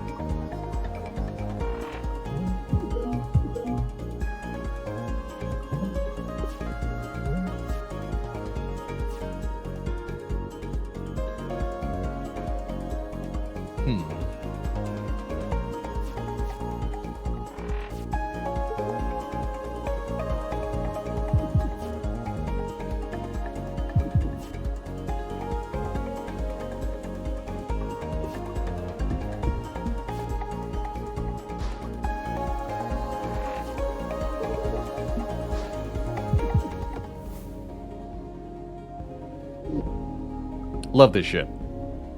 Pulse Barrier. 1 time upgrade the shield capacity and shield for 1 cost. Can be upgraded to do that too.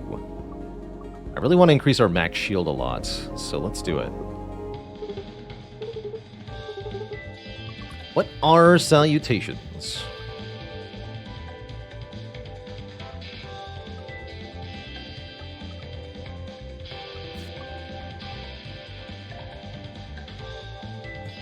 This ship, I think, is probably the strongest ship in this game. We have played the final ship, the wooden ship, that's super dodgy, but very fragile.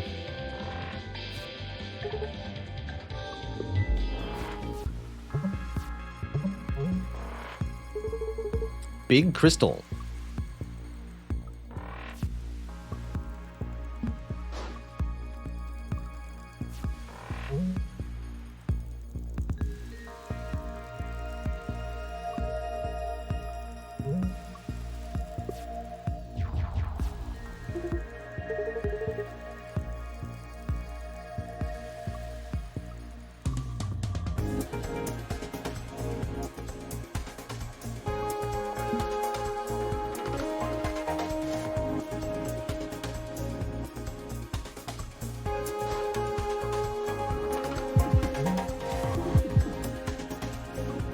Good enough.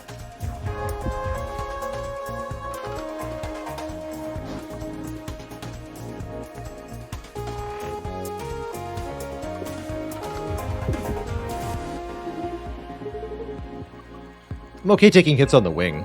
Our shield will stop it, no problem. Move over one.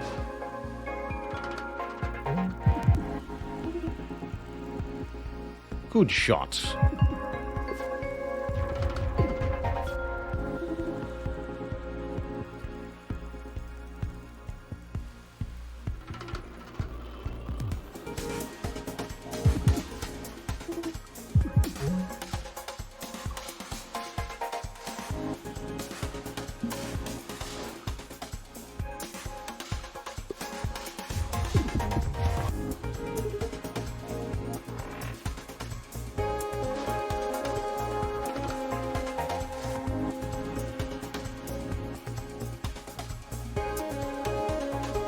Evade.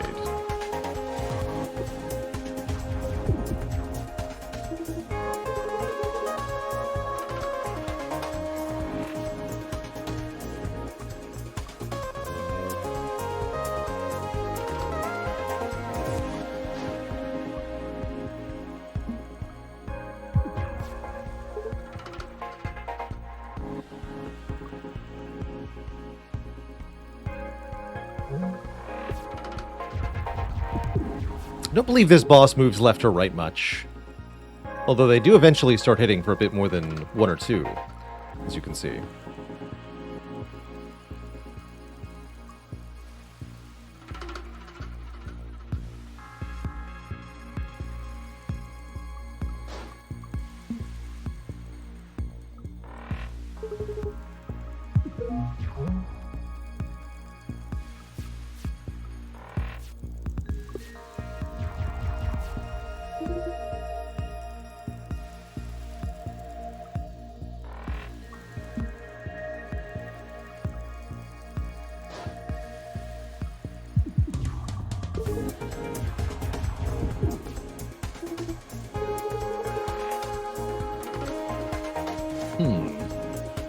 Only taking two here.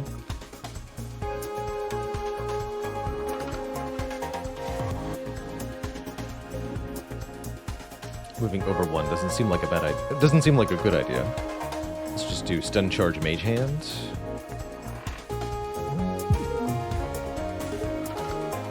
Stack some dodge. Do I want an hour never? I don't think so. Currently we're taking the hit, no problem. Slow and steady does win the race sometimes.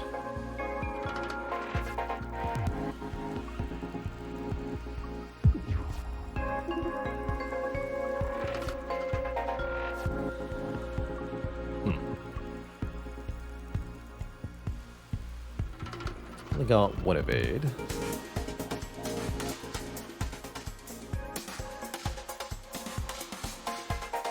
Okay, so we'll just shield surge block shot. Try to kill like next turn.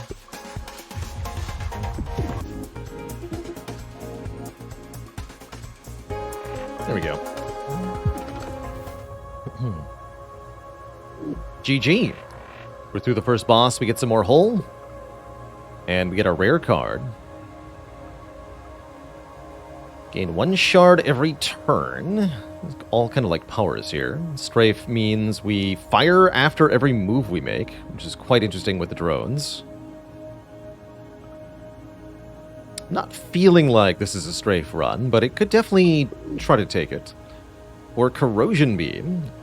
apply corrosion to the enemy wherever they are, causing them to lose hull at the end of every turn. I think I like the corrosion beam just fine. Let's give it a try.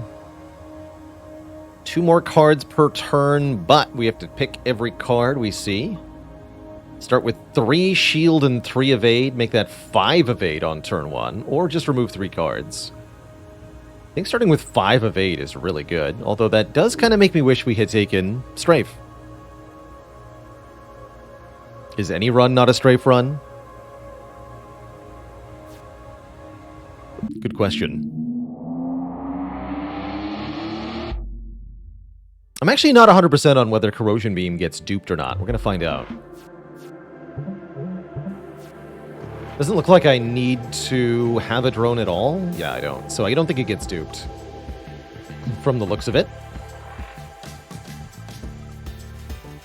Must not.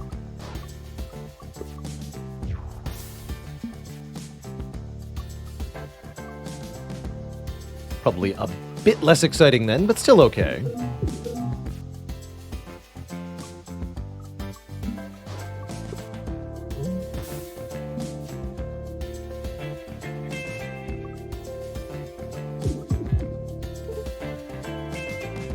Got him.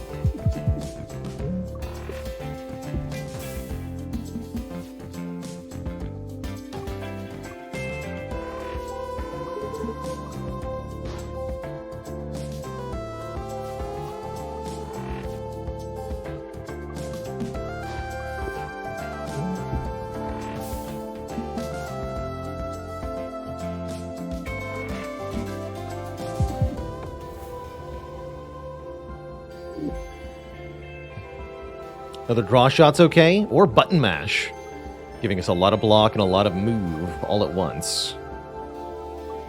A lot more damage.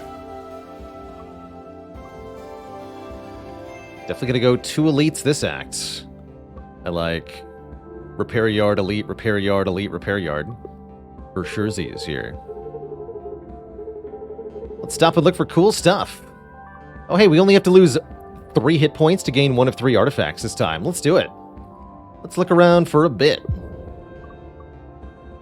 2 extra cards on turn 1, or Jupiter drones do more damage when directly in front of your comms.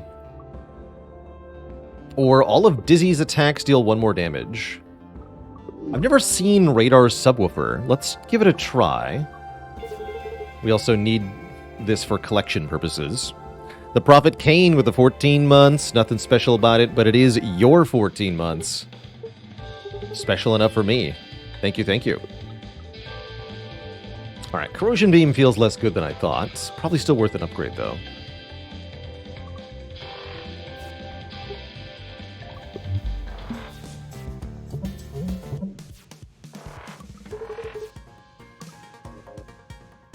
Hee hee. We prepared for this. We did what now? Kick their butt. Wait, I can't math. Oh, right, I forgot I had to pay for the second Jupiter. Well, that was a waste. Damn it.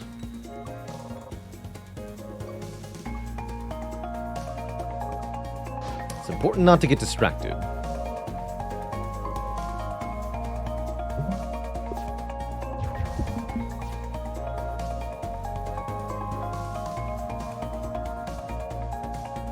You know what? Just eat Corrosion Beam then, for breakfast.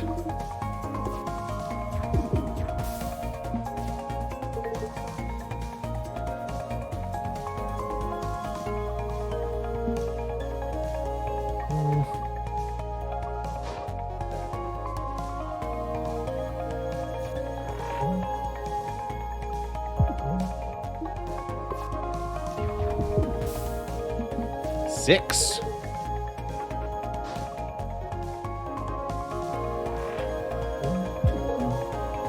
Found the weak point. Good.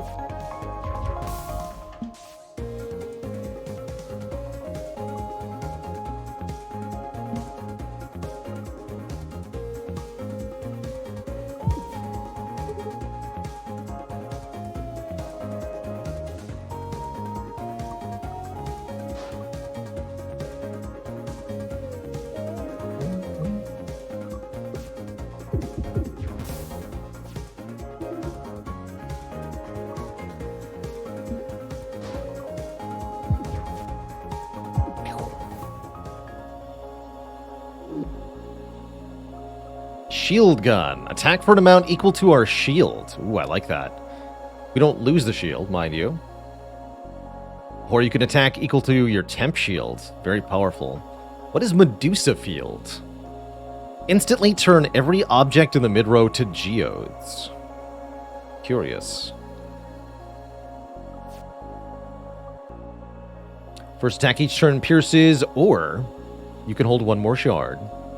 Let's take the Piercer, giving us a way to punch through shields, easy peasy like. Should apply to every drone that makes that copy of the first attack, too.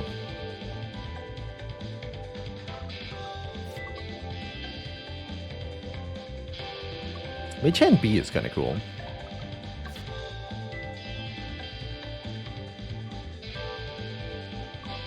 Shield Surge B being reusable block is also pretty cool. Don't mind the basic block upgrade to make it free. Let's do that. And our Missile Bay now has armor. So we've got weak, armor, brittle next to each other on the ship. It's kind of weird. We're ready for this. Are we, though? Are we, though?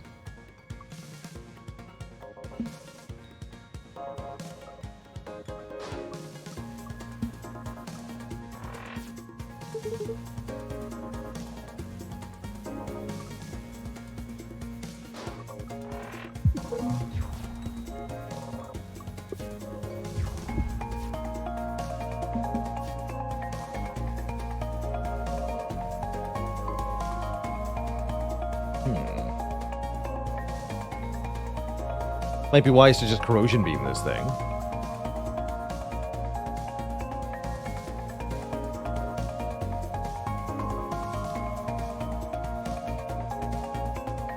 No.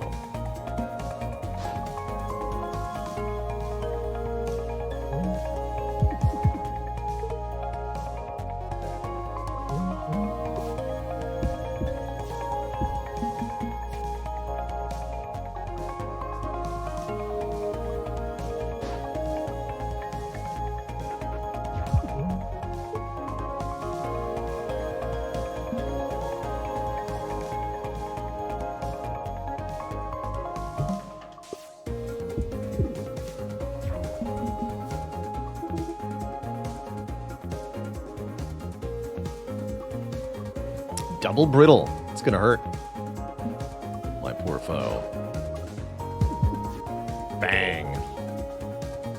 Oh yeah, and it does bonus damage for being in front of the comms, too. That's right. Kerbluey. Get destroyed. Charge beam is here. That can be very strong, especially with the multiplication. Catch is really cool. Remove the mid-row object in front of your missile bay without destroying it.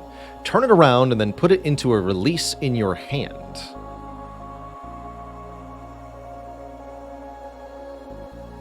I'm going to take a catch. But what's the catch? Every 5 times you attack, gain 1 evade is awesome. Hull plating for a bit more durability, also pretty tempting. Take the evade.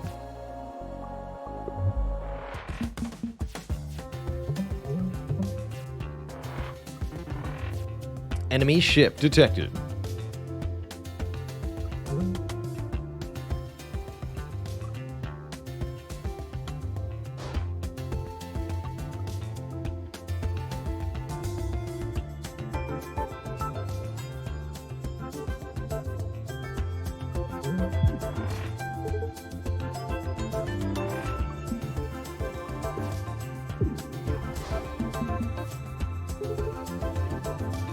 Times 2 attacks. Annoying.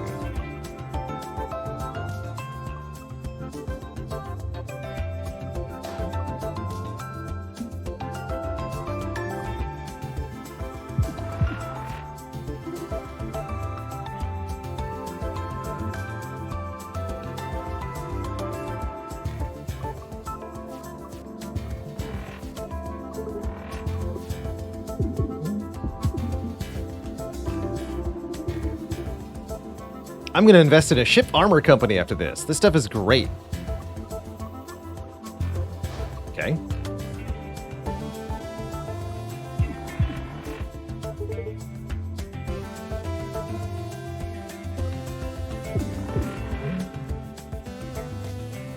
Oh, that's right. We have Pierce on the first shot. Forgot about that. Cool. There's the brittle part. We could also just corrosion beam them.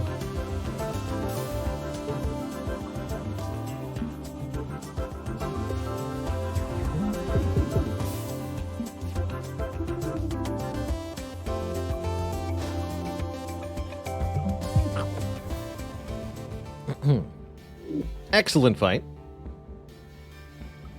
More movement could be okay.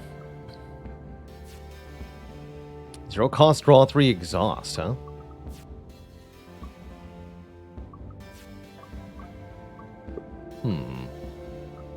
Pick the options. It's movement and card draw.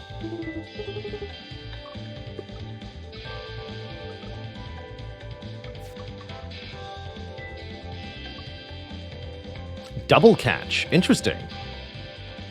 Cool.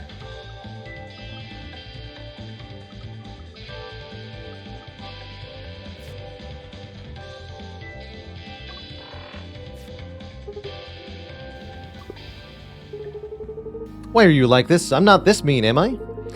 You are. You just covered up by being bubbly.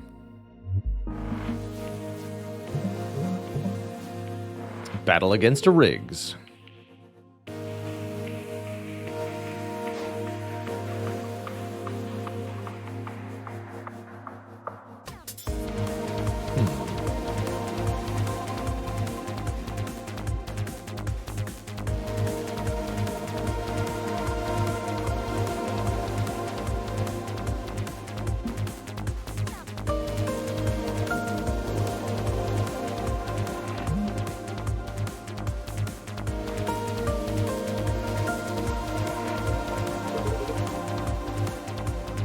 Get our moon back there. We want to play one of these 3. Guess I'll take the next turn draw on the evade.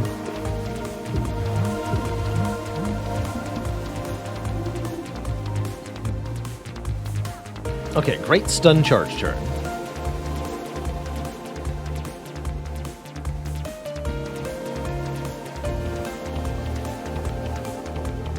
Guess we'll use Pulse Barrier.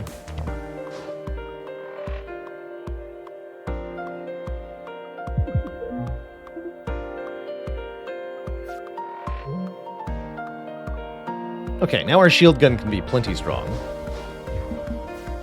Also, lots of missiles.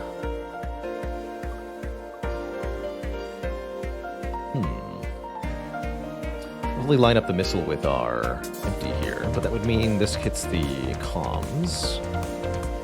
I guess that's okay.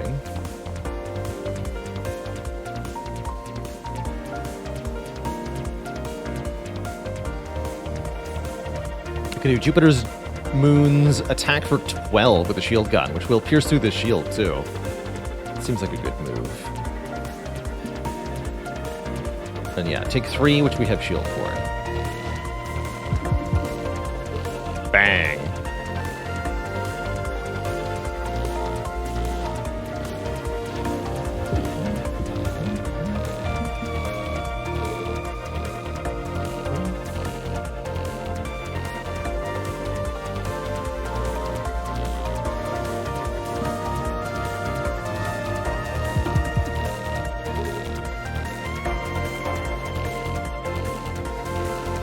Taking 1 is fine. But we're down to a single drone here.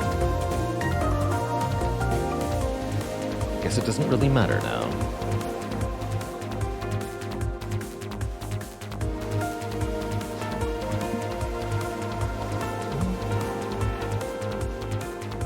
No draw anyway.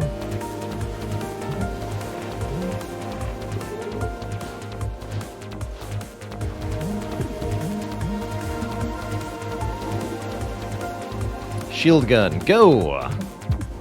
Kaboom.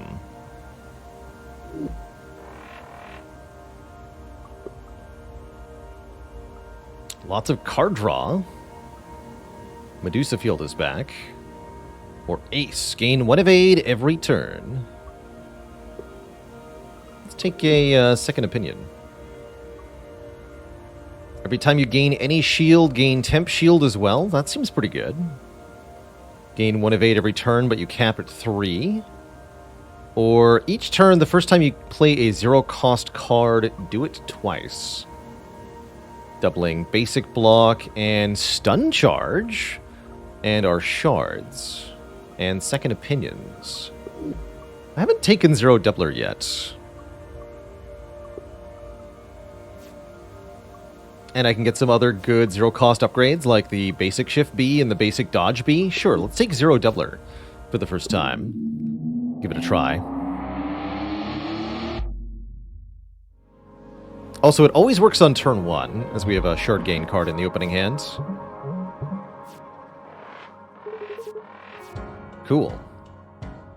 I want to explode them already. Don't get ahead of yourself, books.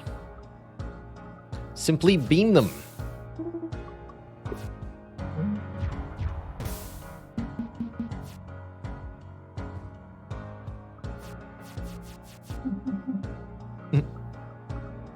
Indeed it is.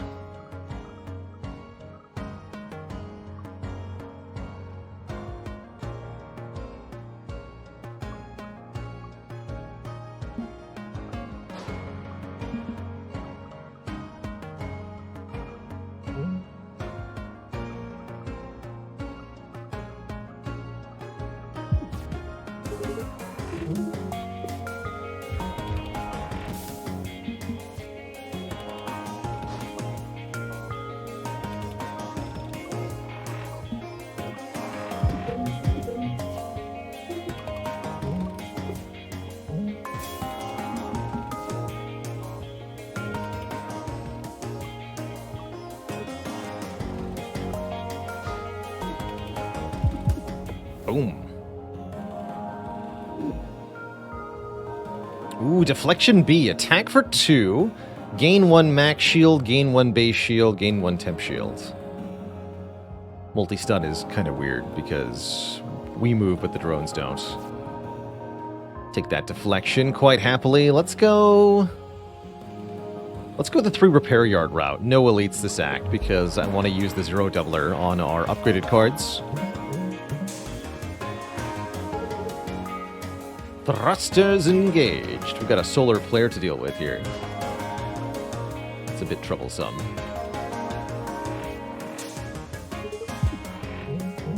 Found your weak point, though.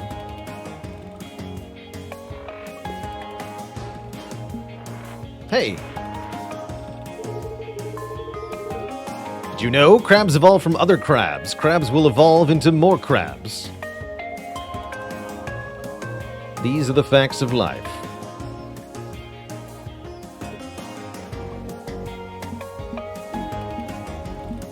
Also, you're dead. Good talk. Bolta! It says 0 on it. I want it.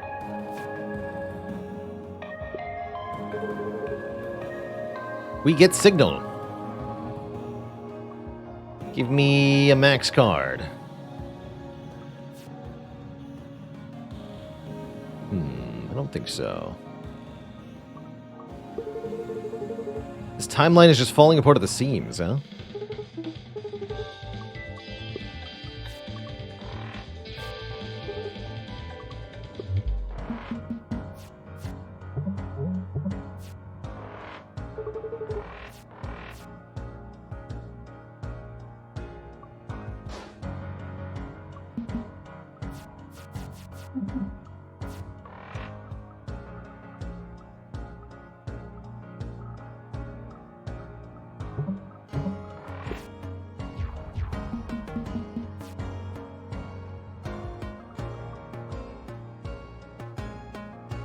Can't actually target that.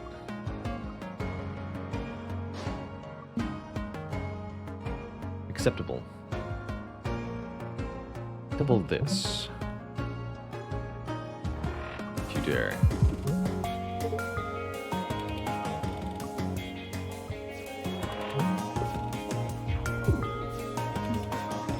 Spire.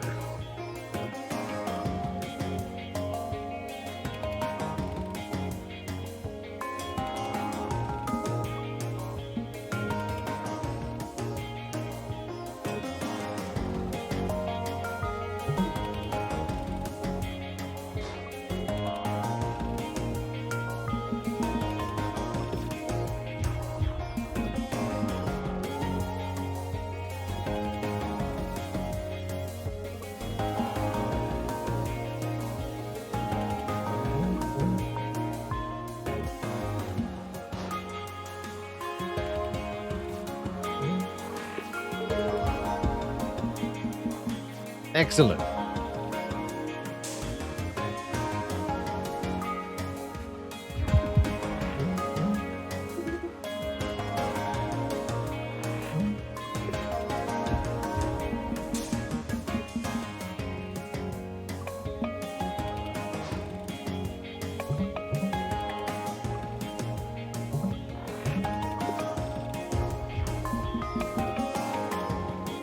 A strange movement pattern, you know?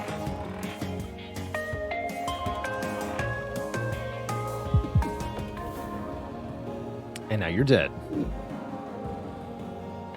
Have I fought the merchant yet? Yes, it is a very, very nasty battle. The merchant has more health and more damage output than the final boss.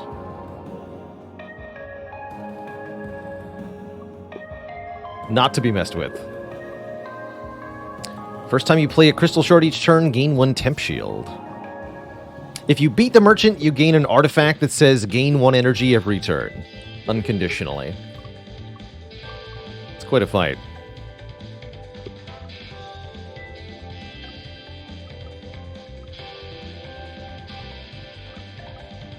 He pretty much said, don't you realize that the first thing you guys tried in the time loop was to attack me? And now I'm OP, so prepare to die. Then he killed us. Well, he tried. We killed him. Let's upgrade the basic dodge. The exhaust variant. Not the drill guy. Duncan. There we go. 4 drone shift. I like it.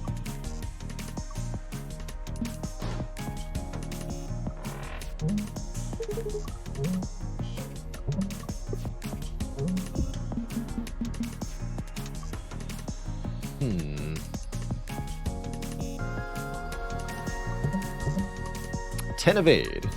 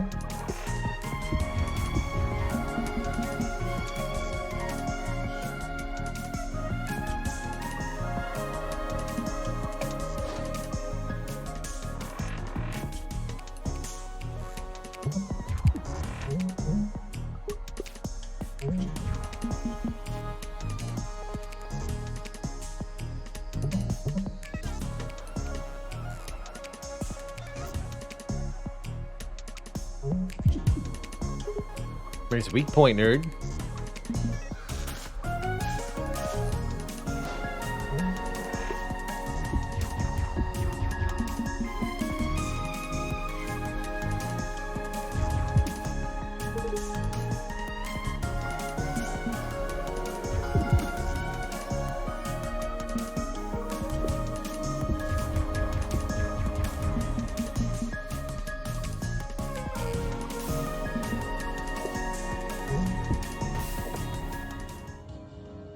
Is this Book of Stabbing? Kind of.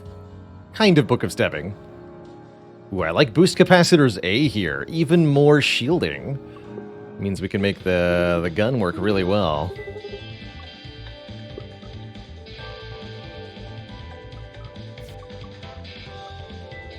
The shield gun, that is.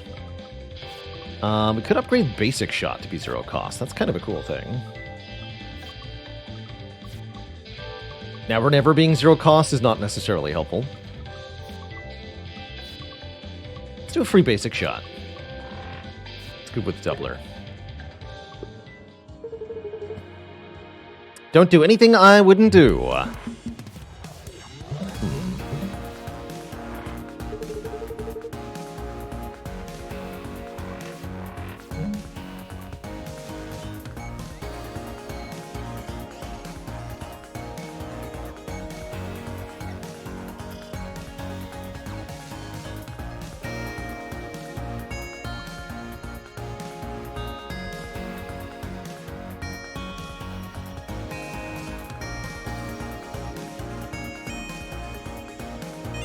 Guess we just want to get the shields up, huh?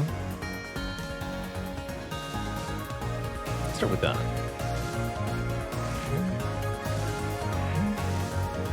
Well, I can't take this hit. Gotta move over a little bit here. Let's drop a Jupiter's moon. Here. Then I'll take 4. 4 is fine.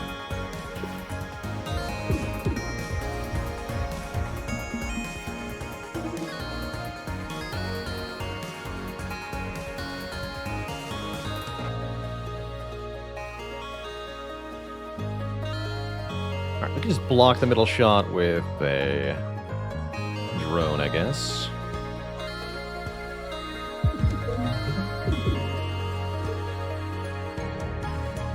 I want to boost my capacitors some more.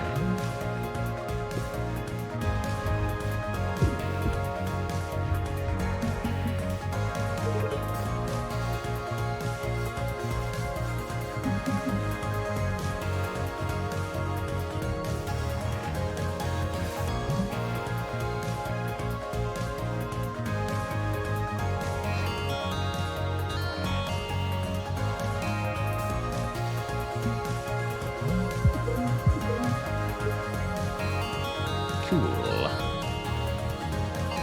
Get rid of that.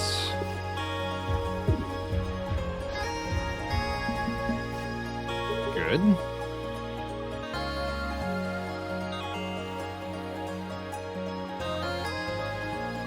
Okay, so we want a triple shield gun for massive damage here, right?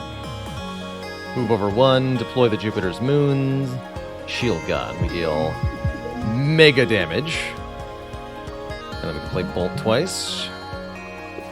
We also stun the side cannons here. These are concussible. Oh, one of the cannons is brittle, I see. Even more damage.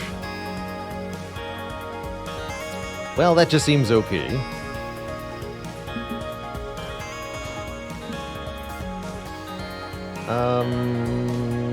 Yeah. Take the cannon shot to the nose. Why not? Boom.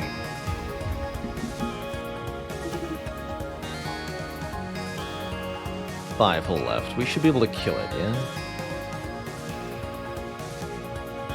Definitely.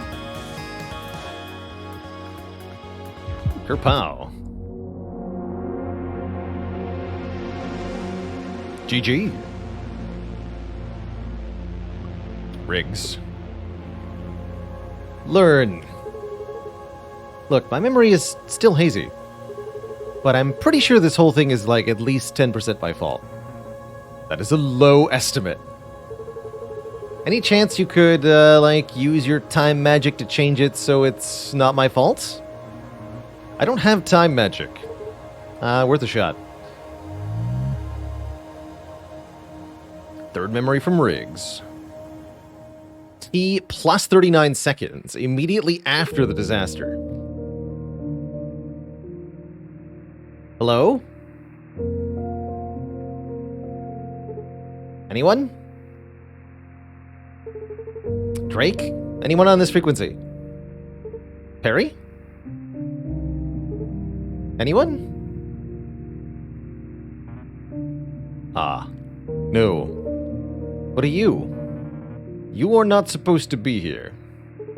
No kidding. You shattered the crystal. And you yourself have been shattered. What are you talking about? Listen carefully. That's not my strong suit, but I'll do my best. You have a piece of me. This chunk of crystal? It is your only tether to this reality. Do not lose it. Okay? Anything else? Hello?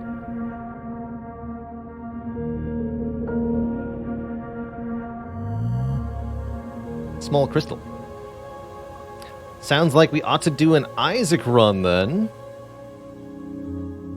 Get Isaac's second memory unlocked. GG. The final 4. Let's see, what's our next run gonna be? Give me somebody with Isaac. Here we go. Isaac on the Tide Runner. Is this thing functional in space? We'll have Isaac, Drake, and books, according to the random startometer. And note that we start with very small amount of hull. Give me the 2 random upgrades. 0 cost heat sink and the upgraded attack drone to start. Seems powerful. Ma'am? Nobody's ever shown me that kind of respect. Should hang out more. Sure thing. Yeah, ship is very fragile, but has a powerful advantage. Immediately after playing our left or rightmost card, we get to move left or right 1. And we also have 2 empty gaps in the middle of the ship, making it very easy for the ship to evade incoming enemy attacks. Usually.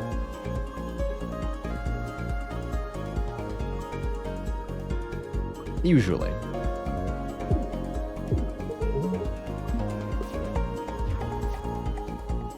But that anchor card that we have will be a bit of an issue.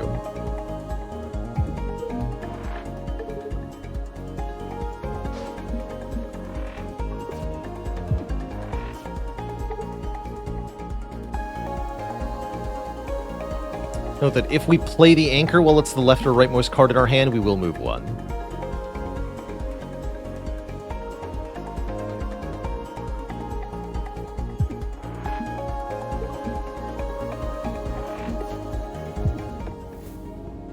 So zippy. Move left or right equal to our hit. I like missile shot a lot. Attack for 2, launch a 2 damage missile. Although flex move is also powerful, giving us some drone shift.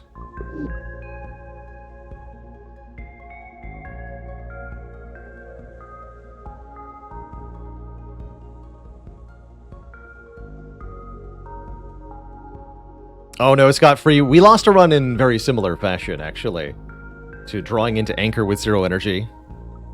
Easy mistake to make, but very fatal. I'll take missile shot, it's fun. Fun is a good enough reason, right? Make it a super-powered attack. Heavy missile, 3 damage. So it's a 6 damage attack in total. Just pretty nuts. This shorter ship is fun. Every ship should be made of wood. Alright.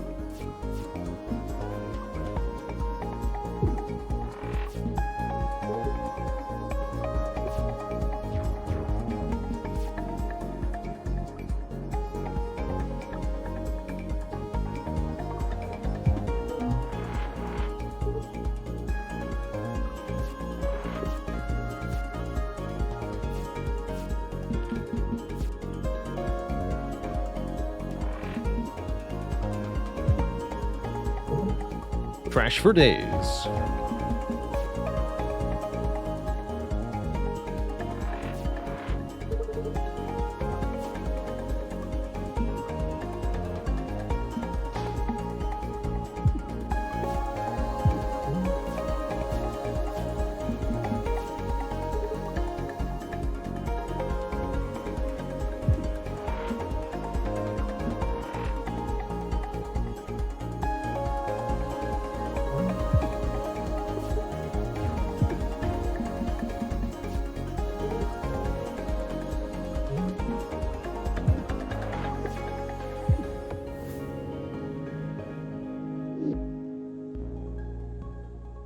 heal for 2, but I only have 2 hull.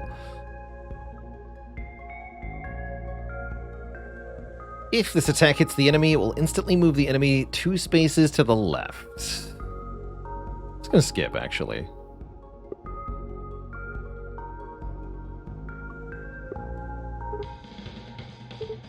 What does the heat do? The red fire icon. If we build up 3 heat, we'll take hull damage.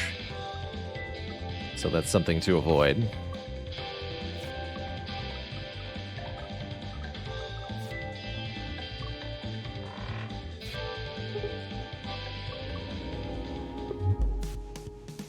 It's George.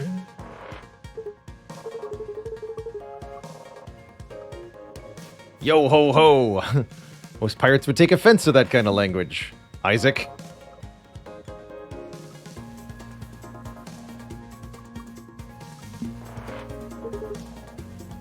Who even needs energy, really?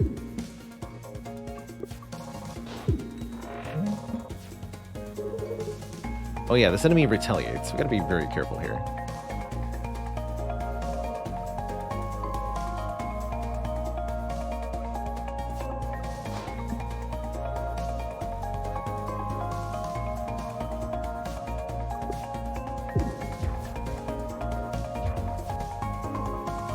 Let's try.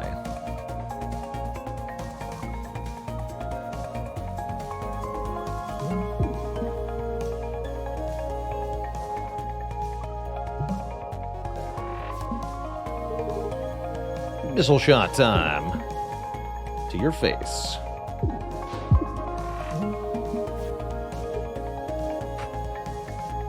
Spooky.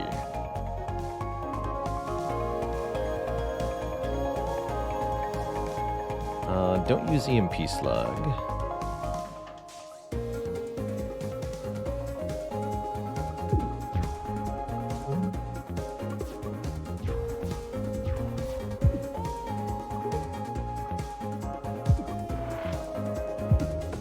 There we go. Spooky fight, but we managed it. The Jupiter drone. Every time you attack, the Jupiter drone copies it. Hell yeah. Very awesome card from our previous guy, or previous ship. And I'll take the jet thrusters for 2 more evade on turn 1, so we never get caught in an unexpected spot. And then we immediately find the other option, the ion converter. If we enter turn with more than 0 energy, gain 1 shield. Sure. I recognize that signal. That's my own ship running autopilot. Robbed idiots all the time. Hey, give me that artifact or else. Over my dead body. Like Drakebot. I believe this counts as an elite, and so we...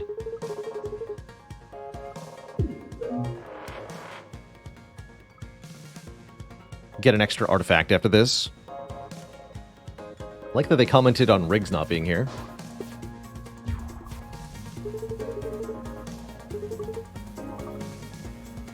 At least it works.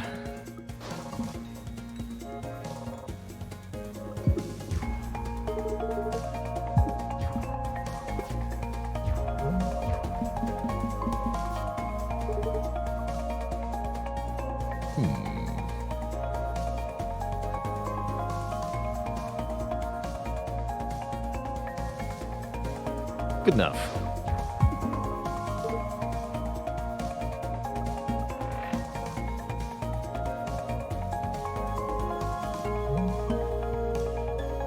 Take 1, gain 1 heat.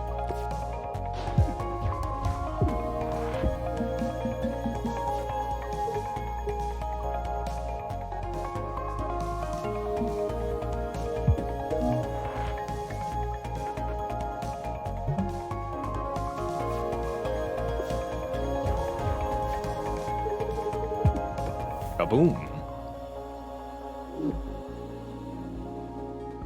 Volatile Vapor. Attack for 3, but lower your max shield capacity.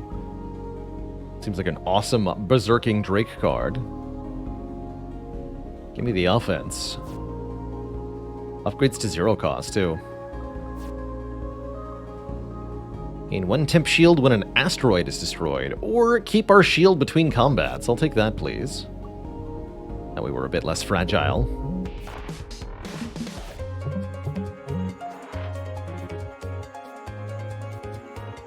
Wonder if it can dodge missiles.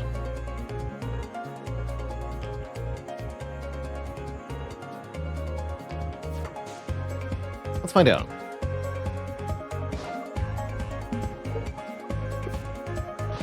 Nope. Sure can't.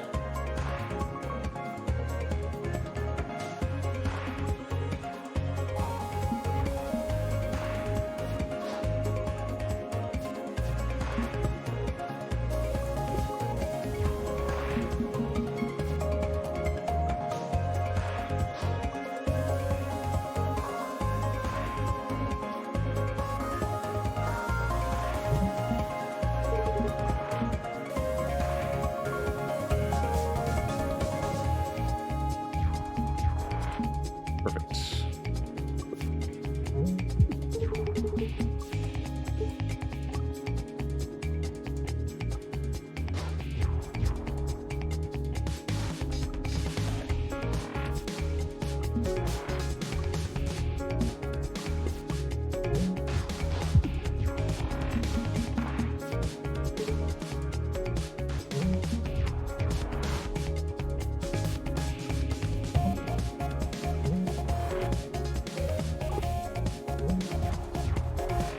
And sometimes not moving is a good thing.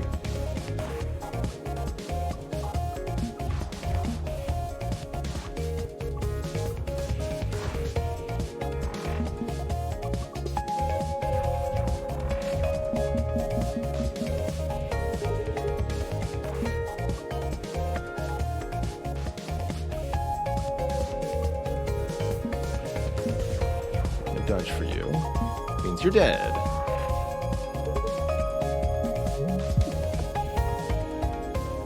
There we go. Striker Squadron to launch 2 attack drone Mark IIs. Definitely don't want anything that gives us heat. Let's take Striker Squadron. And upgrade Striker Squadron to gain bubbles, which makes them super strong. It's effectively a 4-cost card. You pay 2 up front and 2 on the following turn, but well worth it in my opinion.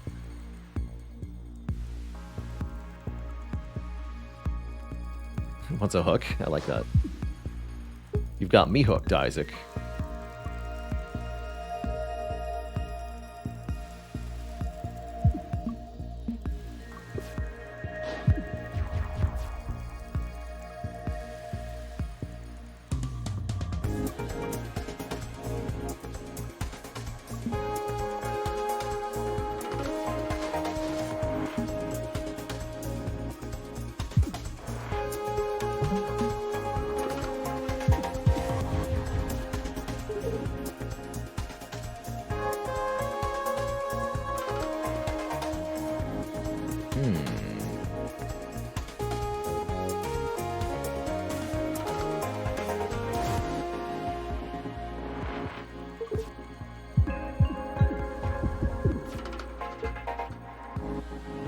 Didn't die.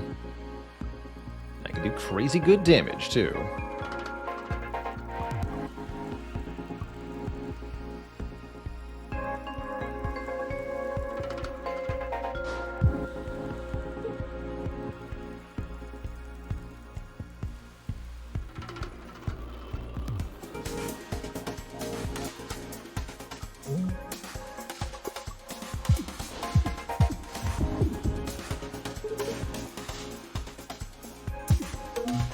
Boom. The damage. 3 hull. A 50% increase. A way to gain max hull? Tempting. Fits with the pirate theme. Overflowing power. Lose 4 shard to gain 1 power drive, then gain more shard back. Interesting. Curious. Don't actually need any of this. Happy to skip it. Let's do that. Remove 3, draw more each turn. Or gain 1 extra energy every turn, but gain 1 heat every turn. No way. That's a suicide maneuver.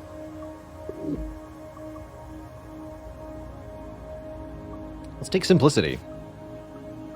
Dunk 3 cards here.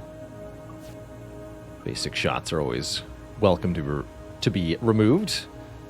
Don't like them very much. We'll lose this too.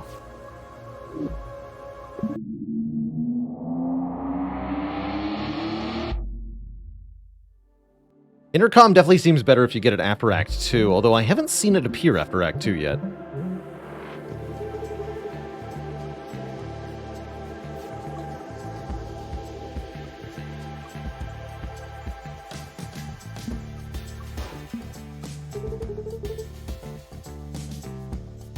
Clearhead is, I forget the rest.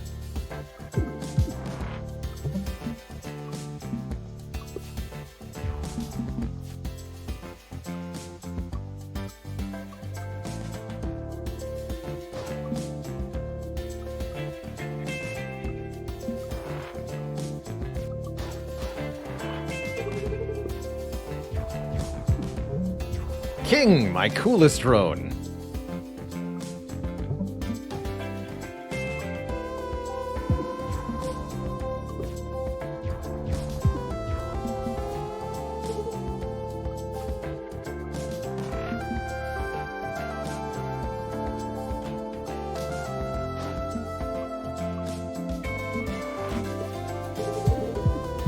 Boom.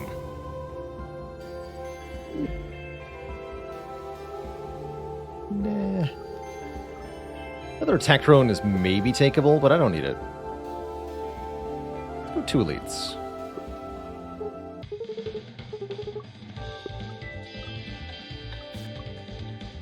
Yeah, I want the shielded Jupiter drone for sure. Very valuable drone. Want to make sure it sticks around.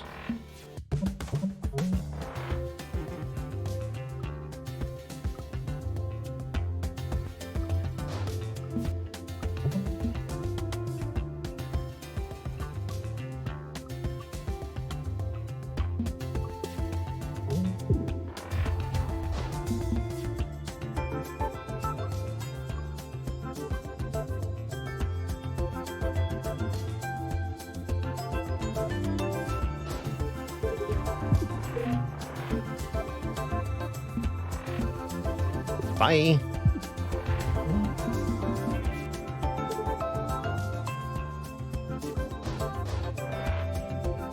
Heck yeah.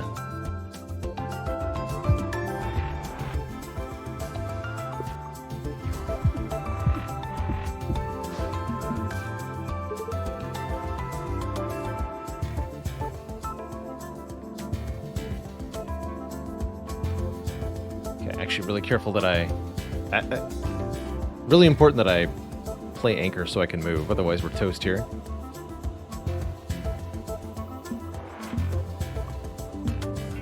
Okay. Lose 2 drones, that's fine. Way more important that we don't get killed.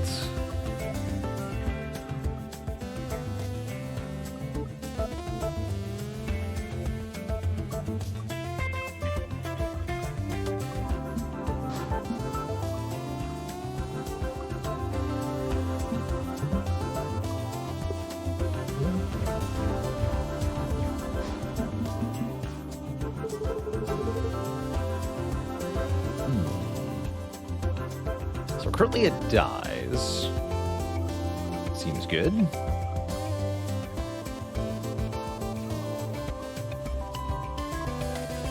Seems like I have nothing to complain about.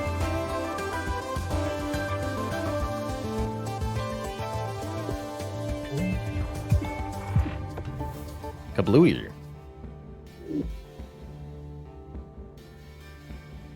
Gain 1 drone shift and 3 pebbles. 3 drone shift and 3 pebbles is kind of cool. It's not upgraded though, I'm not going to take it. Once more we meet upon the field of battle in space. Actually, yeah, I had some questions about that. I shall answer ye exactly 1 question. Okay, so you're like a funny sword guy, but you're in space? What's going on with that? It's a long story. Wait. Now, prepare for combat. It's the dual guy again. Let's just shoot his weak point and be done with it. Not offering a duel today, jerk. All right, no duel today. I like the ye old ship vibe, says Isaac.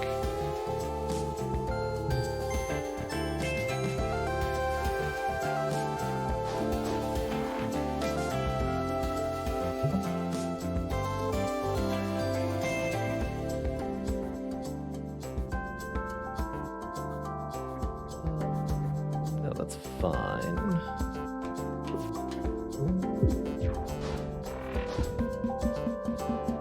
Nice sword.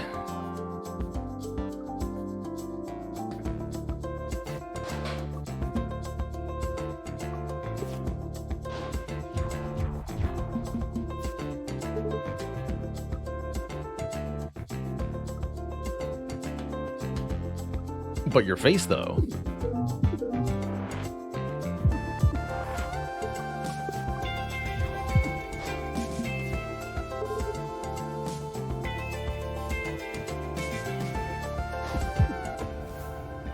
Kaboom. He's been exploded, and I get another volatile vapor. I like it. Wants a final smash. Interesting. Take another volatile vapor.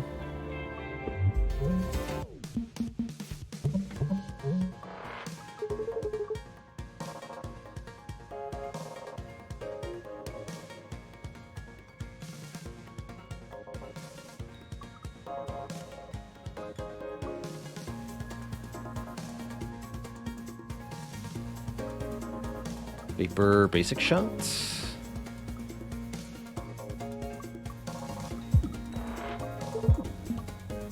Get out of the way.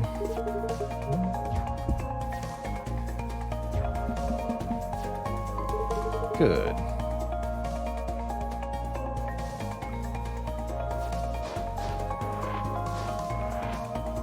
Triple attack drone.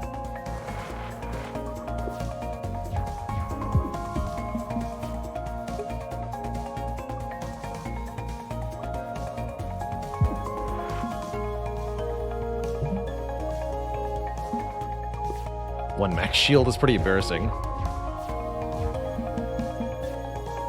Oh, but your face. Oh, your face. Wait. It's not. Was not correct. Yep, that was not correct. I thought I was playing Jupiter for a second there. I'm not. That was just a misplay. Oops. My bad. Still a good damage, at least. But yeah, mistakes were made.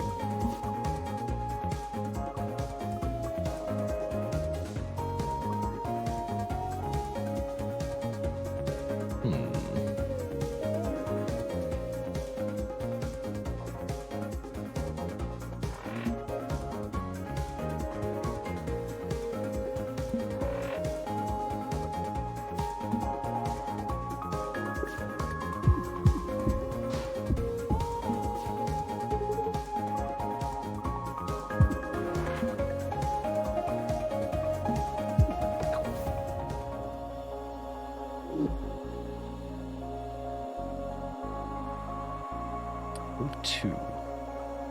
Deploy boulders literally everywhere. Sounds good, actually. Deploy smokescreen. Pressure fuse. Well, your hull is under half of max.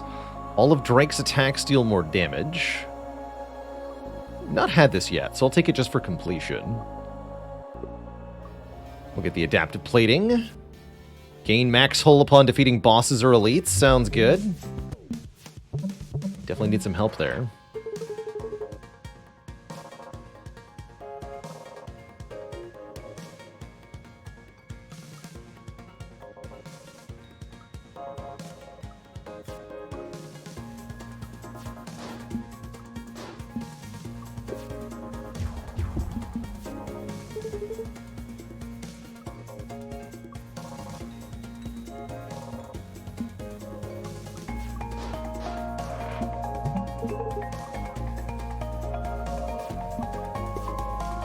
Larry.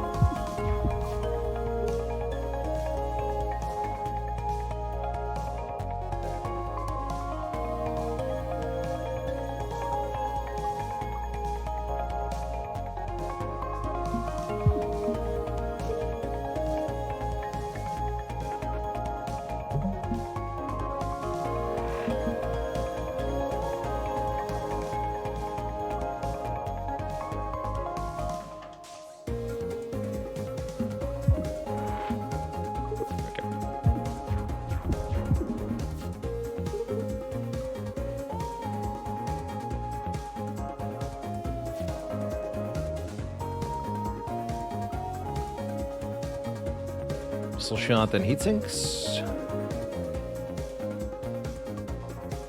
Unless I want to move over one. We can kill, actually.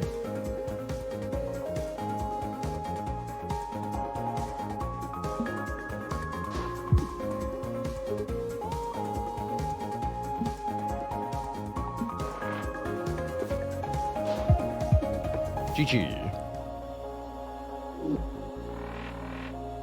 Huzzah for Hull.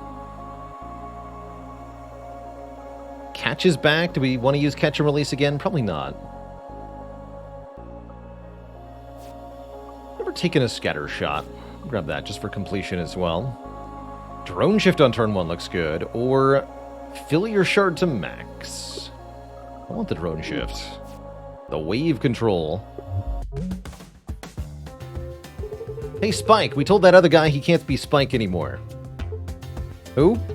The other guy named Spike. We renamed him. Okay, I don't care. That attitude right there, that's why you're the real Spike. I don't understand pirate culture at all. This cat. Who can blame you? We can afford to get hit more often, you know, says Drake. Can we, though? Can we, Drake?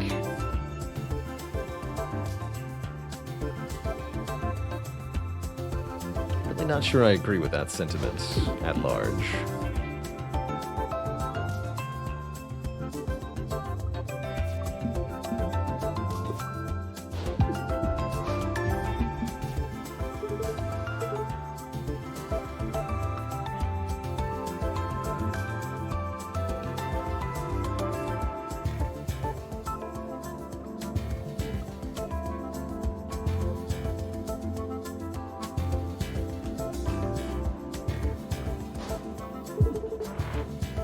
Jeff! My child.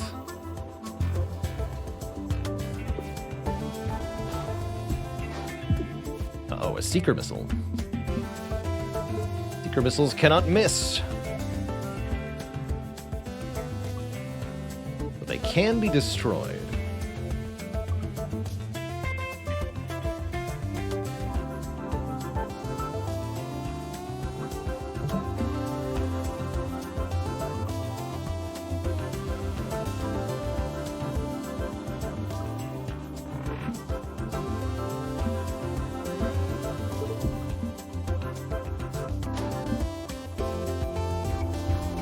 More Secret Missiles, though. That's kind of Spike's thing.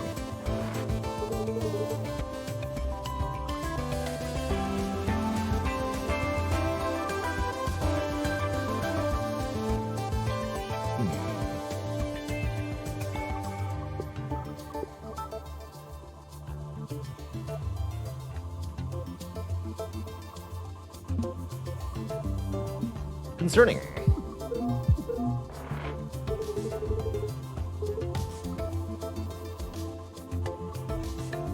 Ouch.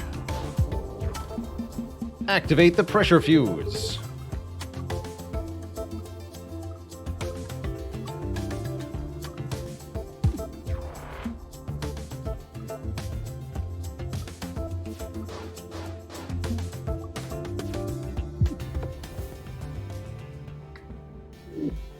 I'll take it.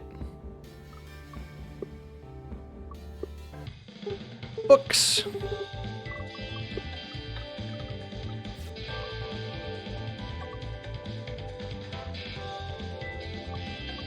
Flippable scatter shot's kind of cool.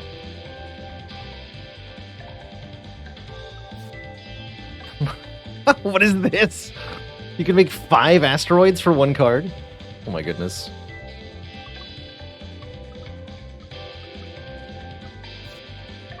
Yeah, that threw me for a loop at first as well, Neutral Chaotic, that you have to manually play the status cards sometimes. Oh god, we're so fragile. What have I done? Time to end this. We're just beginning, Drake. Don't you understand? Alright, we can do Striker Squadron, Jupiter Drone, maybe? No.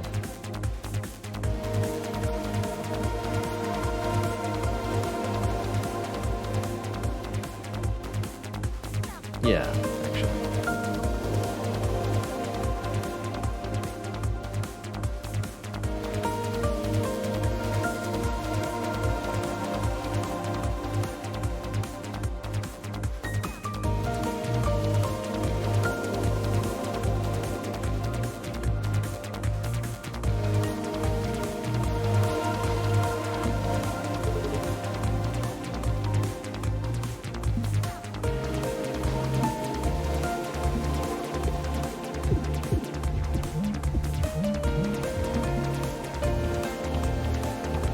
threat this... Well, yes, threat this turn, actually.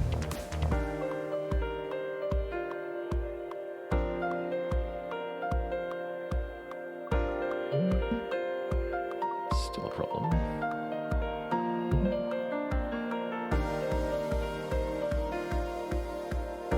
This will take the hit.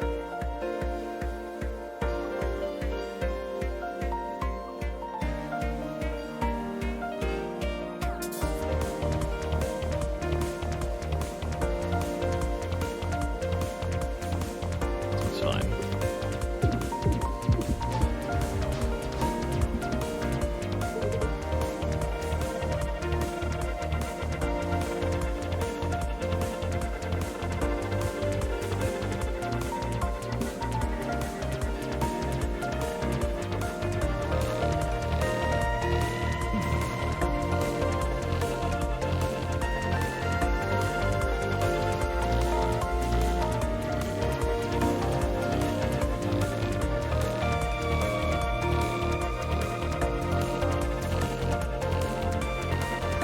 Have to stay alive here.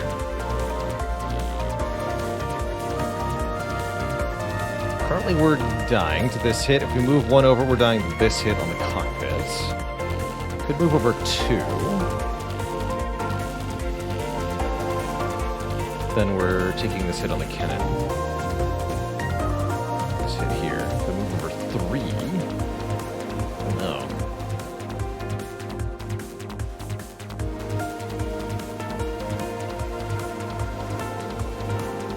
If we move over two in this direction, looks like things are fine then. That one, no, we don't fit completely. It's not fine. Oh dear.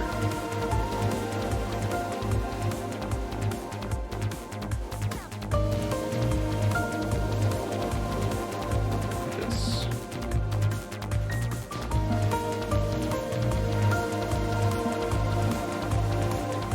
I love it. Tough fight, actually. We might die here. Depending on the pattern we get from the boss. It looks tough, that's for sure. Okay, EMP Slug can sort of save us.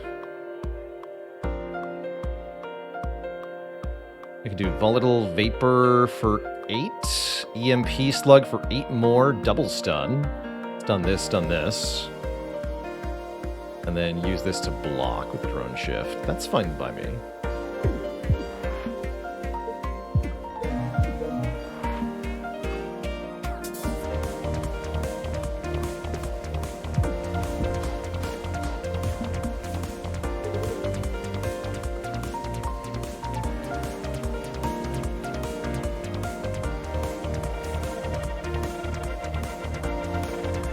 Boulders is good. We destroy this missile. We block this shot. We make an asteroid here. And I can drone shift to keep my Jupiter drone. That's probably a good idea.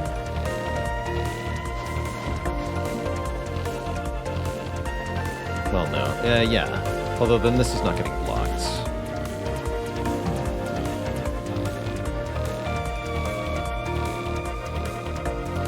Doesn't seem that good.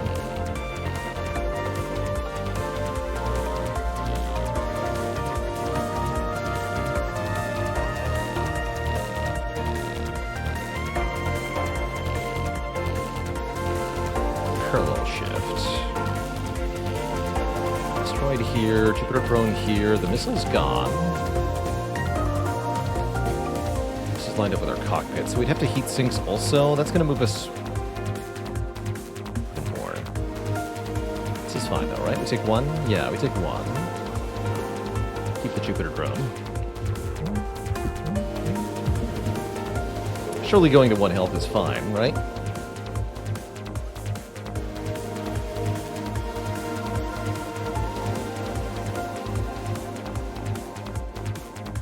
Currently not moving seems good.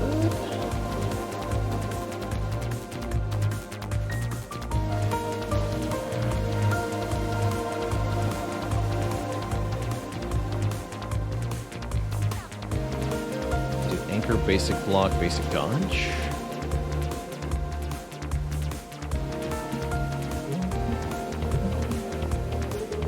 That's good.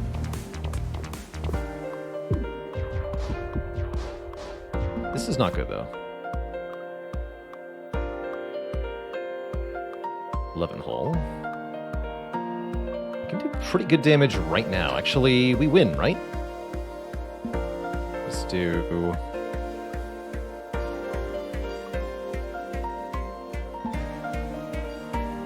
Shoot.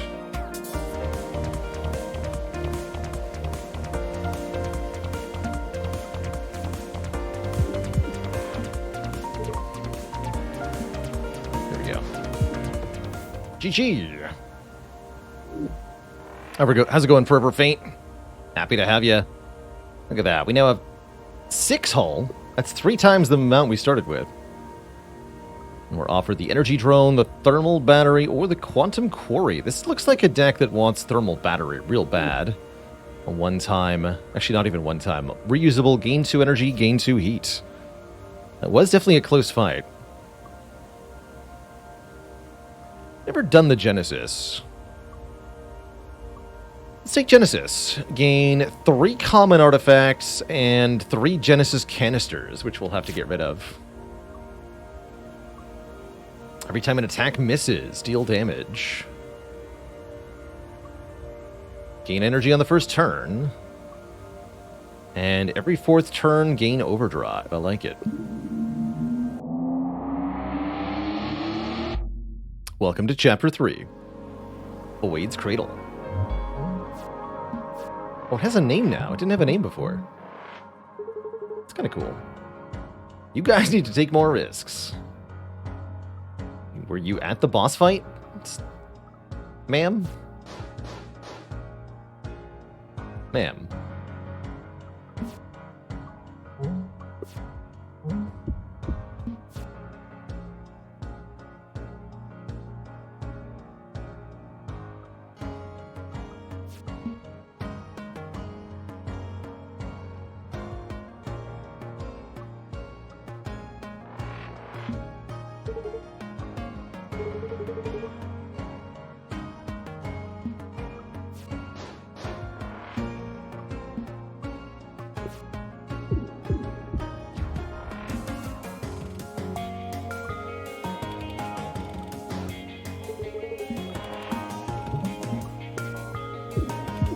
Number 1. Who does number 2 work for?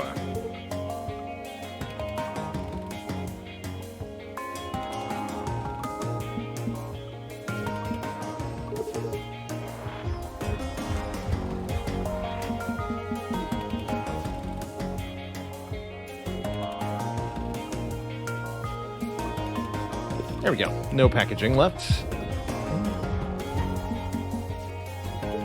Seems good.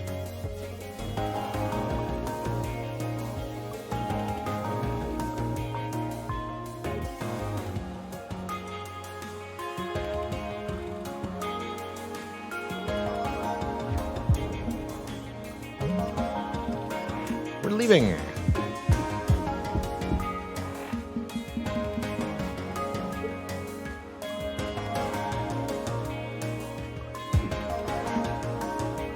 You go one way, I'll go the other. Sound good? Thanks.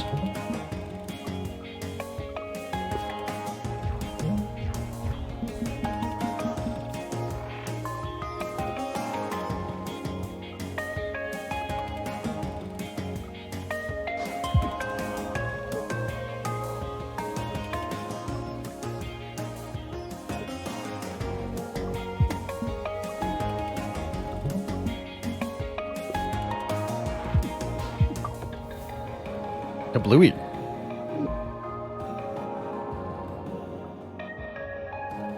Zircon Zip. Spend shard to move. I have a way to get shards, do I? We should delete Mage Hand soonish. Go top here.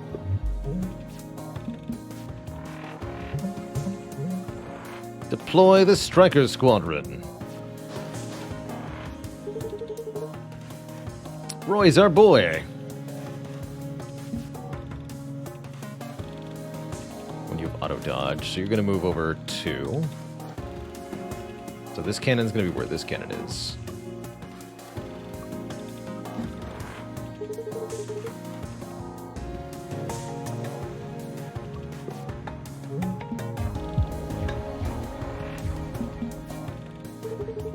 Now it's going to dodge this way. So this one's going to go where the 3 is. Seems fine.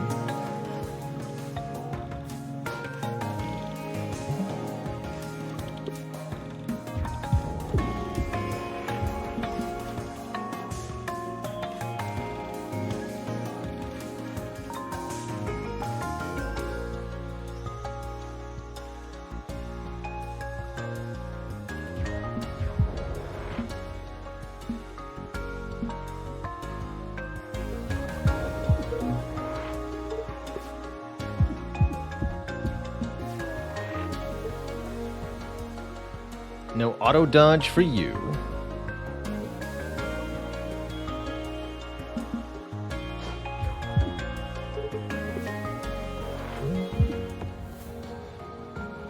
Fiddler's Fiddle. There we go. Thanks for the Prime sub. Welcome to the Cozy Sub Club. And Jedit O'Janin with 45 months. Is this 4.5 metric years or 4 metric years and 6 months? I guess it's both, right? No, 4 metric years and 6 months would be 46. No, it's got to be 4.5 metric years. Can't be both.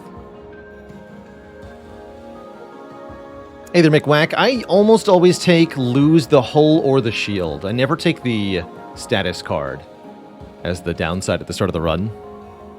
This was lose back's hull, this run.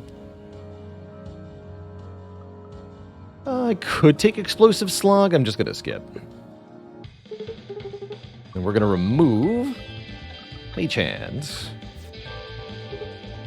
Ta-da! Time for a Junker. As long as we can evade, this ship won't be too hard to deal with.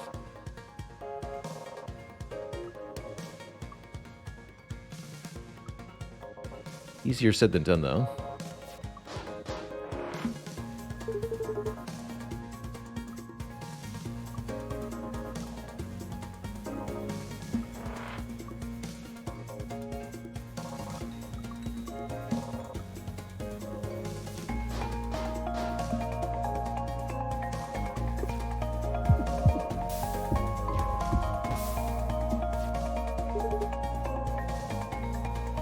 Confirmed hit.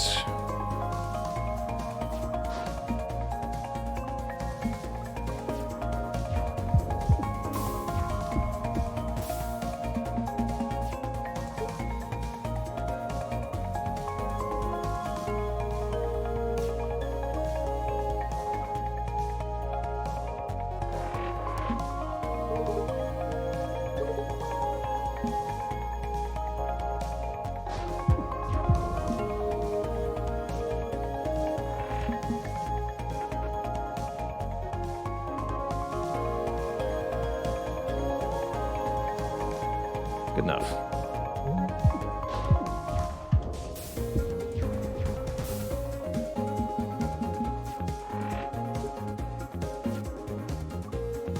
Yeah, I'm gonna leave now.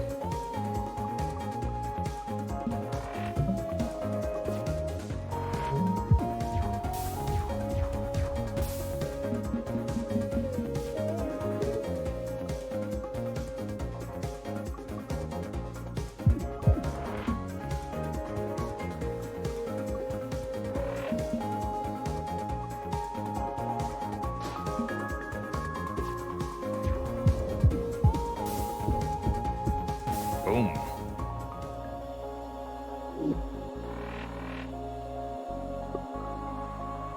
Bloodstone Bolt. Lose a hull. Attack for 3. If you have 2 shards, don't lose the hull. Move all the drones 1 and then draw 1. Solar Breeze is okay. Take that. And let's add the Armored Bay. So we have an Armored Missile Bay. Adding weak to enemy cockpits is cool, except for the part where the final boss doesn't have a cockpit. So it does nothing to the final boss.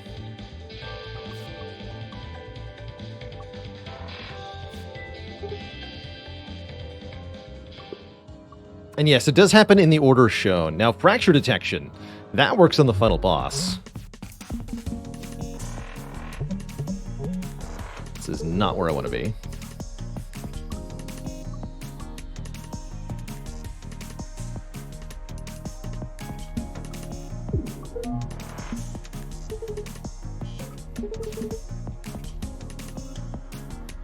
Stop sweating. It's gross.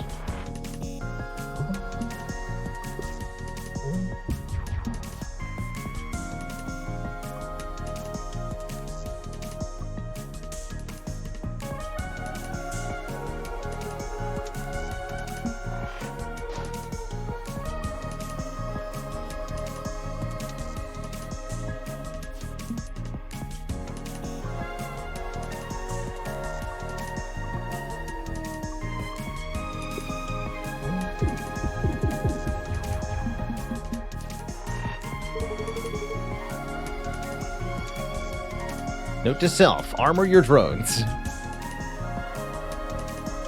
Indeed.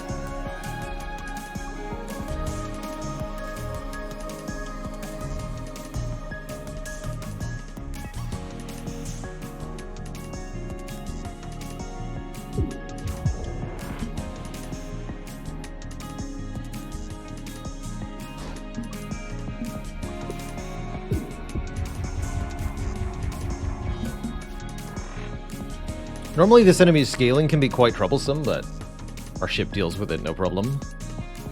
Thankfully.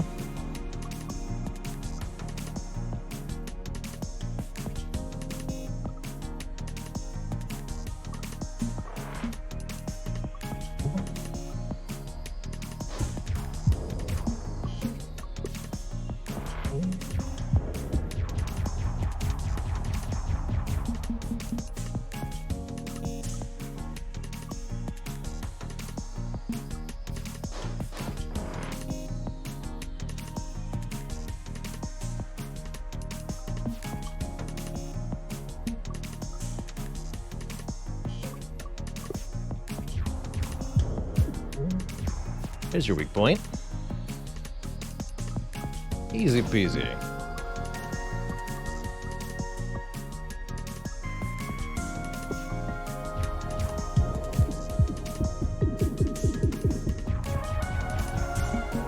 Nice armor.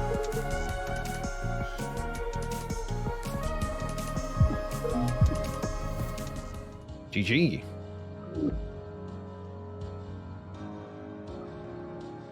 Good old mining drill. 0 cost attack for 1.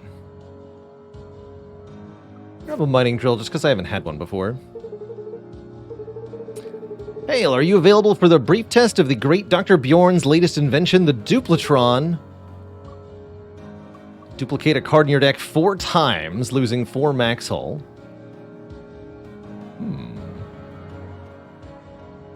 4 volatile vapor A's is kind of cute, actually. Or 4 Jupiter drone B's. Literally insane. Let's do that. Yeah. Just don't get hit. Who needs hull? Chow, chow, chow, chow. Hoo hoo. Obviously.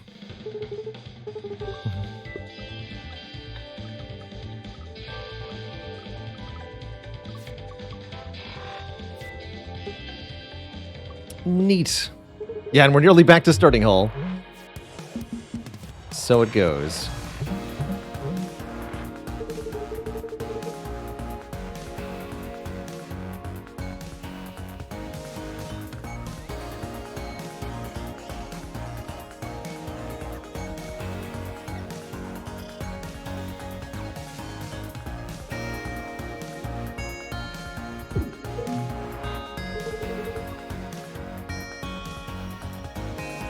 here.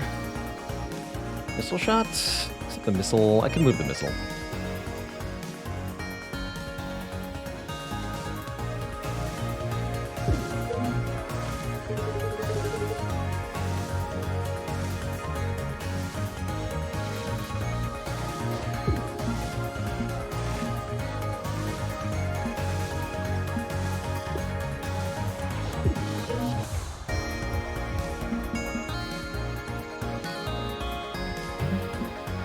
I'm over here.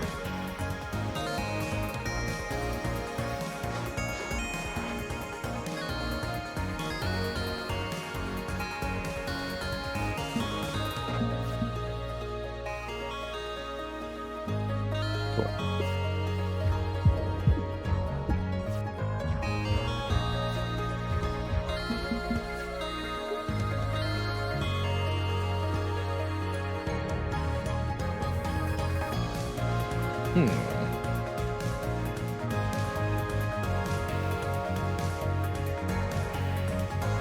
I've only got one energy this turn.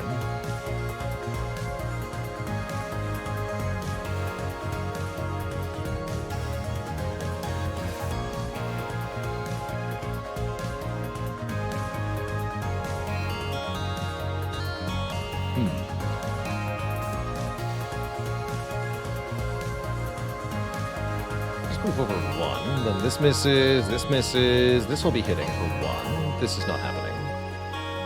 Let's move over one here. Deploy a Jupiter drone. The mining drill moves me. And it's a good movement, right? Yeah. Okay. Good turn.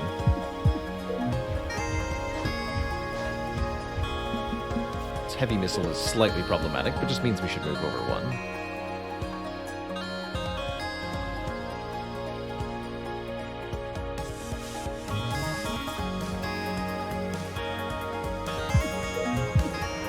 Oh, found the weak point.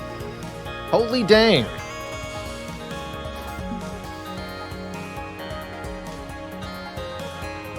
Holy dang.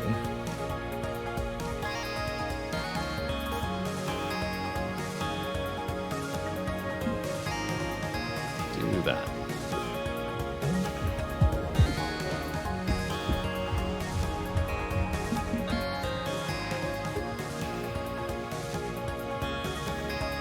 Okay, currently we're safe.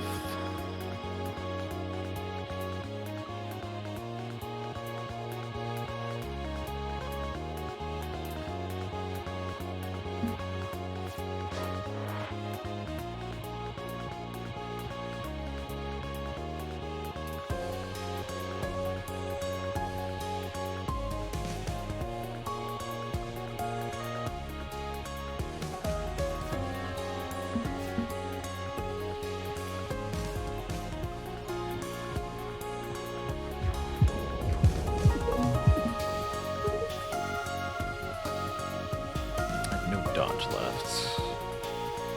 Just take the hit for one.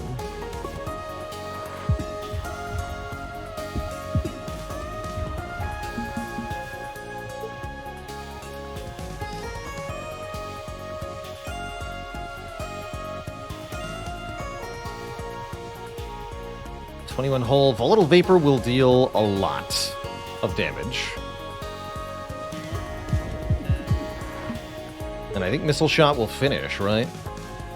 Well, not like this it won't. Actually, yes, it still finishes. Even though we shoot our own stuff. Good fight. Duplatron life. GG. You are growing stronger. Isaac! Learn a memory. Hey! You are not afraid like the others. Why? I don't know. You're like omnipotent? You seem to have this whole thing figured out. I am not. We are all still in great peril. Oh. Shoot. Distressing. 200 days before the incident. Hand me that screwdriver. What you doing? This drone needs a new sensor array. The radiation in the core fries them pretty quick. You know, before you started, I used to go in there myself. What? In a rad suit, right? Of course, I'm not that irresponsible. Okay, that's little Jeffy all patched up. You name the drones? Yeah, they're my little guys. Can I name one? Sure, let's see. Here, this one hasn't been booted up yet. Give it a name. Dizzy Jr. Try again. No Dizzy Jr. for you. Alas. GG. Well, Twitch chat's been another successful run in Cobalt Core. We're now a mere 3 runs away from getting all the memories. And finding the final unlock.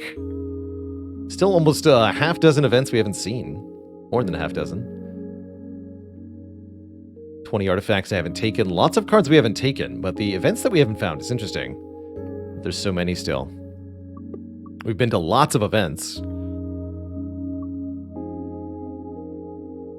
Well, Twitch chat, I think that's a very, very successful stream. And where I'm going to be winding down today's show. Some great Cobalt Core, some great Slay the Spire.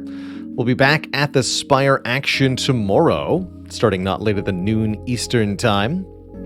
Don't forget to check out our merch store, which just relaunched. BetaLore.com has shirts, mugs, and hoodies with designs featured on the stream. See you later, Neutral Chaotic, Miskatonic Blue, Helmshank, Torok Fremen, Permapensive, Agile Gazelle, Get Raving, Uncountably Infinite, Arcane Order, Zizification, Heals for Hugs, and everybody else. Thank you so much for watching. Till next time, my friends, stay cozy and have a good one. Toodaloo, and good night.